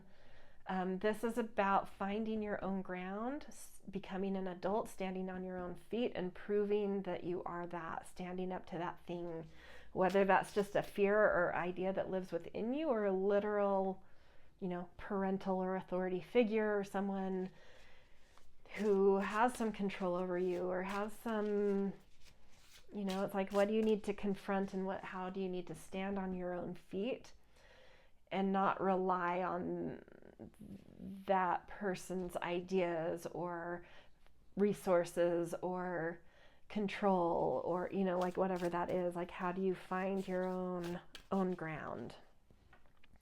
We have Page of Swords. I love that for you. Swift, eager, young. You're willing to just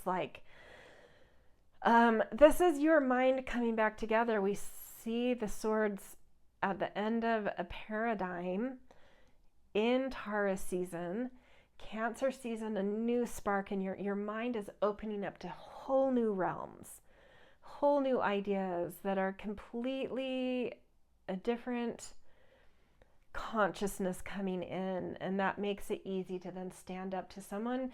I am getting this thing someone's had control over your mind or your ideas or your perceptions of things, and by Cancer season, it's that new consciousness that keeps that is inspiring you, that's sparking you, but that you're still kind of controlled by these other ideas. You're really, you've already kind of broken out of them by summer solstice, but you're able to stand up to that thing that's questioning you. And they might be saying you're weird, you're off your rocker, those things are, you're getting off track or whatever. it is, or like you're going down a very unproductive path or something. It's like you really catch that new consciousness in a way that is full body, full energy, full yes.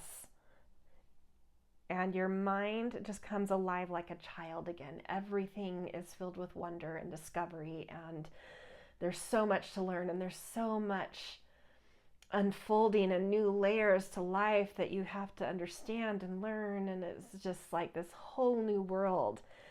And it makes it easy for you now at this point to stand up to some ideas that have had control over you from really entering this new realm, to saying like, well, I'm all of a sudden, light years ahead of you, so I just don't even care. Like, you're just stuck. I see you as stuck now, or this idea is stuck now. And like, yeah, this is no longer something that bothers me, but you still have to confront it. You still have to,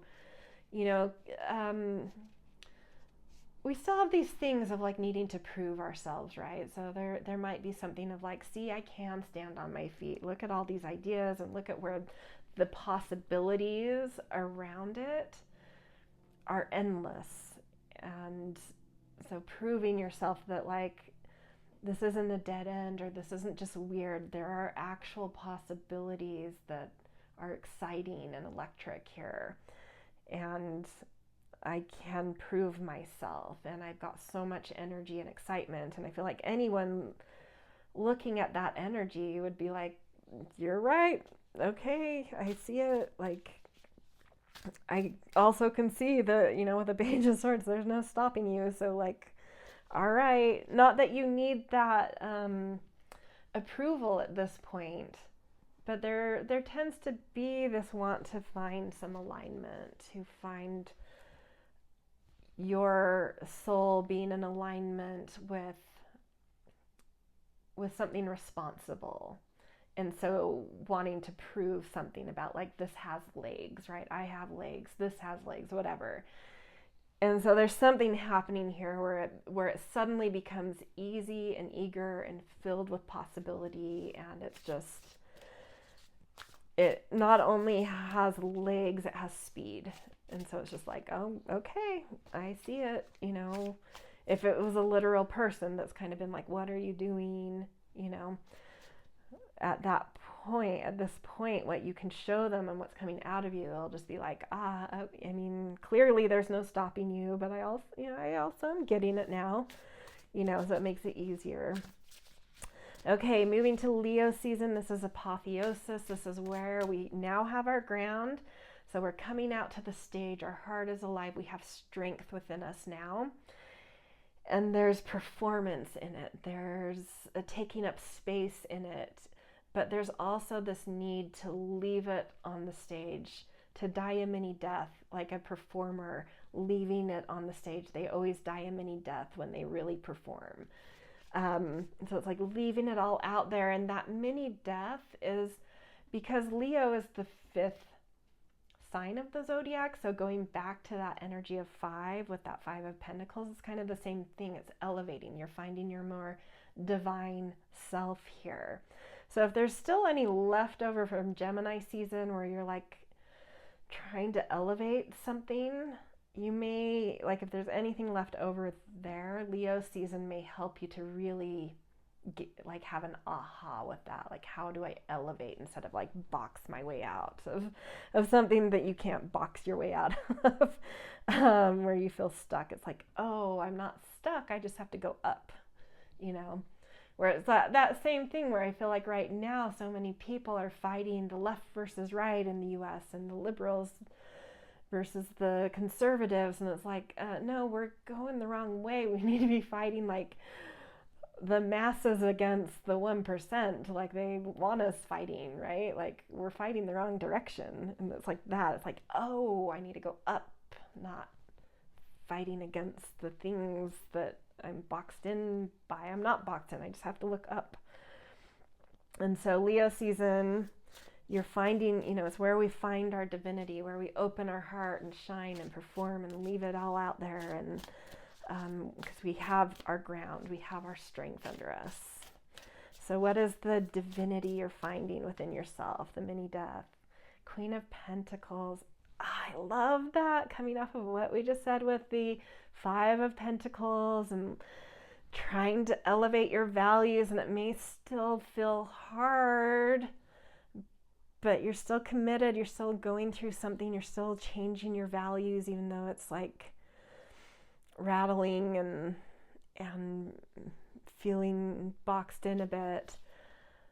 Leo season, you get it, you really rise up and you really see that there's something in your values, or there's something you're creating value around, that is so nourished and so worthy and so beautiful, and you're really like taking your throne in a big way. I mean, a queen coming out and of Pentacles, of the thing we've just had a hard time with, coming out as a queen, as a regal commander in the sign of regality, of finding our divinity. It's like, you got this, don't worry.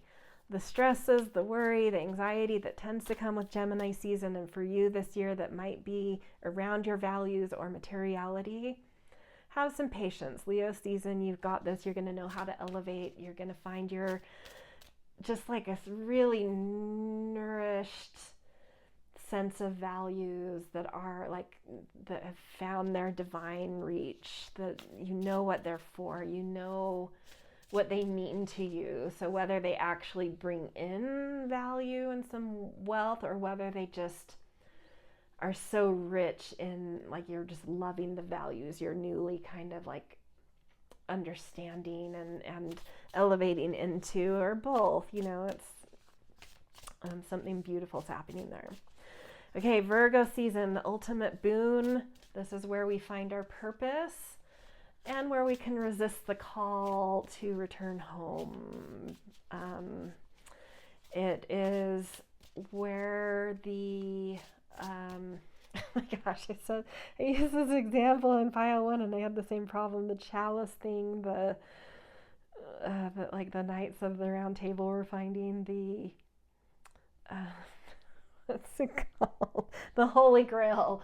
Oh my gosh. There are a lot of stories where people, you know, metaphorically say they're like searching for their Holy Grail, right? Their treasure, that purpose that they've gone on the journey for. But so often when we actually find our purpose or reach that ultimate boon, it's not what we think. We think it's going to be glory, and it ends up being duty. But at that point, when we find it, we want that duty. It connects to our purpose. And so when we see our purpose, we're like, oh, now that I see my purpose, I'm very invested in that. You know, that is a duty now. And there's service-oriented things that start coming out of us. But there's something flourishing. There's something fruitful. It's the season of like the greatest time of harvest. And we can want to hold on to that time, like everything's abundant, but there's a lot to, like, you know, but it comes with a lot of work. It comes with a lot of, you know, processing things, and, you know, like you have to pick things before they die on the vine, and you have to use them before they go rotten. And so there's a lot of work involved in our purpose.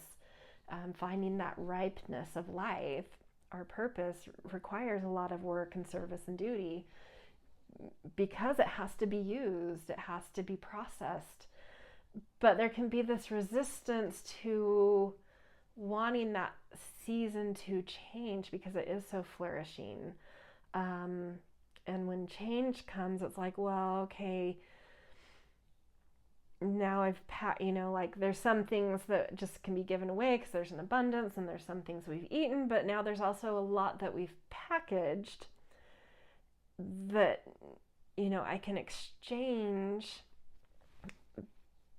But when I exchange on and I take my purpose out into the greater world, and it's kind of tested, that pushes against my imposter syndrome around my purpose. It pushes against how people will use my purpose outside of my control. And so you kind of like want to like hold on to it like my precious, the ring, you know, like it's hard to let go of our purpose and let it be in the world and, you know, very imperfectly. So there's the resistance to the return home, but also the purpose we find. So let's see what this is about for you. What is the ultimate boon you're finding, the purpose this year? Ace of Wands. Ace of Wands and the wand, right? The tool, the technology, the new conception. Something is, and that totally connects with that big picture, like the point of the year, the purpose you're looking for. It is like this new tool or technology or this actualizing, a concentration that actualizes something. You've figured out how to do it, what it is, how to use it.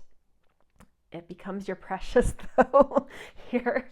So there can be a resistance to wanting to share, like you've discovered the telescope, and going back to the things we talked about before, like that was vulnerable to share. That might shake up someone's constructed norm in a way that makes them angry or feel unsafe. And so there can be a fear of sharing it because it's going to like rattle some people. Maybe that's what it is for you. The fear of sharing here is like fear of like it being too jarring for, a fear of will it be too hard for people to accept? Will they get it? Will they think I'm crazy? Will they think they're crazy? That kind of thing. But you find that purpose, you find the tool, the technology, or that concentrated thing you've been trying to actualize. You hit that at Virgo season. So we get to Libra season, and it is the magical flight, the thing you're resisting sharing. Like in myth, a lot of times that boon is like stolen from a dragon or a creature or something, and then there's a chase. But that chase represents you being tested to actually use your purpose or use the ultimate boon, as well as to get over imposter syndrome. So Libra season brings that mirror, the chase, the magic flight, and it pushes you. You're forced to stop holding it like you're precious, and you have to, use it. You have to have some little challenges that make you use your purpose and see how it's used and get over some imposter syndrome. And you've got Five of Cups here, which is an interesting one for this position. Because that's like something that's haunting you, like a loss or grief that can feel haunting. This card doesn't feel as like macabre as it often does with the Five of Cups. And there is this like exchange going on. This is a very interesting Five of Cups to me.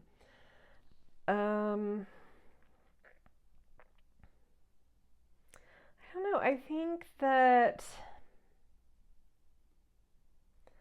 going back to this stage in general, being about like sharing, like one version of this might, because it's Libra season, it's about exchange, it's about relating, it's about negotiations. And it does show that that's taking place. But the Five of Cups is about kind of like a loss and grief. Well, you may just feel a loss of control. With Virgo season, we have it's when we have our wholeness comes into being. We have full self-sovereignty. And at Libra season, we have to start becoming more communal. So maybe the grief is like having, just what I was talking about, having to let go of the reins a little, having to exchange, having to let people use our purpose in ways that, where we have to cooperate and compromise a little, and it's maybe not, we have to find the right negotiation.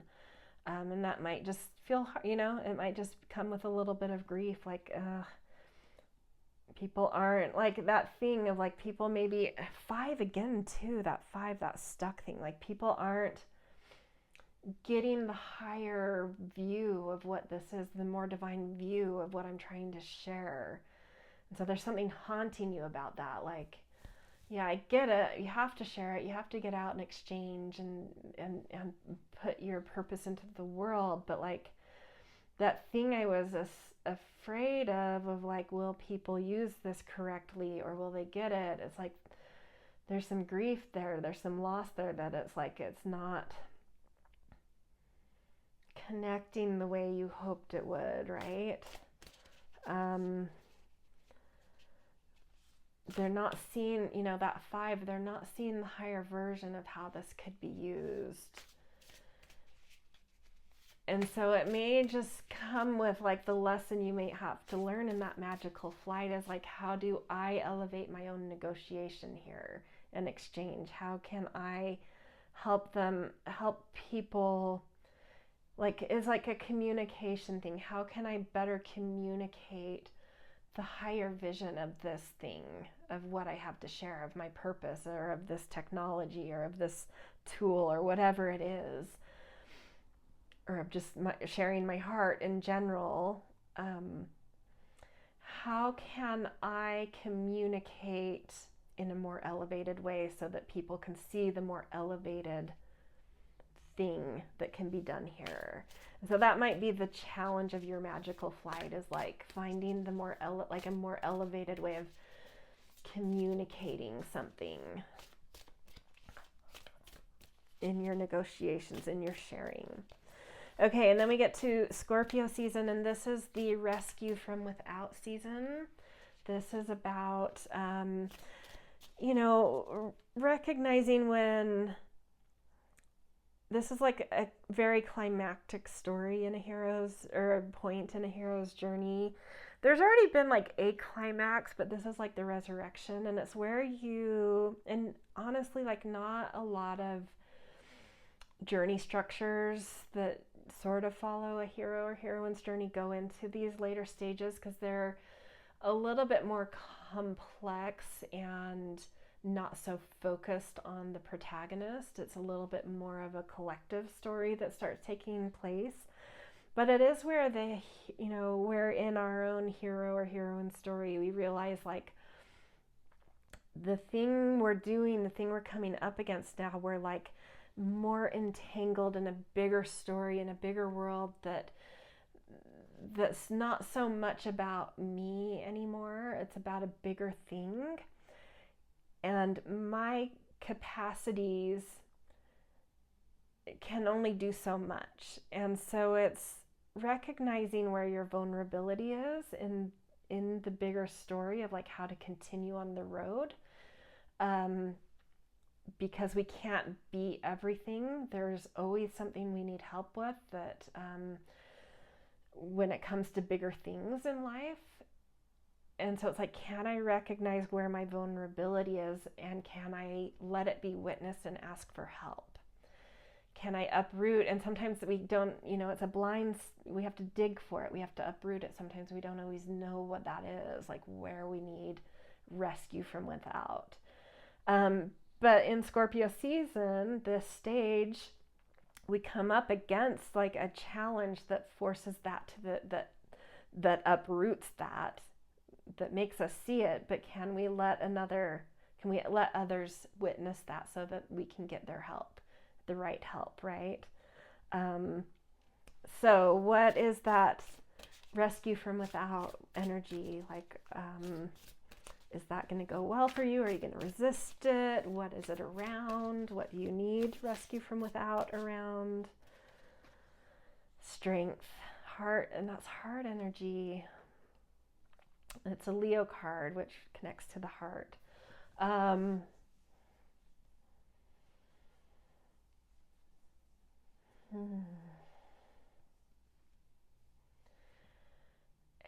It's like, can you allow someone to see where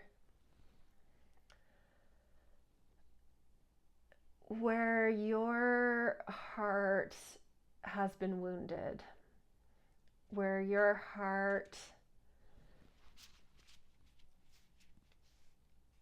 it's, I see down in that Cancer season or summer solstice in the atonement with Father, something is child likewise really opening up, but it's mental energy. But at this Scorpio season, there's something pushing on you that's wanting your heart to be open like a child. It's wanting you to have like a page of heart. But your heart has, you're coming from this Five of Cups. Your heart has some grief around it that it's been dealing with. It has, there might be little parts of your heart that are a little bit shut down, that need a little bit of healing. And can you let someone see that so they can help you identify that and work through it and process it and open it up? Or can you get help from someone who has, a heart that's much more open, for something that's needed around, for some courage, right? So can you let someone help you find courage and heal something that allows you to find your courage? Or can you find someone who has some courage to help you? But it's around courage, it's around strength, and there's some help needed, whether it's healing that in you or finding someone that has it to help you, that has an abundance of that to lend to something for you. Someone to, and I'm just thinking of strength, someone to stand up for you. Do you need someone to stand up for you, to help you fight something? That kind of thing. But there is, no matter what happens, I think there's going to be something you'll see around your heart that you're like, that needs some healing. That was kind of hidden. That part of my heart that was a little wounded was hidden. I see it now, So whether you get help from someone that has heart energy or you heal some, I think either scenario, you're still like witnessing and healing some heart energy. Okay, end of the road. Sagittarius season.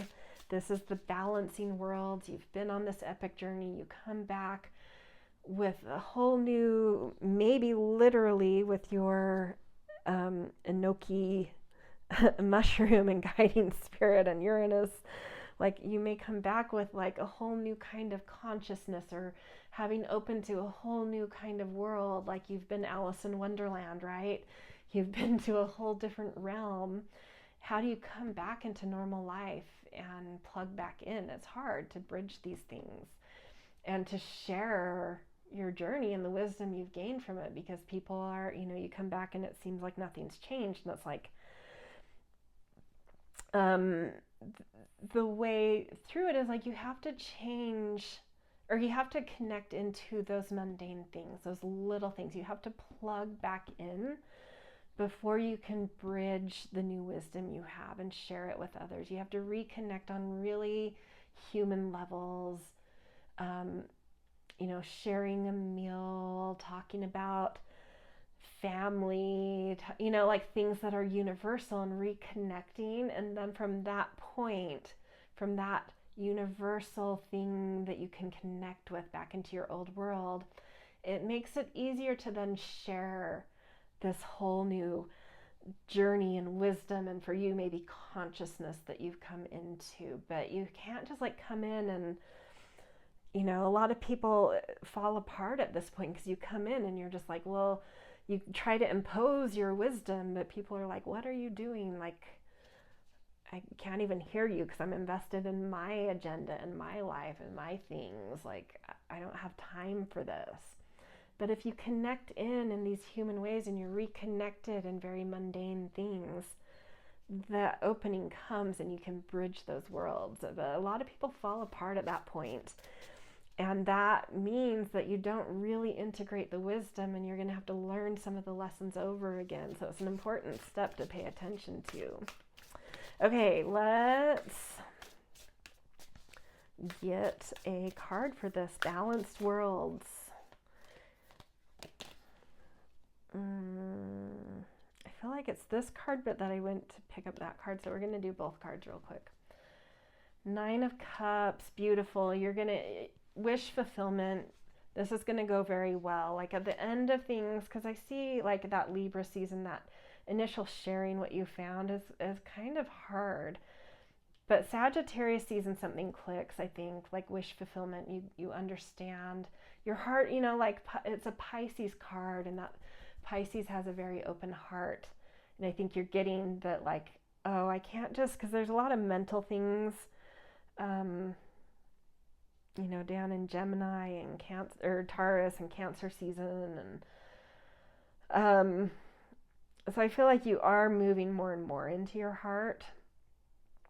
And you're seeing like, oh, I just need to come from the heart, and then things flow and it's easy. And then you also have the world beautifully. You'll anchor this in beautifully.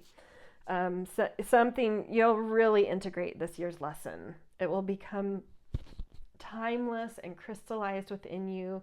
Successes, something to build off of, like you'll be pregnant with potential, but also solid in what you've built this year. So trust the process. There are a few sticky points, but that last season really, it's just gorgeous. Like you really come out integrating whatever it is you've connected into this year, grown into the wisdom that you receive. Like it will really be solid and open you to new worlds too. Like again, these like you explore a new world, you bring a new world back, and that opens you up to the world. Like there's all this world building stuff going on. Maybe you're a literary writer, a fiction writer, and you're doing a fantasy or sci-fi, and you successfully build your world, the world, do some world building. I don't know. Okay, we're going to do a few oracle cards, and then I'll get you out of here. Sorry, these are I'm not going to say sorry. These are long readings. It's a year ahead. Okay, a goddess message for your year. Butterfly maiden transformation. You're experiencing enormous change right now, which brings great blessings. Yeah, I mean, I see that. Like you really are kind of just eager to transform your life or something about your life, and you're just like diving into it, but parts of the year may feel like you're that chrysalis stage of like melting into a puddle of goop as you transform, but you really will come into your butterfly form this year and transform with like new enlightenment, uniqueness, different world. I don't know, something going on around it just feels like a new consciousness or new tools that change your reality in a way. Okay, divine feather message. Duck. Find comfort and balance in simple ways. You have support all around you. I love that because it does feel like that Uranus right off the bat, there's something like ground shaking about this year that's really going to reorient everything. And so it is like those little comfort, creature comforts, those little things that keep you anchored and grounded and keeping, like close support systems, which we see in your new world. There's some, really strong soul tribe type person around you, and Uranus is about collectives. And so, just trust that you have supportive people around you, or put in effort to cultivate, security, support systems, and indulge in those little like comforting, those little creature comforts that are, soothing and whatever, because so much is going to be reorienting and kind of shaking your world up, that those teeny creature comforts will be the things that like anchor you. Okay, last card, we are getting a Kuan Yin. I've been picking a Kuan Yin card the last 2 years, and every time it just like hits the nail on the head, so I just keep doing them as like the last card for these year ahead. Okay, let's see what comes up for you. Feeling this one. Princess of the Autumn Harvest, and it is card 22. And 22 in numerology is like, it's a master number, and it's like a world builder. So that's interesting in itself. Okay. The Princess of the Autumn Harvest brings gifts of bounty and blessings for efforts and actions of the past. It is a time when the fruits of our labor It is a time when fruit of the labors is ripe for the picking. A beautiful blessing is on its way to you now, which makes me connect back into that Virgo season and the Ace of Wands. Like that's really going to be a thing. Like the fruit of your labor is really going to be significant this year. Okay, a beautiful blessing is on its way to you now. This may come in the form of a spiritual gift, an opportunity, a windfall of abundance, a significant relationship, or an important friendship, and more. With gratitude in your heart, you will recognize the blessing when it comes to you, and it will serve you perfectly. Be open to receive it, knowing it is justly deserved. Generally it's like a beautiful blessing is on its way to you now. It is a time when fruit of labors is ripe for the picking, and a beautiful blessing is on its way to you now. I think whatever you do, even though there is some some shake-up, some new realms, new consciousness, new tools or technology, something that like really reorders things. It's like something's coming together beautifully around that really, like every year creates a harvest, and this year's harvest, I think, is going to be very interesting and beautiful and fulfilling. So that's a beautiful ending message. So in general, this Princess of the Autumn Harvest makes me want to say that no matter the ups and downs, I think it's going to be a very fulfilling year. So that's gorgeous. Okay, this is where I'm going to leave you guys. Happy 2026. One tip, because I want to come back and, I may not do a lot of readings between, just because I don't have a ton of time these days. I do want to, my intention at least is to come back and do a reading for each stage. So at each new season, kind of dive into each stage more in a more broad, nuanced way. Just look out. Like I may not be in your feed often, but at least once a month, I hope I'll have something coming around that. And again, go get the book if you want to follow around with like a workbook around this, and make some, this would add a whole new layer to the book, some notes around this in regards to each season in the book. That could be fun too. Oh, but a tip, I think I was saying and I got distracted. ADHD brain. One tip is when I hear, if this reading really resonates with you, one thing I do when I listen to other readers' year ahead readings, or like a reading that I want to revisit, maybe it's a monthly one and it really connects, or it's a year ahead and it really is something that like sounds like, yes, that sounds like a year I want, or feels like what's coming.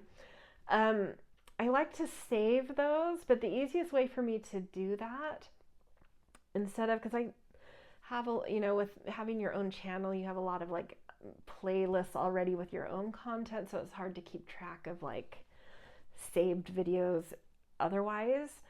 I'll comment in it, and I'm not saying this to get engagement, although that's a cherry on top and great, but it is literally something I do, is like if there's a year ahead reading I really love and I'm like, I might want to revisit that a couple times throughout the year, I'll give my gratitude, blah, blah, blah, but then I will also make sure to be like, pile whatever.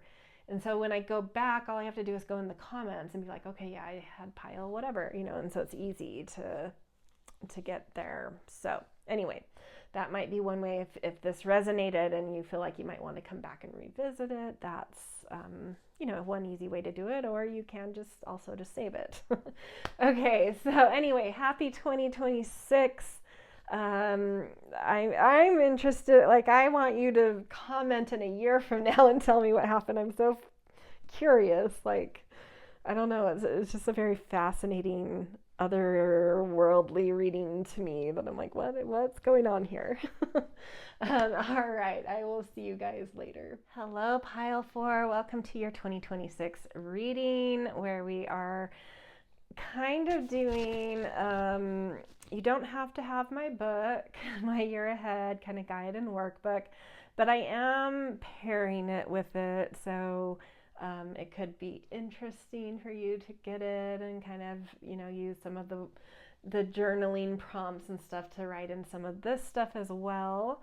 But it doesn't matter. You don't need it. This is a standalone as well.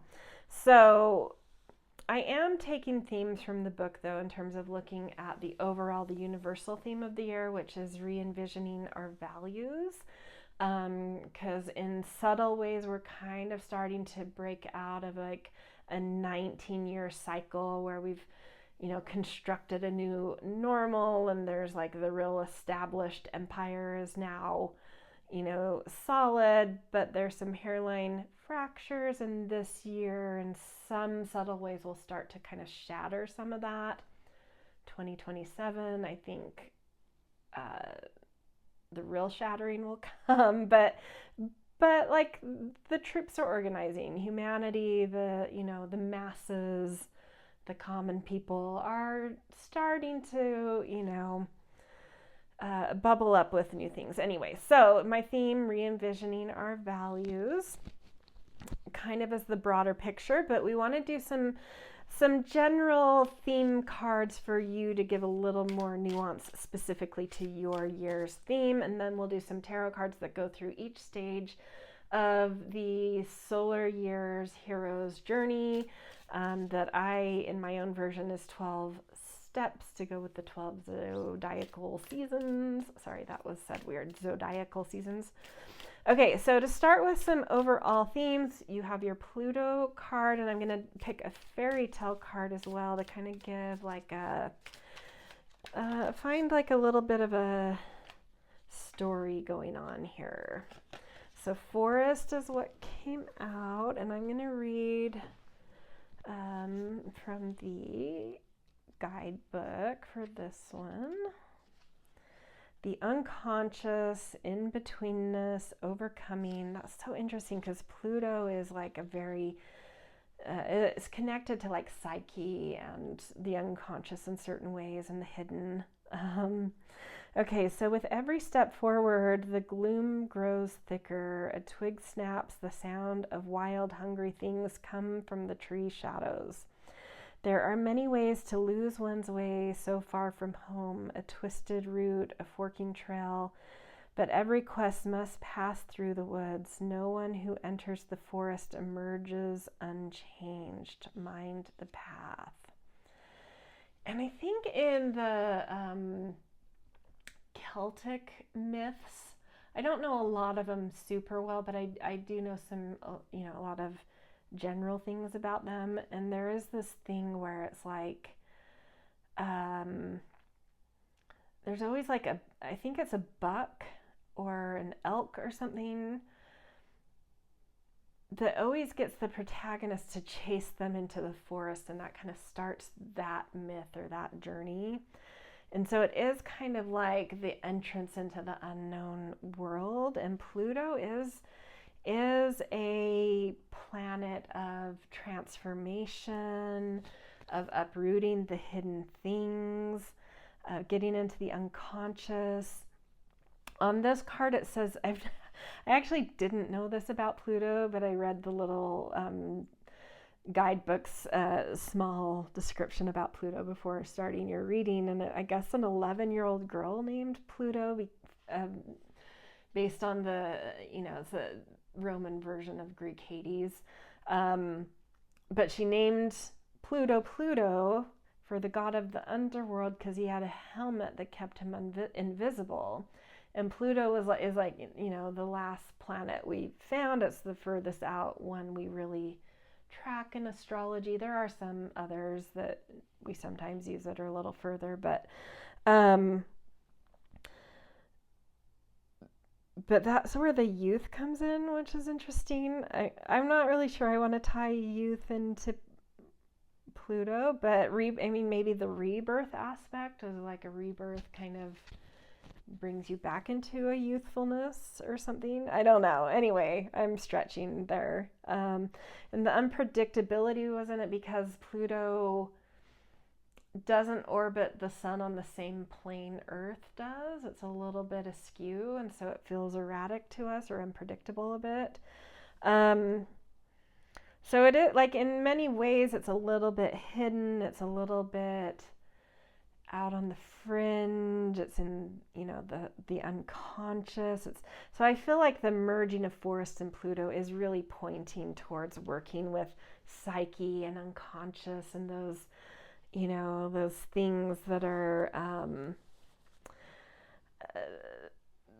hard to see, that are all the little things lurking in the shadows, all the little things lurking in our psyche and our unconscious.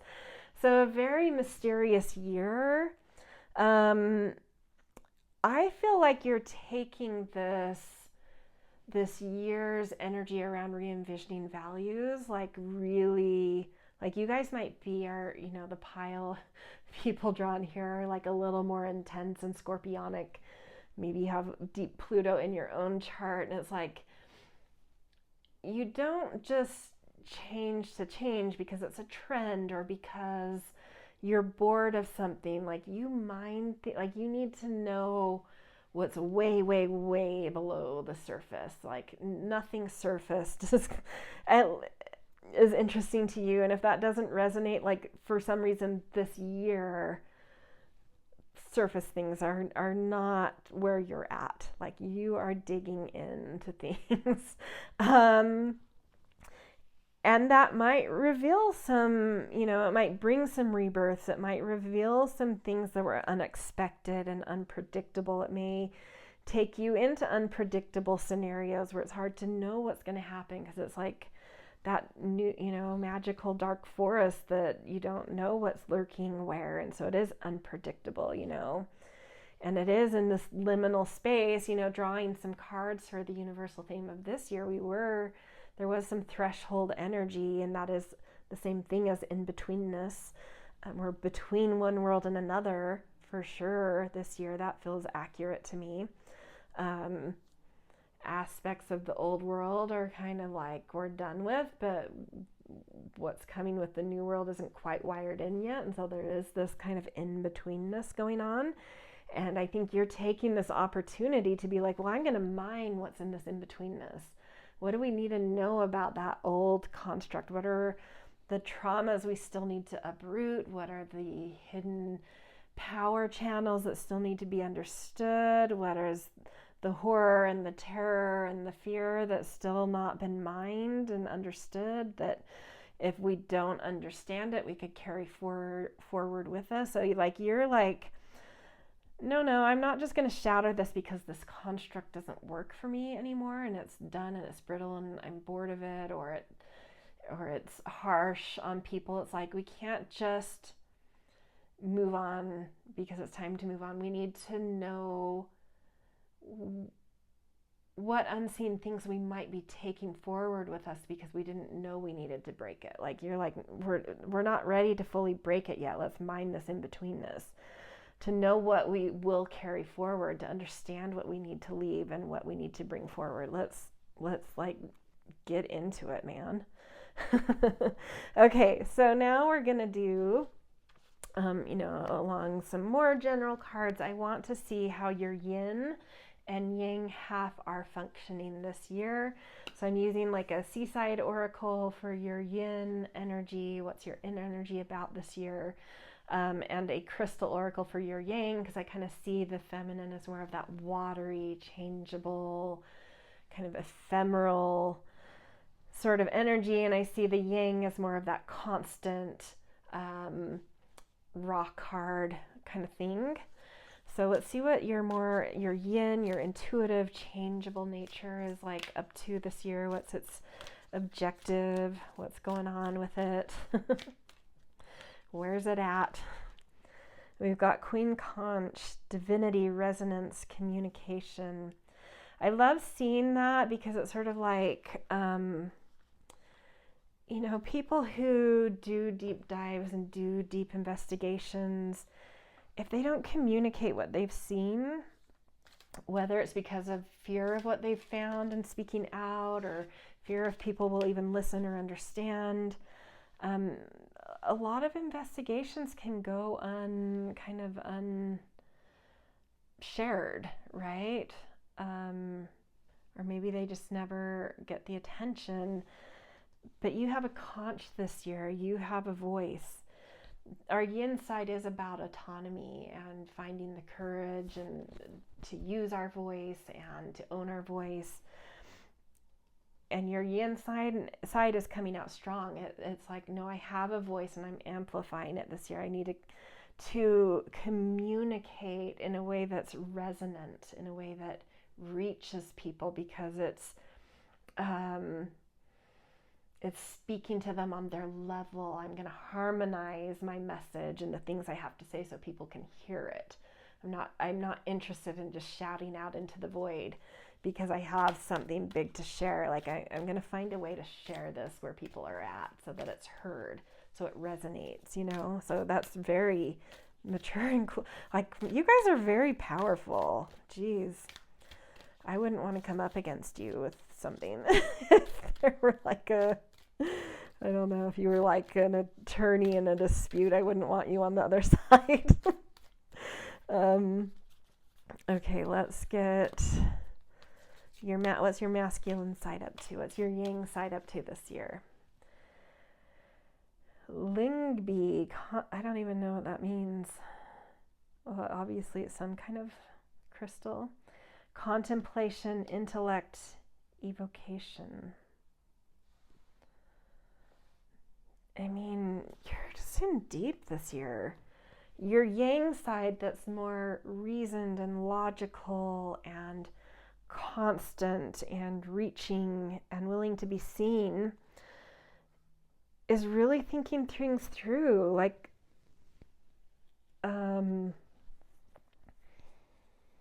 I like how your yin and yang are working together.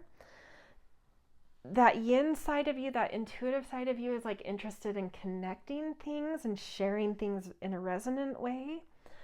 And your yang side, even though it's also kind of contemplating and using intellect, it's interesting because like I would normally say evocation would be more of a yin thing, but your yang side is using that this year. It wants to connect with emotion. So that yang side of you is seeing something so deep that it's like, this needs to, like I need to share these contemplations and this information in an evocative way. So how can I, be evocative? So the yin side is like, how can I resonate, meet people where they're at, message things in a beautiful way? And the yang side is like, how can I also be evocative and mysterious? Because the stuff we're talking about and looking into, Pluto, the subconscious, the in-betweenness, the forest, is mysterious and dangerous and requires people to think deeply. I don't know why I'm thinking of like, the famous Russian canon of literary figures like Gogol and Dostoevsky. I can't pronounce. So I'm sorry.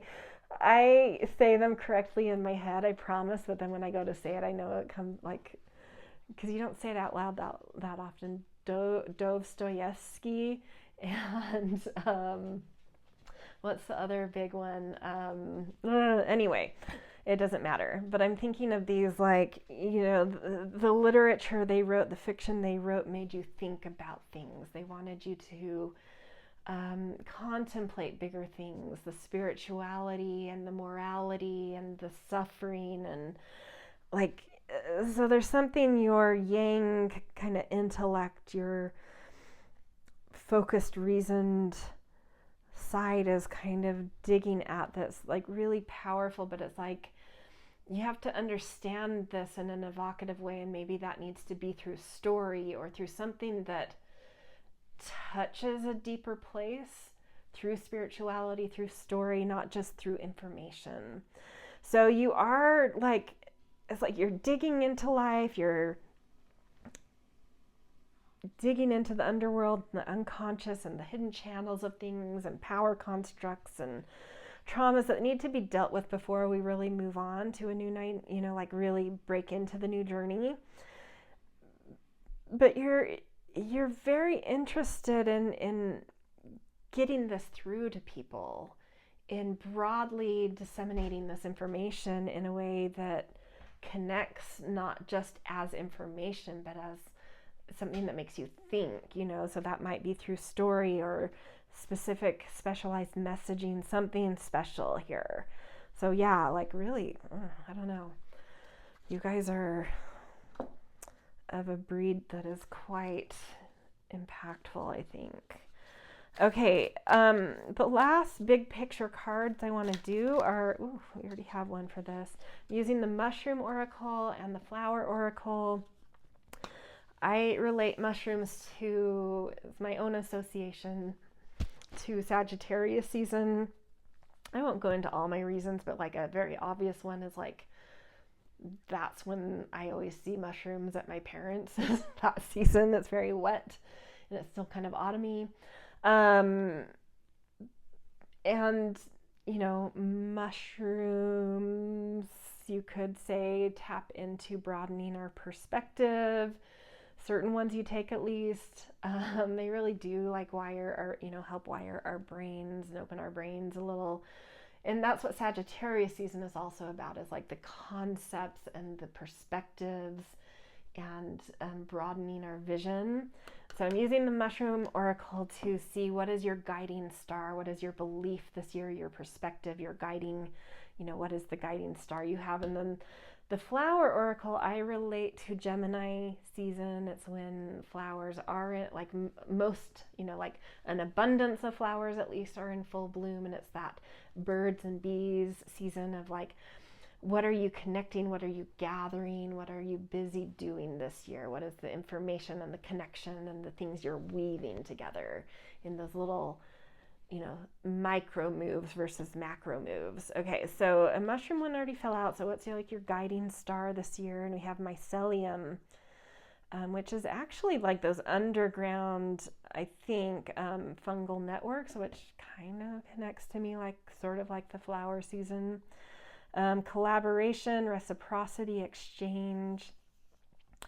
That's very cool. So I feel like you're not on this alone. It's not like you're diving into this deep, dark, investigative, scary forest work alone. It's like you're taking your classmates with you. You're going as a group into the forest. You're doing this with others. Which maybe it stems from this need to really communicate something bigger and in a better way. And if you can do that with groups of people, that amplifies the message, right? So that's like a guiding star this year, is like, and investigation requires exchange and cooperation and you know, gaining trust to find information, collaborating with sources to put puzzle pieces together. And so it's like, yeah, you're really, that guiding, that belief is like, if you can work with others, you can get, you know, uncover what's needed to be uncovered. You can put the pieces together better. You can communicate better. So that's like really working with others is like a guiding star for you this year. And then the Flower Oracle, like, what are you busy gathering? What are you pollinating? Which does, you know, has a lot to do with communication. So I'm really interested to see what comes out here, because that's already kind of a thread that's pretty out in your general cards. And we've got honey, possum, charm, uniqueness, evolution. Yeah, I like that because it's again with that resonance and with that evocative evocation. It's like you're, let's push these up so you can see them better. Sorry, hold on one second. I want to see all the cards.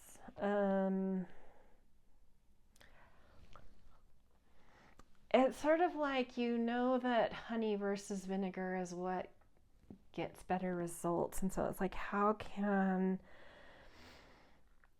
you make things more magnetic and unique and interesting?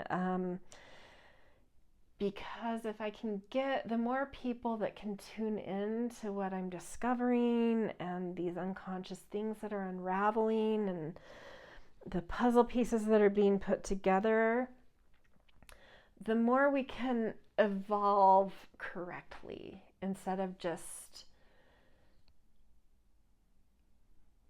evolving because it's time. We're evolving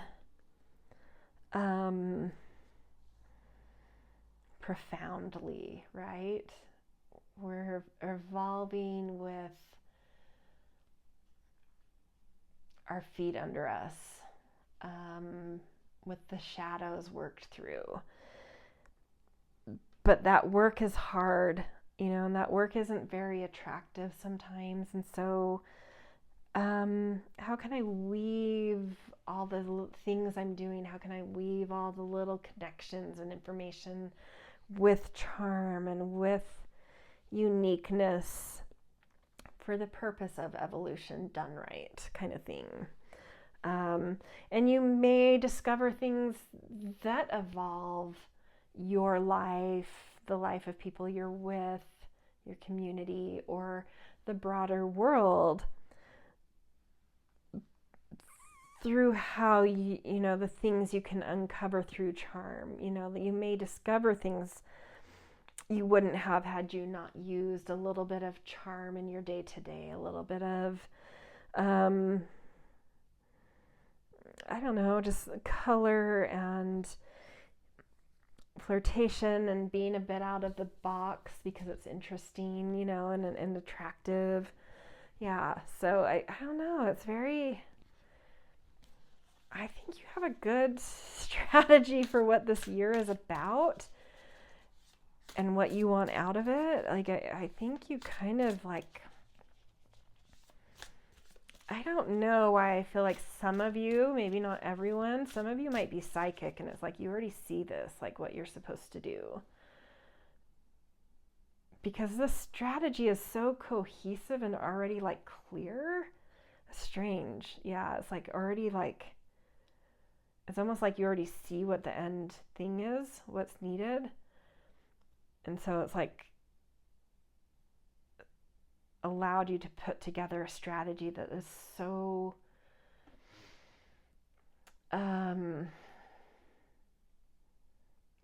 disarmingly powerful. People aren't going to see this coming, or you coming, or what you're doing coming. You guys go do it, whatever. Like, I like it. That's what I'll say. I like it. And I think a lot of people won't see what you're doing coming, but you know exactly what you're doing. Okay. Getting into the stages of the journey in the zodiacal seasons, we're going to start with Capricorn season. It's the summit and the seed moment where we've constructed the new normal as we summit the year, but also where we're trying to hold it together. We're at the summit where we have a lot to hold together, a lot on our shoulders, and there's pressure with that, and that ignites a new seed dream that immediately creates hairline fractures in the thing we've like constructed. That's just how it works, the cycles of life. So what is your summit and what is your seed this year?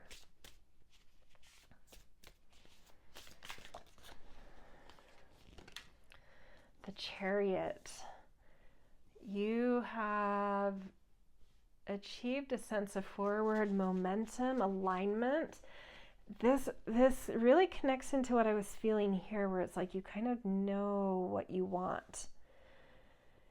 And that stems from having done a lot of deep soul work. So you're very aligned within with what you want, which makes it easy to move forward, charge forward with a clear path because of how aligned you are.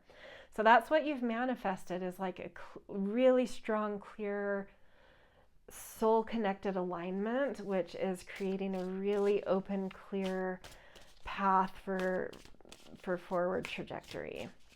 And then what's the seed?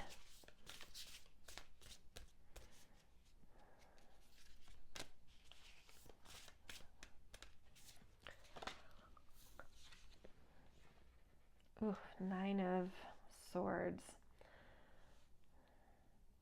That does really match with Pluto in the forest. It's like, how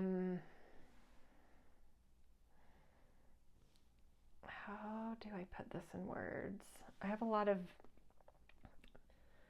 feelings coming through about this, but not a lot of articulation, so I've got to sit for just a second, where it's like, hold on, I need to get the cards right first. Okay. It's like going back to that psychic sense, I feel, is there.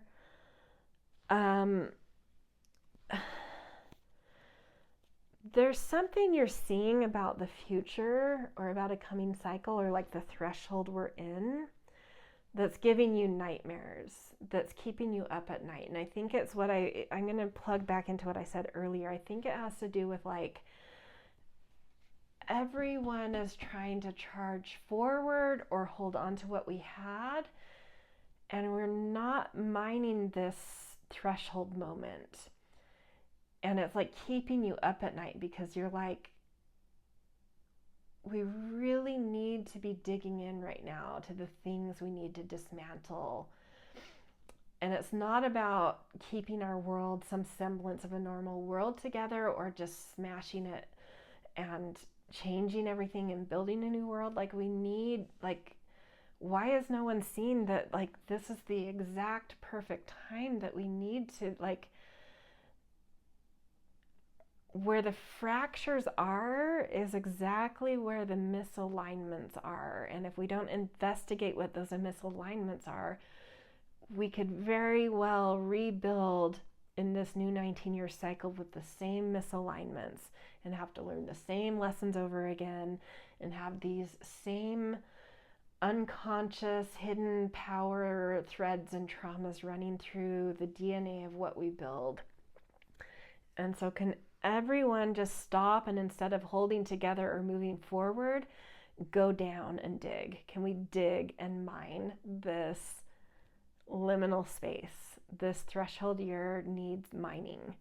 We need to uproot everything we can. And it's like keeping you up at night. Like, why can't everyone see this? Like, it's so logical to you and so obvious to you, but it's not to others. But you have this Chariot energy in front of you where you're like, well, you know what? I'm going into the void. I'm going into the threshold and the dark forest and that Plutonian subconscious territory, and we're uprooting everything we can get our hands on and exposing every misalignment we can get our hands on, because we do not want to build this way again. Okay, moving on. Aquarius season is the actual call to action. So we have a summit, and then we have a seed that's creating some new hairline fractures, but we're still it's still where we're like kept in the ordinary world. We haven't either felt like we could leave it yet, or haven't been able to for some reason. But when Aquarius season comes, it is call to action season. It's that brittle cold. It's the coldest season of the year, and things shatter, and some kind of construct tends to shatter that opens us up to having to re-envision, the future, and that liberates us, but also brings some bitterness. So what's liberating? For you, it's like, to me, it's like, what is liberating your ability to use that Chariot energy to enter the forest? What is liberating you to get into the forest that you're like chomping at the bit to get into?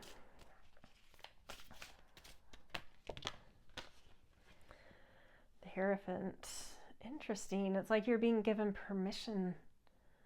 Someone's opening the gate for you that has like authority. That's weird. You wouldn't think that someone in an authority position would open any gates for investigation, right? But something, I don't know if it's like a legal judgment comes through that maybe they didn't realize that that would open a door to you, or I am feeling that because I'm seeing, like these pillars behind the Hierophant is almost like the gateway, and they don't see it's behind them. They don't see that they've opened it. That's what it feels like. It's like someone opens a door that has the authority to without realizing they did. But you're in this Pluto energy, which is very sneaky, and it knows how to investigate without being, without others realizing what they're doing before they're doing it, kind of thing. So I almost feel like, I'm kind of talking as if you're doing something big for the world. This could just be your life. But it's like whatever you're investigating, like a door is open that that circumstantial, that repercussion of that door open to you wasn't realized, or someone opens a door to you and they don't realize they did. There's some opening that you see that allows you to move forward into like digging and mining in this kind of liminal space that's someone with the authority to do so doesn't maybe realize they've done. I love it. This is an interesting story, you guys. Okay. Then we move to Pisces season, end of winter, which is like that. It's the end of the zodiac. It's where we're at our biggest, broadest boundaries, and in the hero's journey that I at least map it onto that supernatural aid point where we're getting, like either our fairy godmother, or like in Cinderella, or like Obi-Wan Kenobi in Star Wars, kind of, being a little bit of a, Luke doesn't quite know what he's about to walk into, the new world he's about to enter, but Obi-Wan kind of has this, he's subtly like giving him some new consciousness, right? So it's like in reality, it can just be inspiration. It can be some art we see. It can be something we read, but it can be someone that like, introduces us to new ways of thinking, or, opens new realms to us. And we have the Lovers, which is in the tarot, that's like decision making. But I also relate many people relate the Lovers to Gemini season,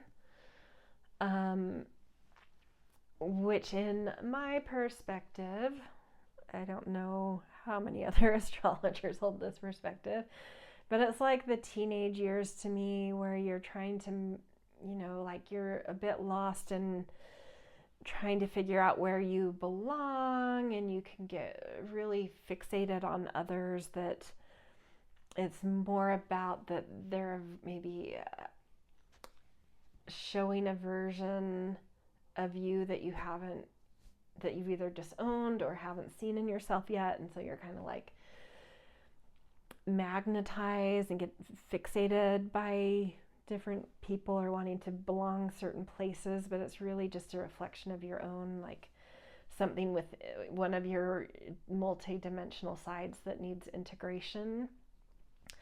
It's like when we find the way to merge our multi-dimensional selves into a coherent being, we find our higher self. And so I feel something about that in Pisces season, where you're finding, it's like inspiration or supernatural aid, whatever you want to call it. Something's coming in to help you become a more coherent self, a more merged self, and that new consciousness that's kind of wiring in is your higher self. that's what, and I think that's beautiful for what this year seems to be about for you, is like really being in your higher self, because you've found a way to like really be coherent within yourself. Yeah, that's cool. Okay, spring equinox brings us to Aries season, and that is the belly of the well, or the ordeal in the hero's journey. It's when the old way of doing things is no longer working, and so you have to start doing things a different way. Usually there's some kind of spark that gives you a new kind of spark of passion that helps you to like pull yourself out of the debris of winter where things have kind of fallen apart. There's exhaustion, right? And now something's awakened you, and you start pulling life together from the debris into something more like a new order, you know. But in the hero's journey, it's like the new world. In reality, it's just like creating order, like a new order in life, new organization, new order. So what is this for you this year? What more specifically, what is the spark? What is the spark that helps you to kind of like wake up to a new order and feel passionate and excited about a new path, direction, a new order of things?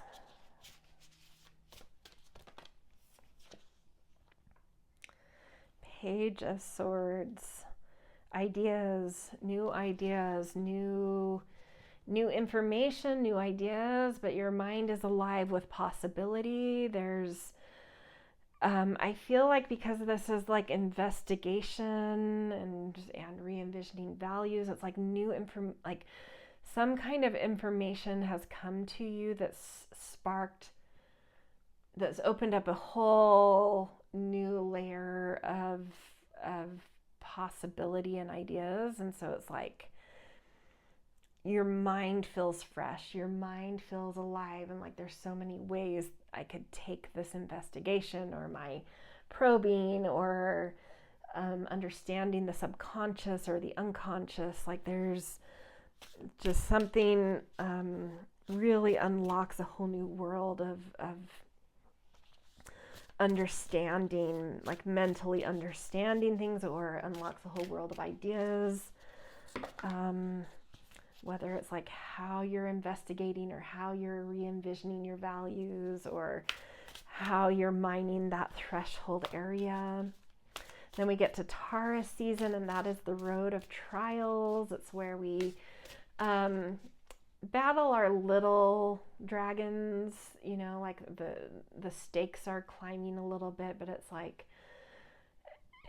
it's a place for us to battle the dragons that are actually our own inner demons. So as we see them in the external world and defeat them in the external world, we can defeat them in ourselves as well. And it's where we find new alliances as well. But it's also, Taurus season in terms of the zodiac is also the house of our values. And it does have a connection to this year and where I came up with this re-envisioning our values.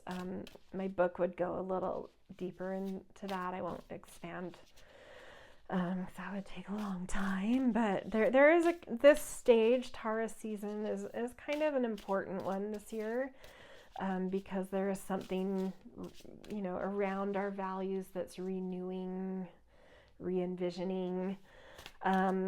But in the hero's journey, that also just relates to like slaying some of our dragons and finding our alliances as well. But that, you know, it relates to our value, you know, our values, our worth, our self-worth, our materiality, our senses, our preferences. So what value is being re-envisioned here? Three of Wands, I love that. It's like, or is that Three of Cups? Hold on, I need to put my glasses on. It's getting dark. Three of Cups, Soul Tribe.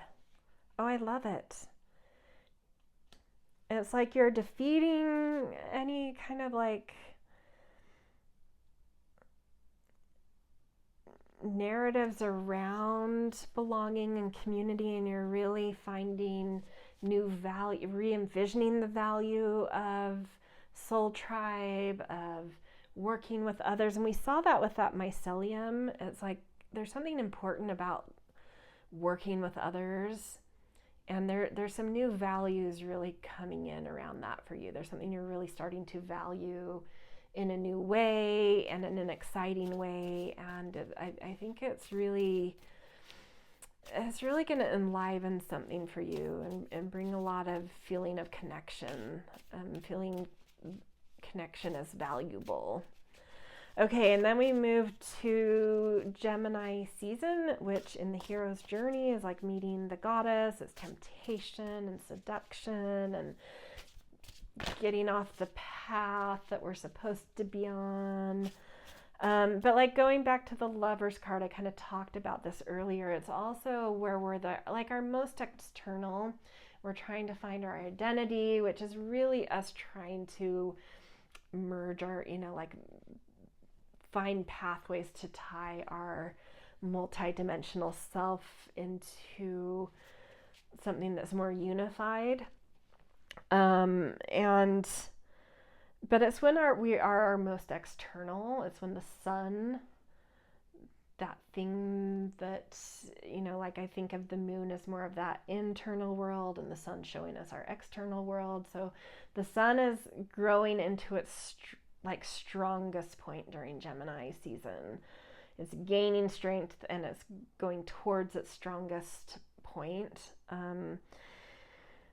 And so it's when we're the most external, and we're like those teenage years that I relate to Gemini season is like there's a lot of external comparison, and it does distract us. We can be witty and intelligent and arrogant and know-it-alls, but it's the time when we are most comparing ourselves to others and fragile in that way. And so that comes with, that getting back to the hero's journey and meeting the goddess. It is when we meet those external things that have a reflection of something about ourselves we're needing to integrate. As well as just going off straying off the path and getting in a little bit of trouble and being a little immature and being seduced and tempted and making mistakes. There's purpose around that because we learn a lot of lessons through that. Is it necessary to go through it all? No, but we do always learn lessons. We learn a lot by straying from the path, So what is that about for you this year? What might seduce you away from your investigations because you're needing to get more integrated in yourself? Seven of Swords groups. Right off the back of the Three of Cups, which is soul tribe, you come into this kind of social season and there's some deception and backstabbing in groups. That's interesting. I don't love it, I'll be honest. Nevertheless, it makes an interesting story from a storytelling perspective. Yeah, they're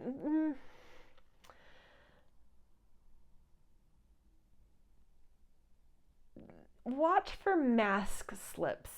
You're in investigative mode. Oh, actually, this might be you. You might be sneaky in this season, because the Seven of Swords can be like the spy, the strategist that's kind of getting, or whistleblower energy. And you can be on either side of that, someone backstabbing you or thieving from you, but you can also be that person that is kind of spying. and you're in that investigator mode. So there's something you're integrating, I think, about like your spy capabilities. um, and the reality of what that takes and deciding where you will and will not go. And there may be some hard lessons to learn in that in Gemini season. Oh, yeah, that's more, that feels right as I'm saying it. Like, as you dig, as you're finding information and mining the shadows and digging into the unconscious, it's like, where is your moral boundary with that versus, that's a gray area because there's certain things you can do that benefit humanity that might hurt like an individual. And people have different lines with that. So that's even though that could be literal, it's also meant as a metaphor. But I think Gemini season, you're trying to really get cohesive in yourself, because you may have a dimension of you that's willing to be more gray and another dimension of you that's a little more black and white and wants to be good. And so I feel like that season is helping you to like integrate where you're, to find something more cohesive about your line there of like what kind of investigation you're willing to, how far you're willing to go in digging and investigation and deception and to get information, and like charming others can go into conning others, so like where's your line with that, and what are you willing to do, and yeah, I mean, I honestly don't have, it's not something I judge too harshly if it's like for the good of humanity or the broader collective good. If there's, so no, I'm not trying to give you any moral guidance here around this. This is for you to determine. So I just want to be clear that I'm not trying to say like you shouldn't be doing some of these deceptive things. Like, I'm not judging that. I'm just saying everyone has their line. And sometimes those reasons to go there, to be a spy or whatever, or to deceive someone for a broader good, it's for you individually to determine where that line is for you. And what it's for, right? But there's something, it's not so much about that you're doing that or what you're doing. It's around finding a cohesive unity within yourself of where your line is, and to find your internal agreements around this. Okay, moving on to summer solstice, halfway point of the year.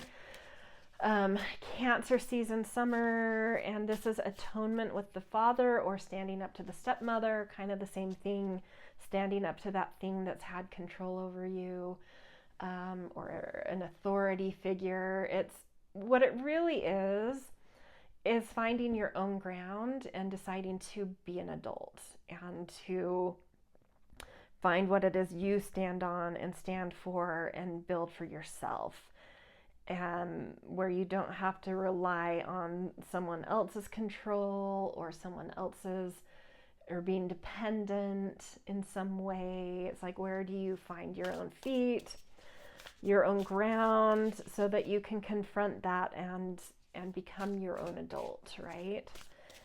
And show and prove that you're an adult, that you can stand on your own. Like, sometimes it's bad, like, I don't know if it's exactly atonement when Luke learns Darth Vader's his father. But there are stories where that atonement is like confronting that control that's had control over you and like cutting the cord, but sometimes it's like proving you're an adult so that that authority or parent figure will let go and allow, like see you as an adult. So like in Thor, when what's Thor's father's name, the ultimate god? Anyway, he takes Thor's hammer away from him because he's done some immature things and banishes him to Earth, and Thor kind of proves himself and he gets his hammer back. He's become an adult, so he has earned the right to be an adult and have his tool and stand on his own now and not be monitored of how he's using his Thor hammer, right? So there's a variety of ways that comes where it's like either you need to stand up and take control because something is a negative force, or you need to prove yourself so that someone can allow you to, inherit the thing that's your birthright because you've proved you're an adult. So whatever it is, there's many ways this happens and shows up. And okay, so what is your kind of finding your own ground about for you? And we've got King of Pentacles. Yeah, I already see it. Like, you are very adult already. Like, I don't think there's much you're going to need to do to prove, to find your ground this year and to confront any control that's over you. It's like you're like that thing, you went in with a strategy this year and there's some kind of psychic sense, and it's like, you just have to show up and be like, I am my own authority, and I don't think anything's gonna kind of argue with that. But it's just more about like recognizing it in yourself and saying like, I've got this. I know my, and this is King of Pentacles, so it's around values. So just proclaiming like, this is where I stand, this is what I'm doing. Dare to challenge me. No one's going to. That's kind of all it is. It's like, anyone want to challenge me? No one's going to. They wouldn't win unless they were the emperor in the tarot. I don't think anything else would. Maybe empress or emperor. Nothing else though. Probably, I don't know. Maybe some of the other major arcanas, but it doesn't matter. This is saying you're an authority. Just claim it, own it, proclaim it, witness it, know it for yourself. Recognize that you have ground to stand on is basically all this is saying, and use it. Okay, and then Leo season is when we come to apotheosis. It's when you now understand the ground you're standing on, and so you feel strong, and that allows you to open your heart. It allows you to take up space. It allows you to be more in command in life. But it's also like Leo, when you think of like the performer, the star and the performer, the actor, it is like where you do kind of have performance. You're in the spotlight and you're performing a bit, but your heart is open. And this is about, apotheosis is about finding your divinity. And when you talk to really serious actors and performers, they say that they have a mini death in each performance. They leave their heart on the stage. They leave a piece of them on the stage with each performance. They kill off a piece of themselves because they've elevated into some form of divinity through that openness of heart and putting it all out there.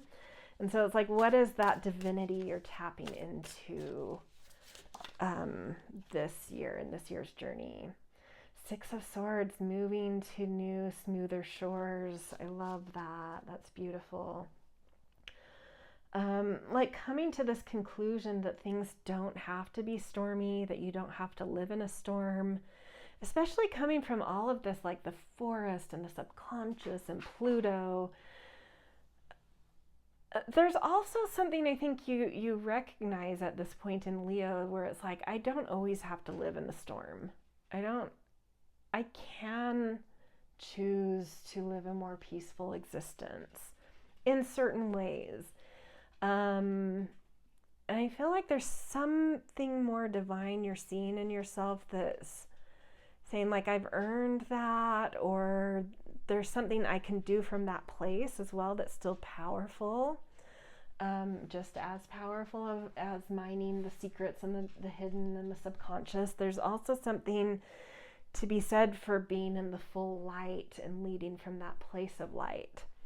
And it's like you're connecting that, where it's like, oh, I know how now to transcend, or to traverse from the underworld into the heavens, and I deserve to be in both places. Whereas like maybe before you didn't feel access to that like more light filled world, but there's something where you're like getting it like, I deserve to be there sometimes, or like to have access to that at least. I'm bridging an access to that, and yeah, that's what that feels like to me. Okay, and then we get to the ultimate boon with Virgo season. And that's when you find your purpose. And it's not always what we think it's going to be. When we chase the Holy Grail and we find it, it's not always glory that we think it might be. It might be, it's ultimately where we find our purpose. And purpose is more often duty than glory. But when we find our purpose, that doesn't matter to us anymore, because it is, you know, like it's fulfillment, right? And so if that requires duty and service, that's great. It's still, you know, like we found our fulfillment. So what is that this year, on this year's mission, this year's journey?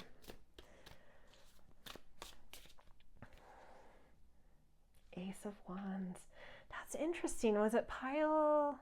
I think it was last Pile had Ace of Wands in this position as well. So I love seeing that multiple people, a lot of people finding a really profound purpose this year, and it's like a new spark, a new conception of things, a new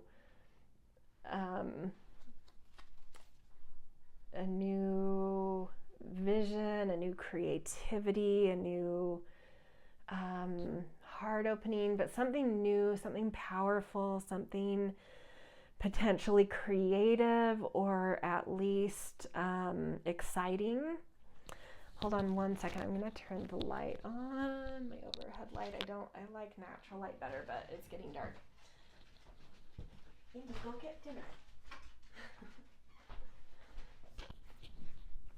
I also had to shoo my dog to go. His dad has made him dinner, and he's pawing at me to get dinner for some reason. Okay, anyway, so yeah, the purpose you come into is something very new, very exciting, potentially creative, but minimally exciting, stimulating, new, powerful. It will feel like the way this card feels, it will feel like I feel like there's like a gift, like it will feel like a gift of sorts. A treasure, because there's this like necklace on top of that branch that is the wand. There's also this like precious gift. I love that. So yeah, I'll be like, whatever it is that you find is like your purpose this year, the fulfillment of your year, or a sense of wholeness, new, exciting, but also like a treasure, some kind of like, you know. And talking about re-envisioning values, our values, there's something valuable placed in this hand, you know, this necklace that has like a stone on it. So some new, exciting value to be treasured, right?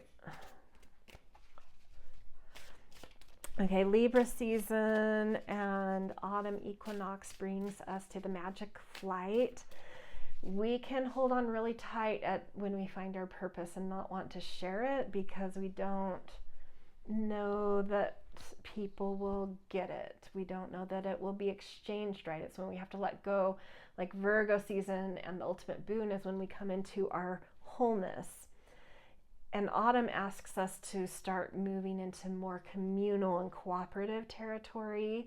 And so you need to start using that purpose in the world. But it's like there's imposter syndrome there. Like, yes, I have it. But then the minute it's asked of you, it's like, oh, but do I? Like, do I deserve this boon? Or do I know actually how to wield it?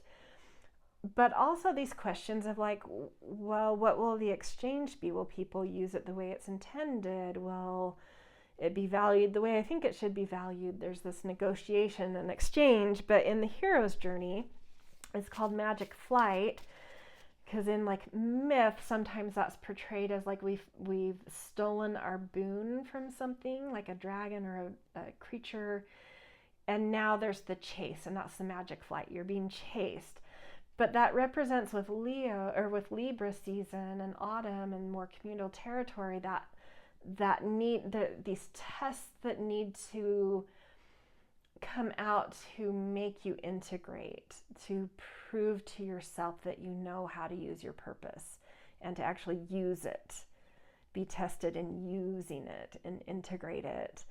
And also this, being chased could be your imposter syndrome and proving to yourself. And so like Leo is also this mirror. It's a mirroring season where we need things mirrored back to us. So that chase and the magic flight can be a mirror of the things we're trying to, prove to ourselves or understand about ourselves, or context that was missing that we have to kind of harmonize and retune what we thought of our boon or our purpose so that it resonates, that it's right. So there's that feedback energy that comes with that magic flight and the chase kind of thing, little tests that are like actually just feedback loops. Okay, so let's see what that is. What is your magic flight about this year? The Magician, proving to yourself that you are resourceful, that you know how to wield the tools you have, the resources you have to actually manifest things. So there may be pressure on you, or this thing that's sort of like chasing you and making you actually use your gifts in a way that like manifests things. So you have all of these investigations you've done, you've uprooted stuff, you've found this new creative purpose. But what are you going to do with it in the world? How are you going to show it to people, exchange on it, utilize it? And it's like Libra season will show that you are fully capable, which in some ways I think because of that King of Pentacles down where you're getting your legs. But the Magician is more agile than like a king energy. It's more needing to be nimble and clever, and beyond just being masterful and authoritative, you have to kind of be quick on your toes and clever and inventive, So this is proving that you're, because a lot of these things maybe have been like heavy and like proving I have the authority and digging up this information and working with the others to solve a puzzle. And it's all kind of these intense focused energies, but the Magician is nimble and flexible, and it's like, oh, you have to prove to yourself that you're also that. You're not just focused and intense and masterful. You can also be clever and nimble and quick on your toes. And so Libra season may push that, some tests around that, and you're like, but you got it. You're like, oh, okay, I can also like be really quick with this stuff and I don't know, like manifest things with it instead of just uproot things. And then we come to the rescue from without, and this is we starting to get into things that are like much bigger than us, where no one person has every resource to be everything to everyone and to themselves and everything in the world. We're not gods, right? And so this is where we have to reconcile with that. Like, I'm not a god. I can't be this ultimate hero that like a god could because I'm mortal.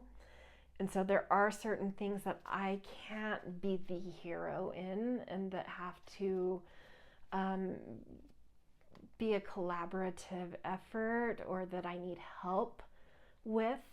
So it's like recognizing where your vulnerability is and allowing it to be seen so that you can get the help you need in the year, whatever hurdle comes up at this point in the year. Where do you need some rescuing? Where do you need to allow a vulnerability to be seen so that you can heal and be helped? And recognize that like even heroes are mortal, even our own little micro journeys that aren't so, heroic in a mythic sense, still require outside help, still require me to be human and like not handle everything on my own. And so what is it that you need help handling, that you have a vulnerability that needs to be seen, A, so you can heal it, and B, so that you can receive the help you need to get over this hurdle of the journey. Oh my gosh, pile 3 had this exact card in this exact spot too. If you want to check pile 3 as well, I don't know, maybe there's something there. That's just interesting though. So strength.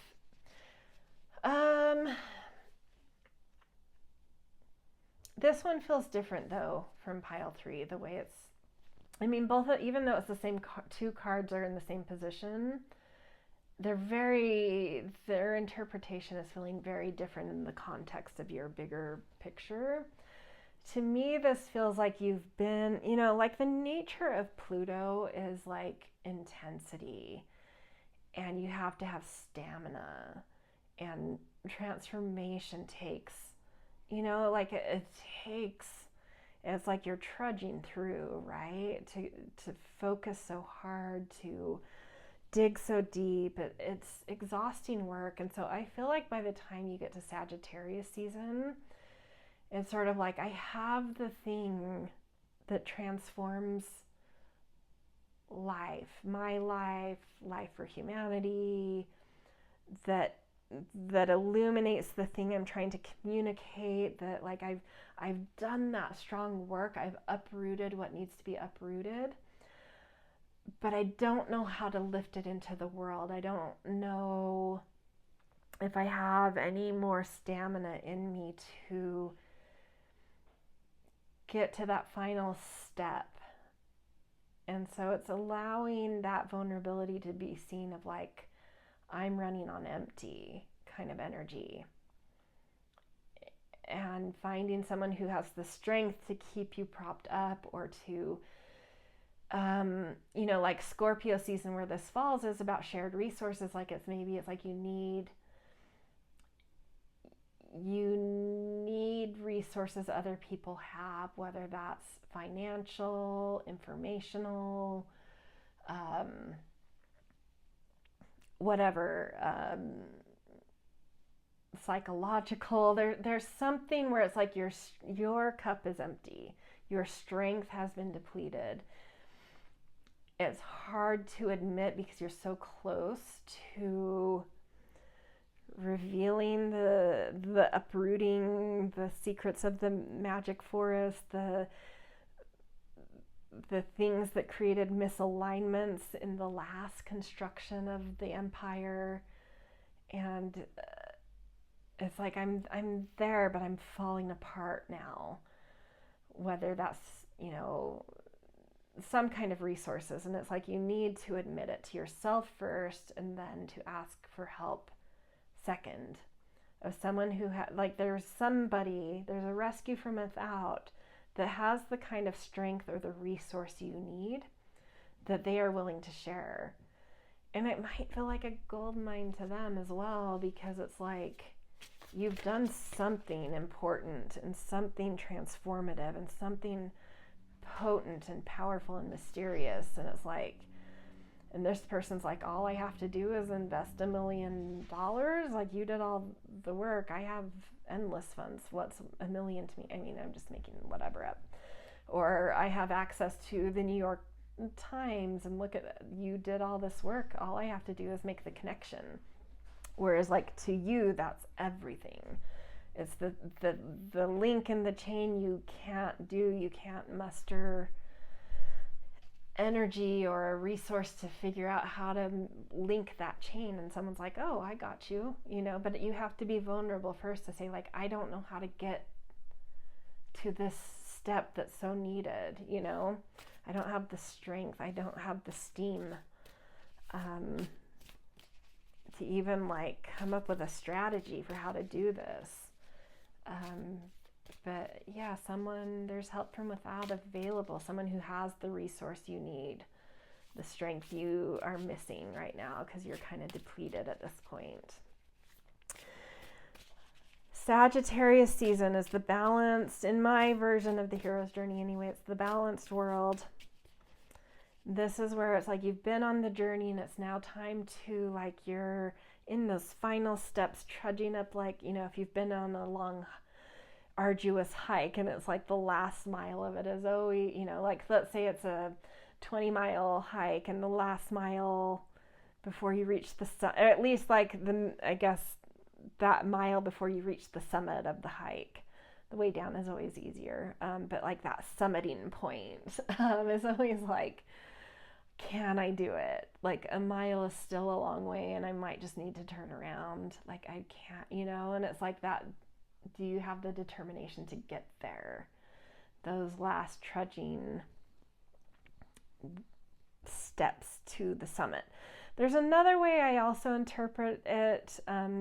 For the first 3 piles, I interpreted it differently. There's another version of this where it's more about, like, how do you meld your worlds? You've been on this journey. How do you bring your wisdom home to that mundane world where you have to kind of find a way to reconnect in? But the nature of your journey, to me, I think it's these last steps of something very long, arduous, focused effort this year. And it's just like, hang in there. You've got the last steps going. People are cheering you on. Step by step by step, one step at a time. Just keep going. You've got it. You got this amazing help you needed, some version of strength that was really powerful in that last stage, but you still need to bring it to the finish line. Maybe there's, like, you know, let's say you're writing an expose that exposes a tangled web of corruption in the world, of like a trans-global criminal enterprise that affects all sorts of governments, you know, not just the US or wherever your country is. And it's like, you're writing this expose, but like, to really make it come together, there's one source that has this like key information that puts everything into perspective and everything rotates around, but they want to be off the record, and it's like, you just have to get them to agree to be on the record for this piece to like really make an impact and really be received and really be recognized and understood and taken seriously. And so it's like that last trudging step of like, how do I get this person to go on the record? But it's like, you've got it, you know, that's just a metaphor for whatever this like uprooting deep energy is this year. Transformative, investigative, unconscious stuff, or digging into the hidden misalignments, you know. Obviously in our own lives it's not going to be like that huge mythic of a story of like a big, you know, like what I just said, a big expose in the New York Times or something. But what is that last mile you have to go? Um, what is that around, and how can you muster the strength to get there? Four of Cups, it's complacency. It's just like, yeah, it's like even though someone created that link you needed, was that strength you needed to, like, get your piece connected to the New York Times and them saying like, oh my gosh, yes, this is exactly what we want and we want to publish it, but you just have to get that last person to go on record for this to make sense for us to publish. You can, but it's like you're drained and you're just complacent and you're like, I've drained every ounce of everything I have with this. I don't see what I can do. I don't see the foothold I have to be able to do that. And it's like this paused energy of like, I don't know how to do that. I'm stuck, right? Or I'm just like, I don't have the energy to tap my magician again to get clever and tricky and find a way to spin this. And you're just like, I don't know, I just feel like you're just like, I'm just done. Like, I don't know what to do. But it's like the last point, and look, there's a hand though. And it's so funny because this card came out in a different reading. Maybe it was pile 1 or 2. And the same thing happened to me where I completely missed the hand until the moment I needed to see the hand, where it was like, but something's reaching out to you. It's like you do have a card to play. You do have it. You just need to like find the strength to go that extra mile, to get up off of, it's like you've sat down, you have 1 mile to go to get to the summit, and you sat down to contemplate it and regroup, and then you're like, I can't stand up.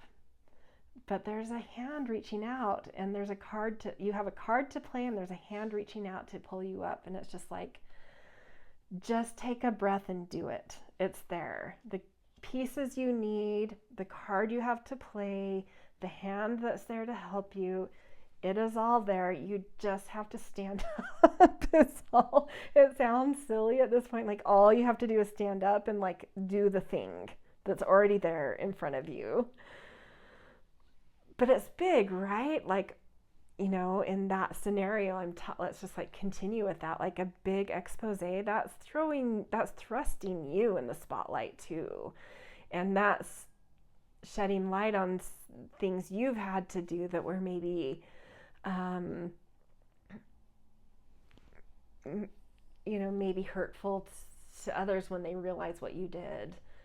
And puts a big target on your back in terms of people that are going to be pissed off, or dangerous people, powerful people. And so there's a lot of feeling there, right? There's a lot of insecurity too. And it's like, I've made it, but do I decide to pull the trigger? Like, this is big, right? And I feel insecure about it suddenly because it's that moment of putting it into the world kind of thing. And that's what I'm feeling. And it's up to you to say, yes, I think you guys will, but like, I get it. There's some insecurity there, and there's some exhaustion there. But there's something big, like the thing you set out to do, you do. You find those tangled webs,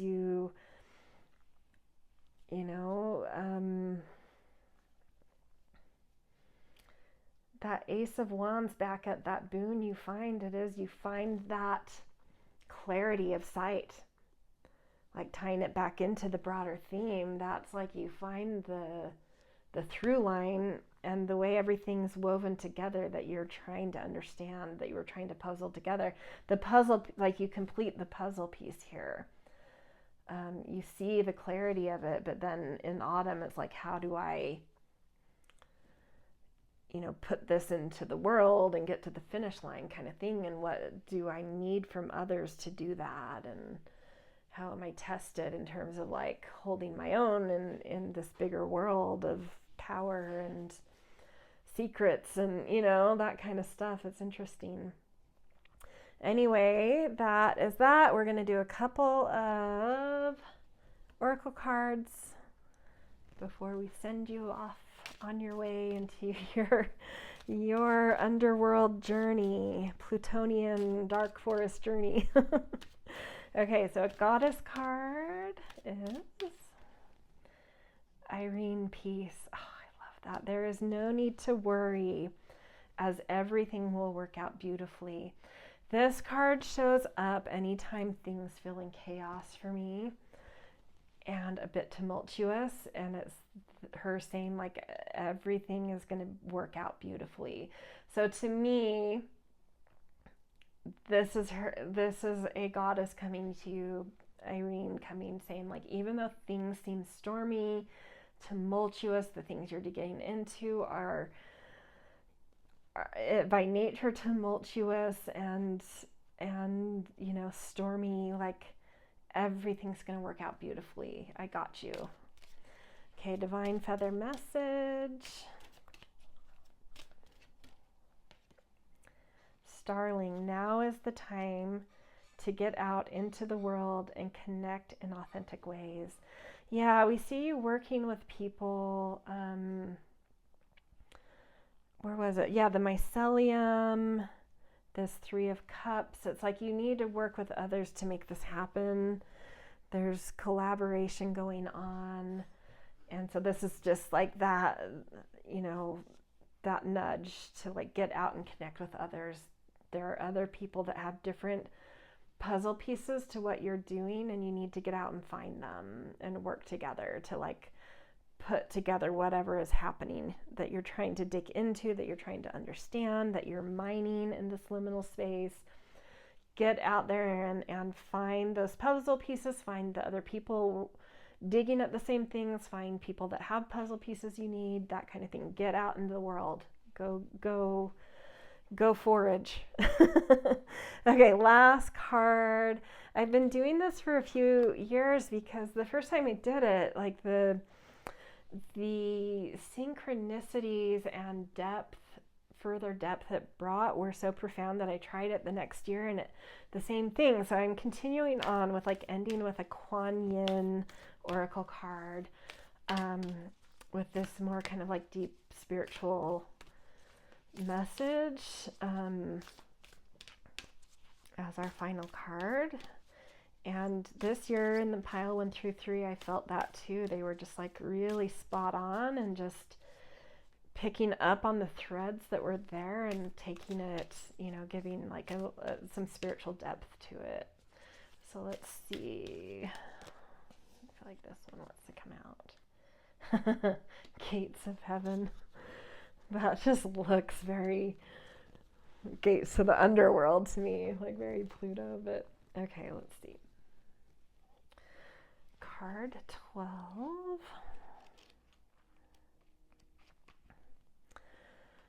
Okay, Gates of Heaven. All beings have an ultimate spiritual destiny of happiness and freedom. Beloved Kuan Yin shines tireless compassion on all life to this card. Yet sometimes attachments, lower vibrational beings, entities, and elements become frightened of divine love and believe they will do better to hide in human energy fields instead.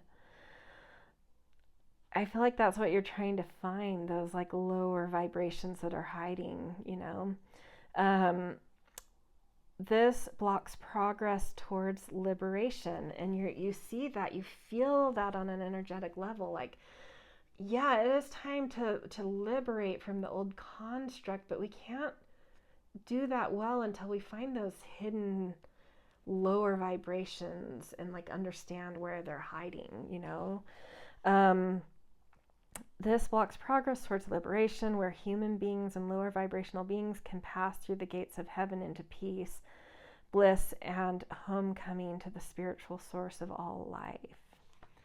Oh, I love this. So it like shows that part of the work you're doing this year is like giving more meaning to that Leo season, tapping into that greater divine elevated self, where you got the 6 of Swords, which is moving to that peaceful shore.